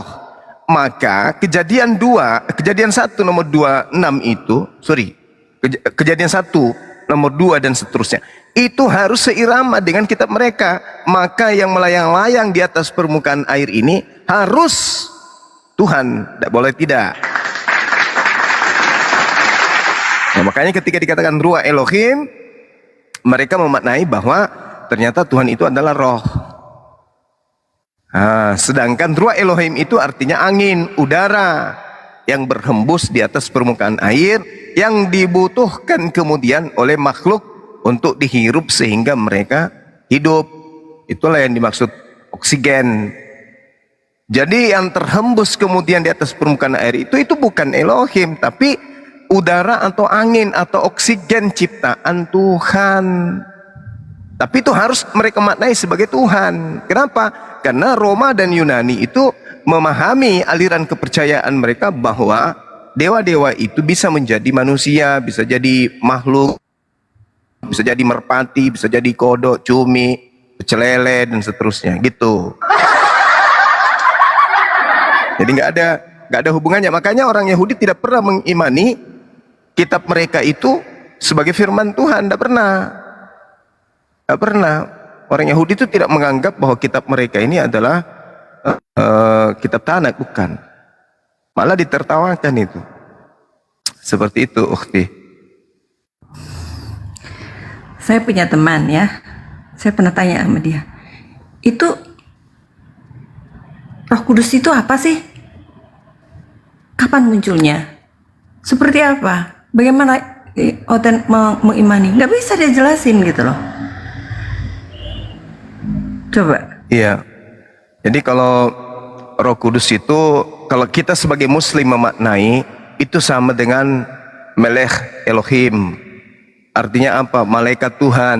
Nah ini kalau Dinda kurios pasti tahu tuh. Jadi malaikat Tuhan itu banyak, spesial kepada Gabriel. Ya kita menyebutnya dengan Roh Kudus. Sedangkan di dalam ajaran agama Kristen itu tak ada kata Roh Kudus, itu nggak ada. Yang ada adalah Pneuma Hagios, artinya itu merujuk kepada orang, merujuk kepada manusia. Jadi roh yang suci itu merujuk kepada orang, siapapun yang kemudian diserahi tugas untuk menyampaikan firman, mereka disebut Pneuma Hagios, orang yang suci, makhluk yang suci, makhluk yang tidak melakukan dosa, makhluk yang taat alias Muslim. Nah itu yang tidak diimani oleh saudara Kristen. Mereka menganggap bahwa yang dimaksud Pneumahotheos itu adalah Tuhan. Tidak. Kita lihat dalam Kejadian 6 nomor 3. Rohku, kata Tuhan, rohku tidak selama-lamanya tinggal berdiam di dalam manusia. Berarti roh yang ada dalam diri kita dan roh yang ada dalam diri para nabi itu adalah roh Tuhan. Roh di dalam diri kita ini roh Tuhan. Maksudnya apa? Kalau orang pemahamannya agama samawi, roh Tuhan artinya roh ciptaan Tuhan. Zakaria 12 nomor 1. roh yang ada dalam setiap diri manusia itu adalah roh Tuhan, roh ciptaan. Jadi kita ini ciptaan, roh yang ada dalam diri Yesus, roh yang ada dalam diri kita, semuanya roh ciptaan. Dan semua itu adalah roh Tuhan. Maksudnya roh yang berasal dari Tuhan.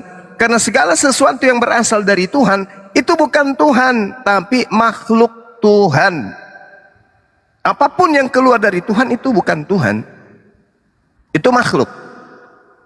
Apapun yang keluar dari diri kita itu bukan kita, tapi sesuatu pribadi baru yang berasal dari kita. Perkataan kita itu bukan kita, tapi sesuatu yang keluar dari kita. Kalau orang Kristen, perkataan itu adalah dirinya sendiri. Sayangnya pada saat kemudian penghujat semacam MKC terdapat kemudian suaranya menghujat Allah, harusnya suaranya aja yang dipenjara. Karena MKC adalah suara itu sendiri katanya. Padahal tidak. Ketika kemudian suaranya itu terbukti menghujat, maka sumbernya yang harus dipenjara. Sama seperti kemudian ada orang yang buang hajat di sawah atau di tambak. Ada orang buang di situ. Bukan nya yang dipukulin sama massa. Bukan. Tapi yang dipukulin yang dipukulin sama massa itu, sama yang empunya tambak itu adalah siapa yang membuang hajatnya di situ. Kalau hajat itu adalah orang itu sendiri, ya hajatnya aja kemudian yang disel, yang dipenjarain. Itu konyol namanya. Jadi segala sesuatu yang keluar dari Tuhan itu bukan Tuhan, tapi makhluk ciptaan Tuhan. Jadi ketika dikatakan roh Elohim atau malekh Elohim, itu bukan Elohim, tapi makhluk berupa malaikat, berupa angin atau berupa udara. Nah, di ajaran pagan itu tidak begitu. Ajaran pagan itu ya penyembah roh-roh. Makanya dalam Wahyu 5 nomor 6 dikatakan apa? Di situ Tuhan mereka nampak terlihat oleh penulis kitab mimpi bahwa dia melihat binatang bertanduk 7 bermata 7, dan itulah ketujuh roh dewa yang diutus ke atas muka bumi. Jadi mereka ini penyembah roh-roh. Kalau penyembah roh-roh itu kan animisme. Mereka hanya menggunakan terjemahan perjanjian kitabnya orang Yahudi, kitab Tanak, untuk menutupi ajaran nenek moyang orang-orang Roma Yunani. Jadi itu hanya dijadikan sebagai tameng. Seperti itu. Bagaimana munculnya Roh Kudus itu? Seperti munculnya apa mereka menggambarkan itu? Kenapa diganti menjadi Roh Kudus gitu? Padahal kan aslinya tidak demikian. Misalnya kayak Holy Ghost dan lain sebagainya. Terus mereka menempatkan Roh Kudus itu boleh mencela yang lain kecuali Roh Kudus. Itu berarti dia menempatkan Roh Kudus bisa lebih tinggi dari Tuhan. Iya. Kan Tuhan mereka tuh bisa digantung, tapi Roh Kudus kan nggak boleh dicela.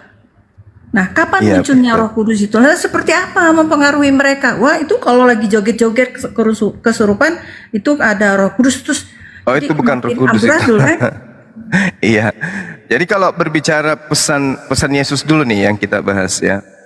Jadi ketika berbicara mengenai Roh Kudus, di dalam kitab mereka kan dikatakan Yesus sendiri yang berkata, "Aku akan pergi. Sebab jikalau aku tidak pergi, maka roh atau penghibur itu tidak akan datang kepadamu. Maka aku harus pergi. Tetapi ketika aku pergi, maka dia datang." Nah, roh kebenaran ini itu tidak berkata-kata dari dirinya sendiri. Berarti dia makhluk.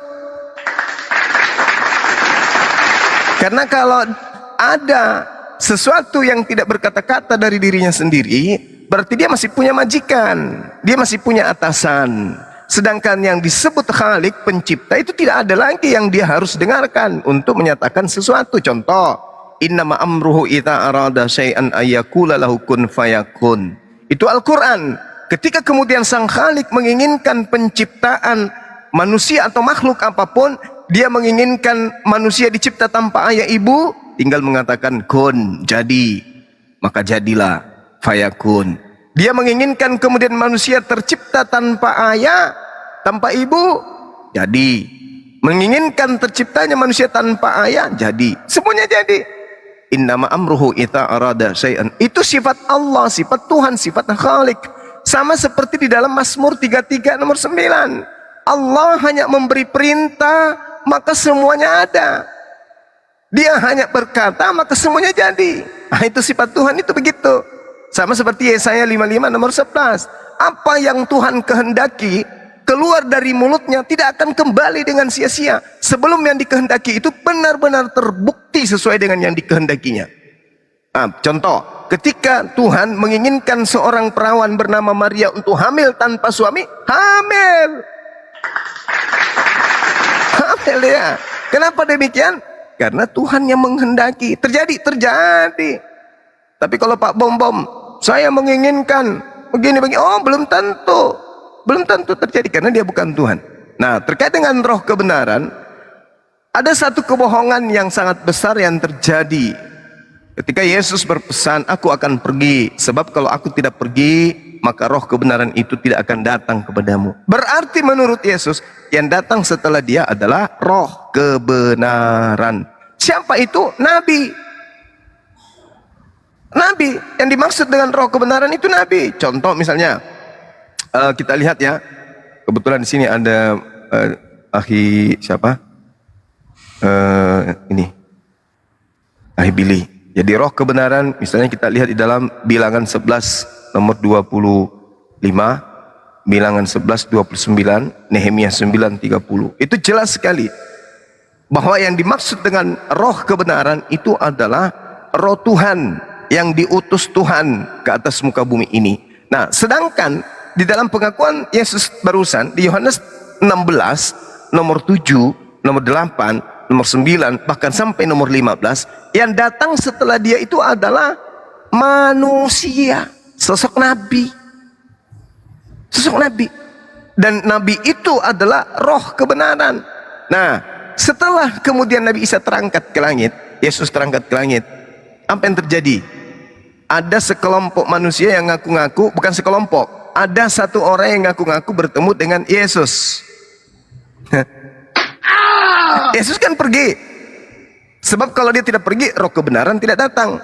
Berarti yang datang setelah Yesus pergi adalah roh kebenaran. Ada orang bernama Paulus setelah Yesus pergi justru mengaku bertemu dengan Yesus. Padahal Yesus sudah berpesan di dalam Matius 24 nomor 15. Jadi yang memunculkan konsep itu siapa?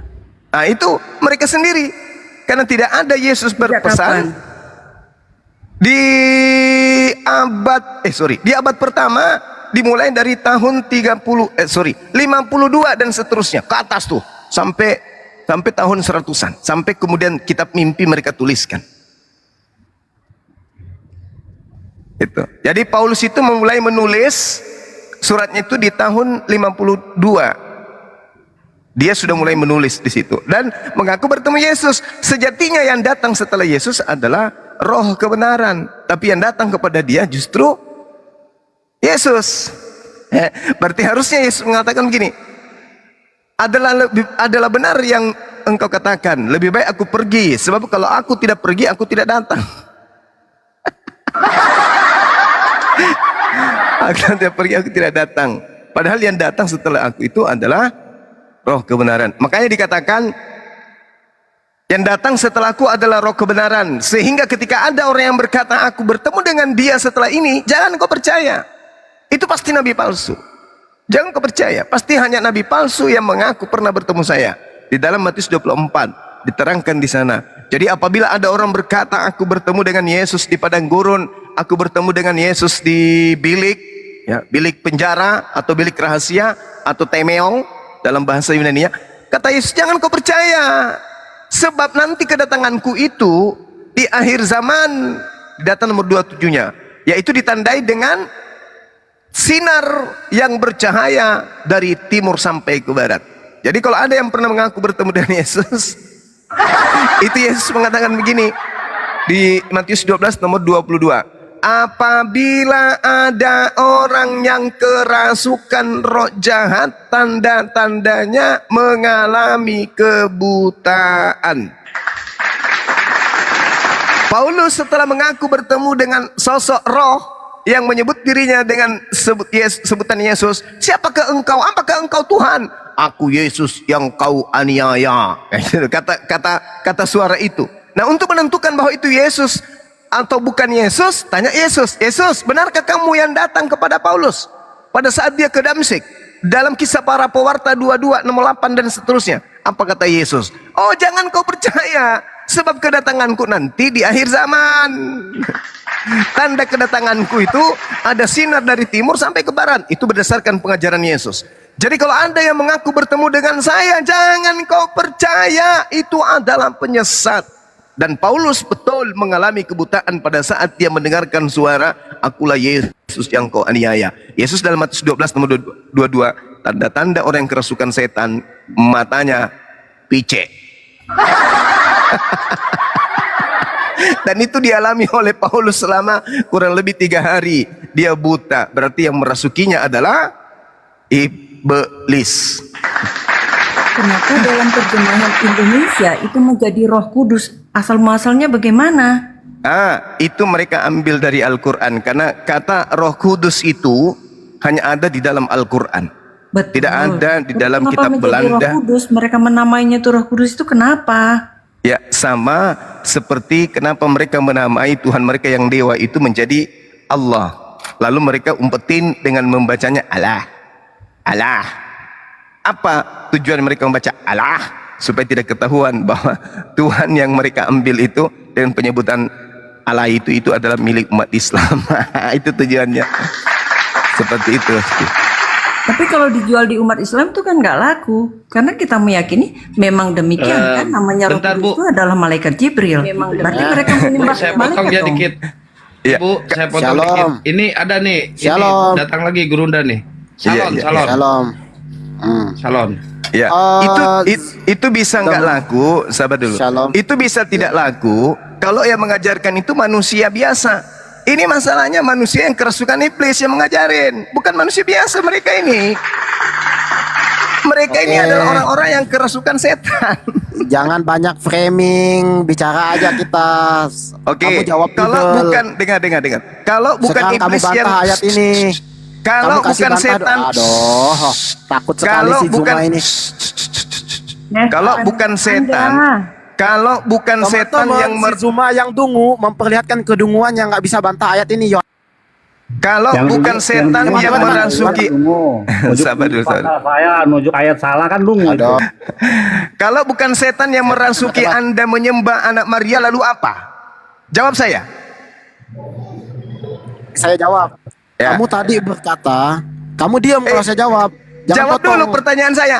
Kalau bukan setan yang mengajar Anda untuk menyembah anak manusia bernama Maria itu, lalu siapa? Yesus kagak? Elohim kagak? Lalu siapa yang ngajarin ente nyembah anak orang? Oke, saya jawab ya. Yesus itu adalah pencipta. Saya Yohanes 1 ayat tanya, 3. roh apa Dengar yang dulu, mengajarkan kamu Anda? nggak bisa bantah ini nanti. Kamu nggak bisa bantah. Saya tanya jelas loh pertanyaan saya. oke. Roh apa yang merasuki ente menyembah anak Maria? Oke. Yang merasuki saya, yang menyuruh saya menyembah anaknya Maria itu, ya, itu adalah Elohim sendiri. Di mana tertulis? Oke. Oke, Di mana saya jawab. Saya Diana. jawab ya. Oke. Di mana tertulis kan? Ya. Yesaya 43 ayat 11. Mati menjadi. Dengar dulu. Dengar dulu. Akulah Elohim. Tidak ada juru selamat selain aku. Oke, terus? Gimana sih kamu? Iya, akulah Elohim. Akulah Elohim. Tidak Kenapa turun ada itu juru teman? selamat. Selain aku tidak kan? ada Selain tidak aku ada kan? juru Tidak, Iya, betul. tidak ada ilah-ilah lain, tidak ada Allah kan Oke. selain Elohim itu kan? Oke, betul. Emang itu kami iman nih. Lah, Nggak ada berarti- ilah berarti selain daripada ilah yang disembah oleh Abraham, Ishak dan Yakub. Nggak ada. Nah, sekarang Anda mengatakan di dalam Yesaya bahwasanya dia yang adalah Eloah ini adalah juru selamat satu-satunya. Saya aminkan dan saya iyakan. Sekarang permasalahannya, Yesus itu di dalam kisah pewarta 2 nomor 22 Yang melakukan tanda-tanda, mujizat dan kekuatan di tengah-tengah Bani Israel itu bukan Yesus. Bukan tanda-tanda, mujizat dan kekuatan di tengah-tengah Bani Israel. Bukan Yesus yang melakukan tanda-tanda itu, bukan. Coba Anda baca Kisah Pewarta 2 nomor 22. Baca supaya Anda sadar bahwa yang mengajarkan Anda menyembah anak orang itu adalah iblis. Baca. Begini Zuma. Baca dulu. Kamu jangan lari dari ayat. Yesaya Baca 43 ayat dulu. 11. Jangan lari dari ayat. Baca Lukas dulu pasal 2 ayat 11. Hari ini telah lahir bagimu juru selamat. Nomor 22. Dengar, kamu bantah siapa itu Immanuel dan juru selamat itu, kamu bantah. Sejak Jangan kamu cuma fitnah. kapan anak Maria dipanggil Immanuel? Sejak kapan? Siapa yang pernah memanggil Yesus Immanuel? Oke. Siapa? Engkau akan menamai dia Immanuel yang berarti Allah beserta kita. Kamu nggak bisa bantah. Siapa yang menamai anak Maria dengan kata Immanuel? Siapa yang menamainya? Itu malaikat yang diutus oleh Yesus sendiri, Elohim. Kapan Maria memanggil anaknya dengan nama Immanuel? Kapan? Oke. Maria tidak memanggil namanya Immanuel. Katanya kamu mengutip. Dengar dulu. Kamu mengutip-ngutip bahwasanya dengerin saya. Di mana dan kapan dan siapa yang pernah memanggil anak Maria itu dengan panggilan Immanuel? Di mana dalilnya? Hai Immanuel, apa kabar? Sudahkah Anda hari ini nete? Di mana tertulis? Engkau akan menamakan. Kalau dalil itu bukan klaim, berarti pada sejarahnya kemudian Maria pernah memanggil anaknya dengan panggilan Immanuel. Itu kapan dan tertulis di mana? Sekarang kamu bantah nanti ayat ini. Kamu jangan nggak bantah-bantah. Kamu cuma ngomong-ngomong. Justru saya ingin bertanya samamu yang memiliki roh di dalam dirimu, yaitu roh iblis. Aku tanya nih samamu. Sejak kapan Maria memanggil darah dagingnya dengan panggilan Immanuel? Jawab. Satu, Maria tidak memanggil dia dengan nama Immanuel.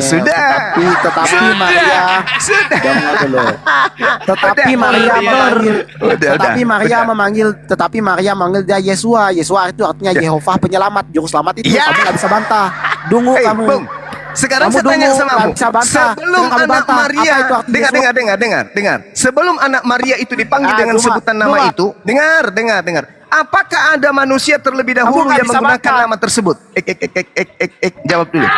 Sebelum anak Maria menggunakan nama tersebut, apakah ada manusia sebelumnya yang menggunakan nama itu? Ada nggak? Tidak ada manusia sebelumnya. Ada tapi nggak disembah.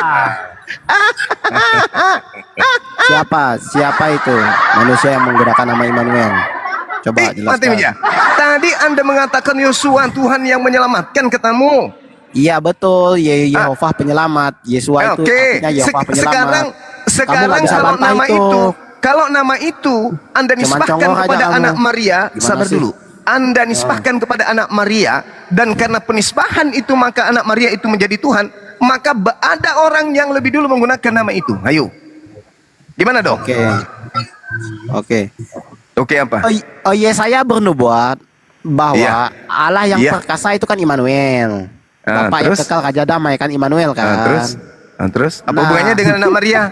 Dengar dulu. Apa hubungannya dengan anak Maria? Anda lihat Immanuel di 7 dia ke 9. Immanuel di 7 dia ke 9. Dengar dulu, ada hubungannya. Kamu jangan cuma congok aja. Kok congok-congok nggak ada data si Zuma ini. Gimana sih? Apa hubungannya? Kamu bantah pakai data. Kau bantah pakai data. Juru selamat yang satu-satunya itu selain Yesus itu siapa juru selamat itu?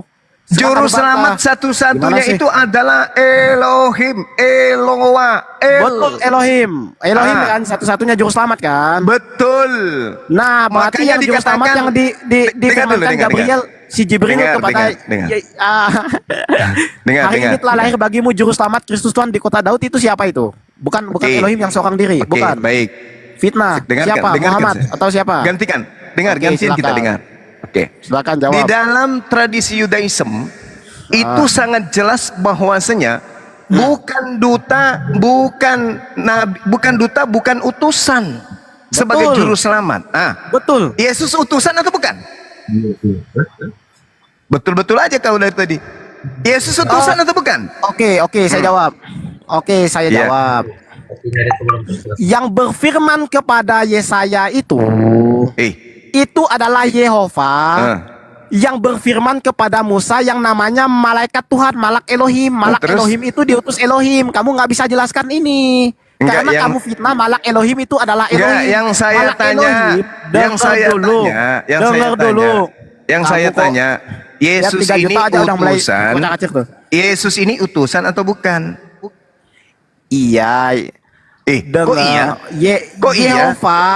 Yehova yang berfirman kepada Musa itu Bukan adalah itu utusan yang saya Elohim. tanya, bukan itu yang saya tanya. Yang saya tanya, Yesus itu Iya. utusan atau bukan? Kamu nggak bisa jelaskan ini. Cuma Kamu yang nggak bisa saya jelaskan. ditanya Dengar. apa, jawab apa? Iya, Saya tanya, Yesus iya, itu iya, iya, utusan saya atau jelaskan. bukan? Yesus itu Iya, utusan saya atau bukan? jelaskan. Saya nggak butuh penjelasanmu. Oke, Yesus utusan. Oke. Nah, menurut Tuhan, yang menjadi juru selamat utusan atau bukan? Menurut Tuhan lagi. Aduh, enggak. Nalarmu ini enggak. Loh, gimana Kan sih sudah orang saya ini? jelaskan yang berkata kepada Yesaya itu Enggak diutus nyampe oleh Anda itu. Yehova. Enggak nyampe. Dengar dulu. Dengarkan. ya. Dengarkan saya. Yang mengklaim dirinya Dengarkan saya juru dulu, selamat. dengarkan dulu. Yesaya 63 nomor 9. Oke, Dalam bukan segala duta, bukan kesesakan. Iya, bukan dosa, bukan utusan, melainkan Oke. aku sendiri pelakunya. Nah sekarang Yesus Nah. utusan atau bukan? Oke, Yesus utusan, diutus Bapak. Berarti bukan Yesus. Oh, bukan Yesus. Nah, Kan Yesus utusan. Oke, saya bantah. Kamu sudah menyebutnya dia Oke. utusan. Sementara Iya, saya Elohim bantah, saya bantah. menerangkan Oke. kemudian sama dulu. Dalam Oke, segala silakan. kesesakan mereka, bukan seorang duta, bukan seorang utusan, melainkan Elohim sendirilah yang menyelamatkan mereka. Dialah yang menebus mereka dalam kasih-Nya dan belas kasih-Nya. Ia mengangkat dan menggendong mereka selama zaman dahulu kala. Ini janji Tuhan kepada Bani Israel, bukan duta. Itu perjanjian lama. Oke? Bukan duta, bukan utusan. Sementara Yesus itu adalah utusan. Nah, sekarang di dalam Kisah Pewarta 2 nomor 22, orang Israel harus tahu yang aku maksud adalah Yesus, manusia dari Nazaret yang menjadi perantara antara Tuhan kepada Bani Israel, yang melakukan kemudian tanda-tanda mujizat dan kekuatan yang dilakukan oleh Elohim melalui perantaraan Yesus.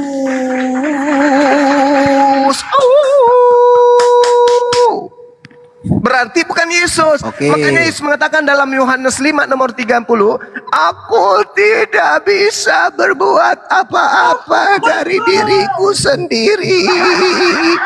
Berarti bukan Yesus. Kenapa bukan Yesus? Karena dia hanya manusia sebagai perantara. Tuhan melakukan mujizat melalui tangan Yesus. Berarti kau menyembah kurir. Sampai sini paham?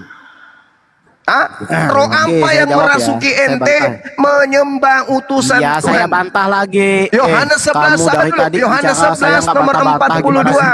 Aku mau agar orang-orang Yahudi percaya bahwa aku adalah utusan Tuhan. Ayo. Roh apa yang merasuki ente sampai ente menyembah utusan Tuhan? Jawab.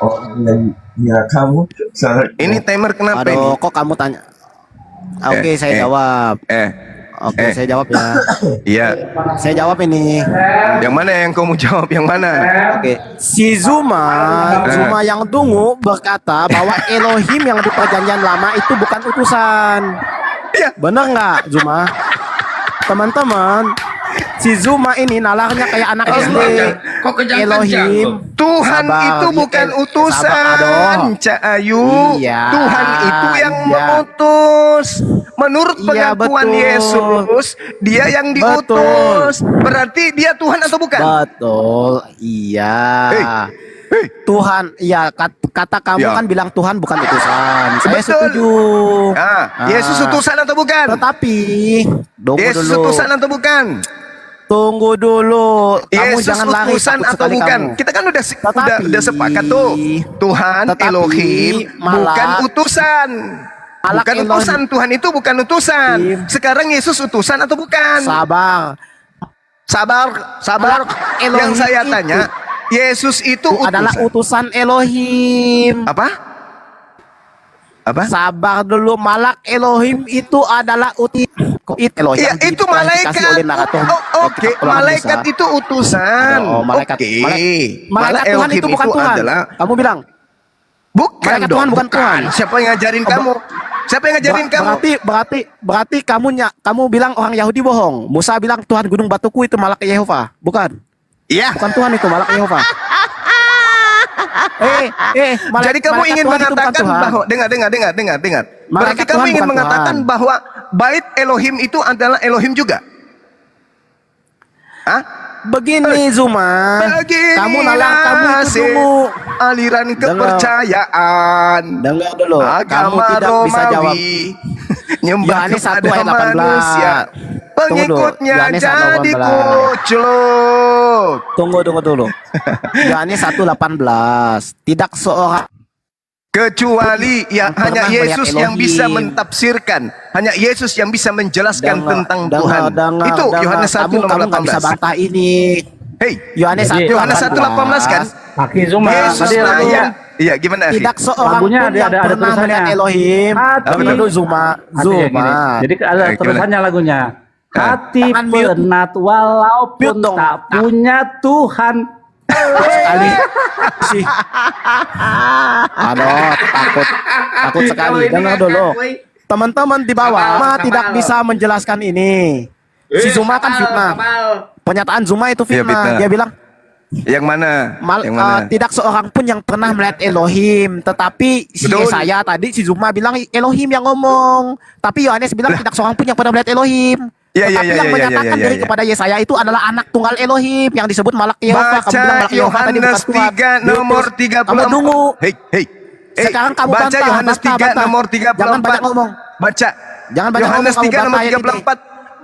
Baca. Iya, kamu bantah Kata ayat ini. Yesus, siapapun yang diserahi tugas untuk menyampaikan firman, maka Tuhan melimpahkan, menganugerahkan rohnya kepadanya dengan tidak terbatas.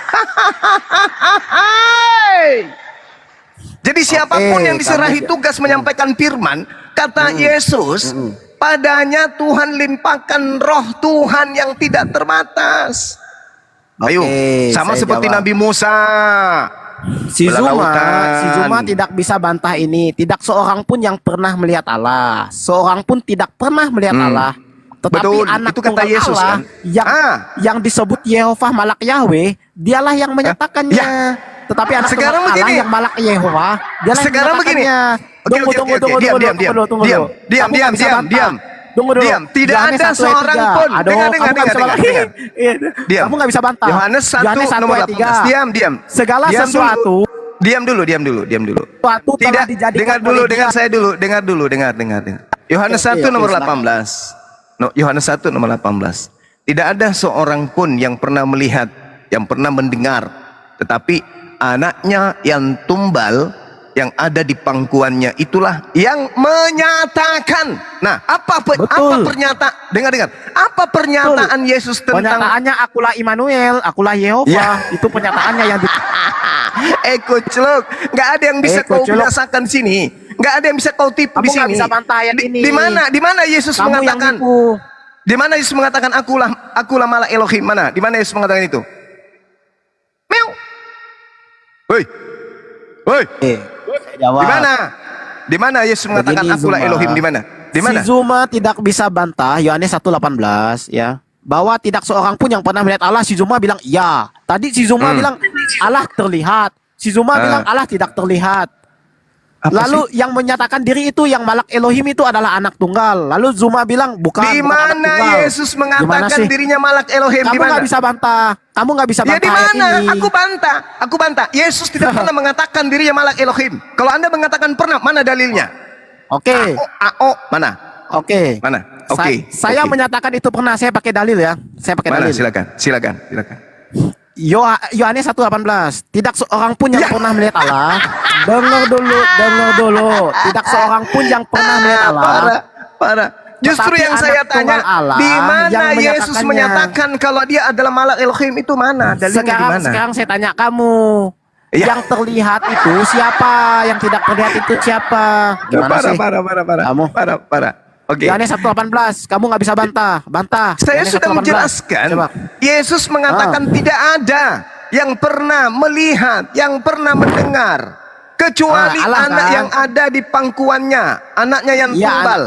Ya, anaknya yang tumbal kan berarti Yesus malak Elohim kan? Loh, dari mana kau dapat Yesus- pandangan Yesus bahwa malak Yesus Elohim. itu malak Elohim? Lah, aduh. Jadi Anda sudah kamu tadi bilang. berarti Anda mengatakan Dengar bahwa Yesus dulu. itu malaikat, Kamu tadi malaikat kan Tuhan. bilang. Hei. Oh betul, malaikat Tuhan, malak Elohim. Jadi Yesus itu malaikat? Tuhan, betul. Malaikat Tuhan yang disebut Tuhan Gunung Batuku Di oleh Musa. mana Yesus pernah mengajarkan bahwa dirinya adalah malaikat Tuhan? Di mana? Aduh. Yesus ngomong nih. Ini Yesus ngomong. Tidak seorang pun yang pernah melihat Allah. Berarti Allah tidak Di melihat kan, mana Zuma, Yesus kan? mengaku malak Elohim? Di Zuma, mana? anak sekolah minggu, kamu dengar dulu penjelasan saya anak sekolah minggu. Anak TK dengar penjelasan saya. Kan Allah kan tidak terlihat kata Dedek Zuma tadi. Dedek Zuma tadi bilang Allah tidak terlihat. Matius, Tapi Yohanes 7. Dedek Zuma, tunggu dulu. Dedek Yohanes Zuma 7 bilang nomor 37 anak itu kata tunggal Yesus, Allah Yohanes yang 5. menyatakannya. Anak tunggal Allah Menyatakan yang di sini, menyatakannya. menyatakan Tunggu ini dulu, dalam bahasa anak Yunaninya tunggal apa? Allah. Anak tunggal Allah itu. Menyatakan di situ bahasa Yunaninya apa? Oh, monogenes kurios theos. Ya. Gimana sih? Pingin kucungkil matamu. Di Kamu situ jangan dulu eksegomai. Yunani. Artinya Jangan eksegomai kamu- itu mentafsirkan, Aduh. menjelaskan anaknya yang tumbal inilah yang menjelaskan tentang si Bapa yang disebut Elohim. Penjelasan sang anak tentang Elohim dikatakan bahwa hidup kekal itu, dengar, hidup kekal itu adalah mereka Bani Israel Menyatakannya, mengenal Zuma. engkau. Dengar. Mengenal engkau. Bukan menyatakan di situ, Dedek Zuma. mentafsirkan, menjelaskan, eksegomai. Itu bahasa Yunani. Artinya menjelaskan. Berarti Yesuslah yang punya hak menjelaskan tentang Tuhan itu seperti apa. Kata Yesus, Tuhan itu tidak bisa dilihat. Tuhan itu tidak Betul. bisa didengar. Yesus bisa dilihat kagak? Jawab. Saya jawab. Ya, Yesus bisa Iya, dilihat saya kagak? jawab. Jangan Ya, Yesus bisa dilihat kagak? Gimana sih? Bisa Yesus Kita jawab itu bisa ini. dilihat kagak? Oke. Yesus itu bisa Tidak dilihat seorang- kagak? Iya, tidak seorang pun yang pernah melihat Allah. Nah, terus Yesus bisa dilihat. Tetapi Yesaya pasal 6 ayat 5, Yesaya pasal 6 ayat 5, mataku telah melihat Allah. Kalah aku bila aku najis bibir. Nah, Berarti Yesus bohong. Berarti yang berarti Yesus dilihat bohong. Yesaya itu Yesus. Yang dilihat, Berarti Yesus bukan Yesus bohong. bohong. Ya, Yesus mengatakan tidak ada yang bisa, yang pernah melihat Tuhan. Ayo. Oh, betul, Yesus nggak bohong. Ya, Kamu yang ternyata Anda bohong. menunjukkan Kamu yang bohong. dalil ada yang pernah melihat Tuhan. Berarti Yesus bohong. Yesus tidak pernah bohong. Kamu yang bohong. Begini teman-teman. Teman-teman, Yesus satu mengatakan, dengar. Yesus mengatakan bahwasanya Bapa itu tidak bisa dilihat, suaranya tidak pernah Anak tunggal. didengar. Yohanes 5 Anak nomor tunggal yang 37. menyatakannya. Ya, Yesus yang mengajarkan Iya, itu. suara. Iya betul. Dengar, Yesus itu dengar. betul. Ini dengar saya. Ya, gimana sih? Yohanes 1 nomor 18 di situ dikatakan Yesuslah yang punya hak untuk mentafsirkan, menjelaskan, menguraikan tentang Elohim. Betul? Aduh. Betul? Lain yang dibahas, lain yang kamu ngomong ini Zuma. Begini Zuma. Yohanes 1 nomor 18. Kamu Aku ulang tidak lagi. bisa, kamu Aku ulang tidak lagi. bisa menjawab ini. Dengar dulu, saya Ulang- jawab ya, ulang saya jawab lagi. ya. Oke, Ulang saya lagi. jawab, saya jawab ini. Oke, Saya jawab. silakan. Saya jawab nanti Apa- kamu yang jawab ya. apa penafsiran Kamu dan- tunggu dulu. dengar. Tunggu dulu. Apa penafsiran dan Saya tunggu penjelasan Yesus penafsiranmu. tentang Elohim? Saya tunggu penafsiranmu. Saya tunggu penjelasanmu yang nggak bisa bantah itu nanti. Ya, teman-teman, lihat ya. Ini Saya bantah itu. mulut besar aja, ini otak kosong, mulut lebar. Aduh, kok kok mulut lebang, Yesus otak kosong. Kamu yang mentafsirkan. dulu, kamu nggak bisa jawab Yesus ini. menjelaskan Dengar. tentang Elohim yang mengutus para nabi. Menurut Yesus, dengar. Menurut Yesus, apakah Elohim itu bisa menjadi manusia? Jawab. Bisa lah. Bisa. Di mana Yesus mengatakan itu? Oh, firman itu telah menjadi daging. Ya. Aimoto moderatorin ya, itu banyak yang ngerti otot-otot Aimoto ya. Yesus Aimoto, yang saya menjelaskan tentang Elohim. Di mana Yesus menjelaskan bahwa Elohim menjadi daging? Di mana? Kayaknya nggak Begini Zuma. Di mana Yesus menjelaskan Elohim jadi daging? Di mana? Di mute dulu host sama si Zuma ini, banyak ngomongnya nggak ada isinya ini. Cuma ngocok-ngocok aja. Begini. Si Zuma tadi kan bilang teman-teman di atas dan di bawah. Gurunda Zuma yang kalian agungkan ini nih berkata bahwa Elohim itu terlihat. Tadi di Yesaya si Gurunda bilang, Ya kalian bilang ampun ya Elohim Karim. terlihat. Ya Allah Dengar ya dulu. Karim. Tetapi si Yesus, Tuhan itu tidak bisa terlihat. Kan dengar dulu. Iya. Suaranya yang tidak mengatakan didengar. Tuhan bisa terlihat itu ente. Bahkan Dengar Tuhan menjadi dulu. manusia yang ngajarin itu ente. Dengar dulu. Justru yang saya Teman-teman di tanya, bawah. di mana Yesus mengajarkan bahwa Elohim itu bisa menjadi daging? Kasih kesempatan dulu Zuma, kasih kesempatan dulu. Di mana Kasih Yesus kesempatan dulu sama menjelaskan? saya. Dengar. Pasang otakmu Oke. kalau masih bisa berfungsi. Di mana Yesus mengajarkan bahwa Elohim itu bisa jadi daging? Di mana? Ya kasih kesempatan dulu orang ngomong. Iya di mana loh ini kalau dia Gurunda. ngomong pasti beda Gurunda bukan jawabannya. denger. Bukan dengar, Gurunda dengar. Ini coba dengarkan penjelasannya. Pertanyaan saya, di mana Yesus mengajarkan bahwa Elohim bisa menjadi manusia? Di mana? Nggak ada Yesus ngomong begitu. Berarti yang mengajarkan Anda bahwa Elohim menjadi anak Maria itu siapa? Paulus. Oke teman-teman, dia sudah mengakui Yesus tidak pernah mengatakan itu. Sementara dia mengakui bahwa Tuhan pencipta langit dan bumi menjadi daging kata tadi. Dia mengatakan Yesus itu adalah malaikat. Oke? Dengan kata lain, orang-orang Kristen di dalam beragama yang mempengaruhinya dan mengajarkannya serta membimbing dia, orang Kristen ini adalah setan, iblis laknatullah alaihi. Demikian saudara-saudara, lawak-lawakan yang selalu dipersembahkan oleh cuplis, cukup percaya iblis. Hukum-hukum Tuhan ditinggalkan. Aduhai. Oke, silakan dilanjut. Saya izin sholat. Silakan dilanjut. Saya berangkat ke Golgota dulu. Ya, lanjut teman-teman. Saya juga mau berangkat dulu, mau ngajar gitar. Sampai ketemu lagi ya. Terima kasih. Semuanya, Zuma, semua, Insyaallah. semua. Semoga Baik, tamatlah baik. riwayat ini Sabar. para pemalsu kitab suci. Amin. Silakan Nahi. Oke teman-teman. Banyak konten ngantri. Saya kebetulan harus berangkat ke Golgota ini, Bang. Hari Ahad kan. Besok kita mau potong korban. Kalau di sebelah kan potong Tuhan, kita potong hewan aja gitu ya. Oke teman-teman semuanya. Kalau saya sudah turun berarti jaringan saya sudah sampai ke gunung. Ya. Subhanakallahumma bihamdi. Dulu ke itu Gurunda. Ya teman-teman yang ada di channel Zulkifli Bas Official, silakan bergeser ke channel Family Bang Suma. Ya, itu adalah channel cadangan kita yang akan kita pakai untuk bertarung juga. Silakan teman-teman. Dimohon dengan hormat 1.200 pasukan yang ada di Zulkifli Bas ini untuk bergeser ke Family Bang Suma, channel Family Bang Suma. Oke, untuk menyaksikan lawak-lawakan dari penyembah. Iya, penyembah cuplis. Ya gimana Bang? Cuma tapi jangan bergeser dulu. Mau ya nggak kemana? apa-apa, nggak apa-apa Bang, nggak apa-apa. Saya hanya untuk sebentar aja.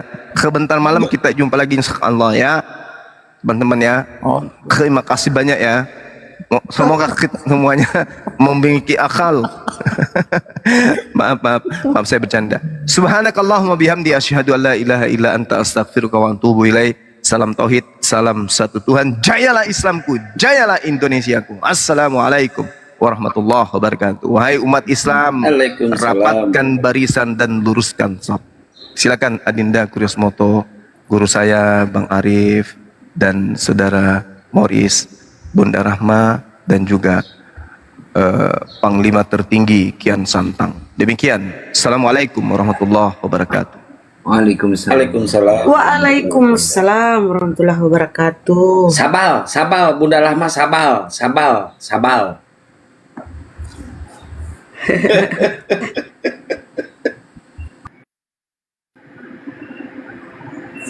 Tadi banyak hotel ngantri, naikin aja. Aku mau sholat, gantian. Aku juga mau sholat. Ayo. Saya belum malah. Iya makanya aku juga belum. Ayo. Ini Ya, kalian Imoto aja dulu sudah sholat. siapkan hewan, Udah, aku sholat bentar. sudah siapkan hewan kurban atau belum ini? Bunda Rahma, moderatorin dulu ya Bunda Rahma. Bunda Rahma. Ya. Siap. Kita sholat dulu ya. Bunda Rahma moderatorin dulu ya. Oke. Kenapa nih? Siapa Kalesteng ini? Morris Kristen. Jangan begitu, Kristen. Aku baru nyimak nih tadi ini lagi makan. Kenapa Bang Morris? Tidak, itu tadi yang diskusi itu Bang Coach itu kurang berlogika, jadi hanya bisa menuduh-nuduh Bang Zuma. Oke. Itu aja karena kurang logika tuh.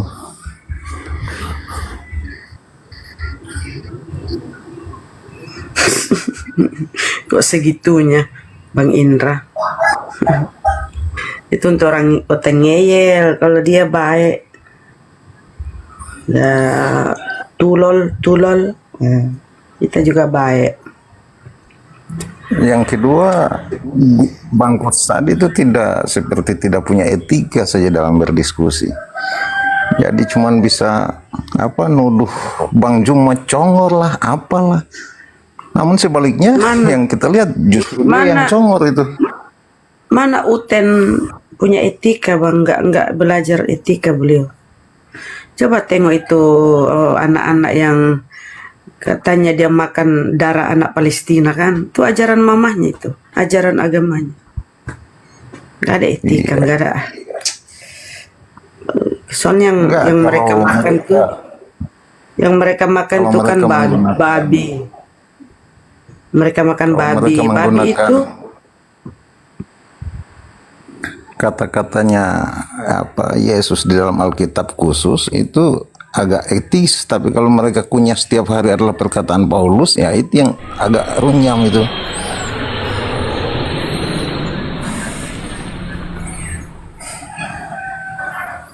Ya Bun,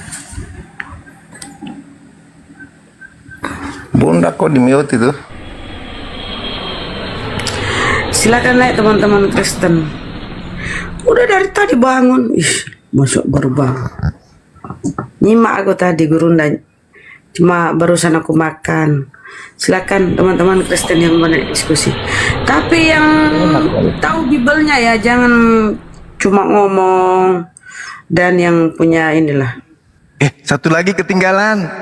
Tadi. Tinggalan. Ternyata Yesus itu malaikat.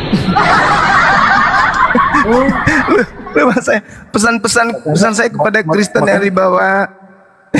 Ternyata Yesus itu malaikat Makanya juga. Bang Juma jangan pergi dulu. Ya saya harus pergi. Bang Juma jangan pergi dulu. Karena ada malaikat. ada malaikat. Ada malaikat Lebih rendah, netek di Guru. ibu manusia ibu melahirkan malaikat. Capek saya ngangkat dari tadi. Oke. Sendal saya ketinggalan tadi. Saya ambil sendal saya kembali ya teman-teman, lanjut. Yesus ada malaikat. Ternyata orangnya malaikat. Kalau Gurunda dari subuh masuknya, saya jamin sakit perut ya Bunda Rahma ya. Sembahan Kristen itu malaikat. Sudahlah manusia malaikat lagi. Alamak, benar-benar ya agama cuplis. Oke teman-teman, sendal saya sudah temukan. Mari kita. Iya. Mau datang besok. Allah. Lanjut. Tian, apa keluhanmu Tian?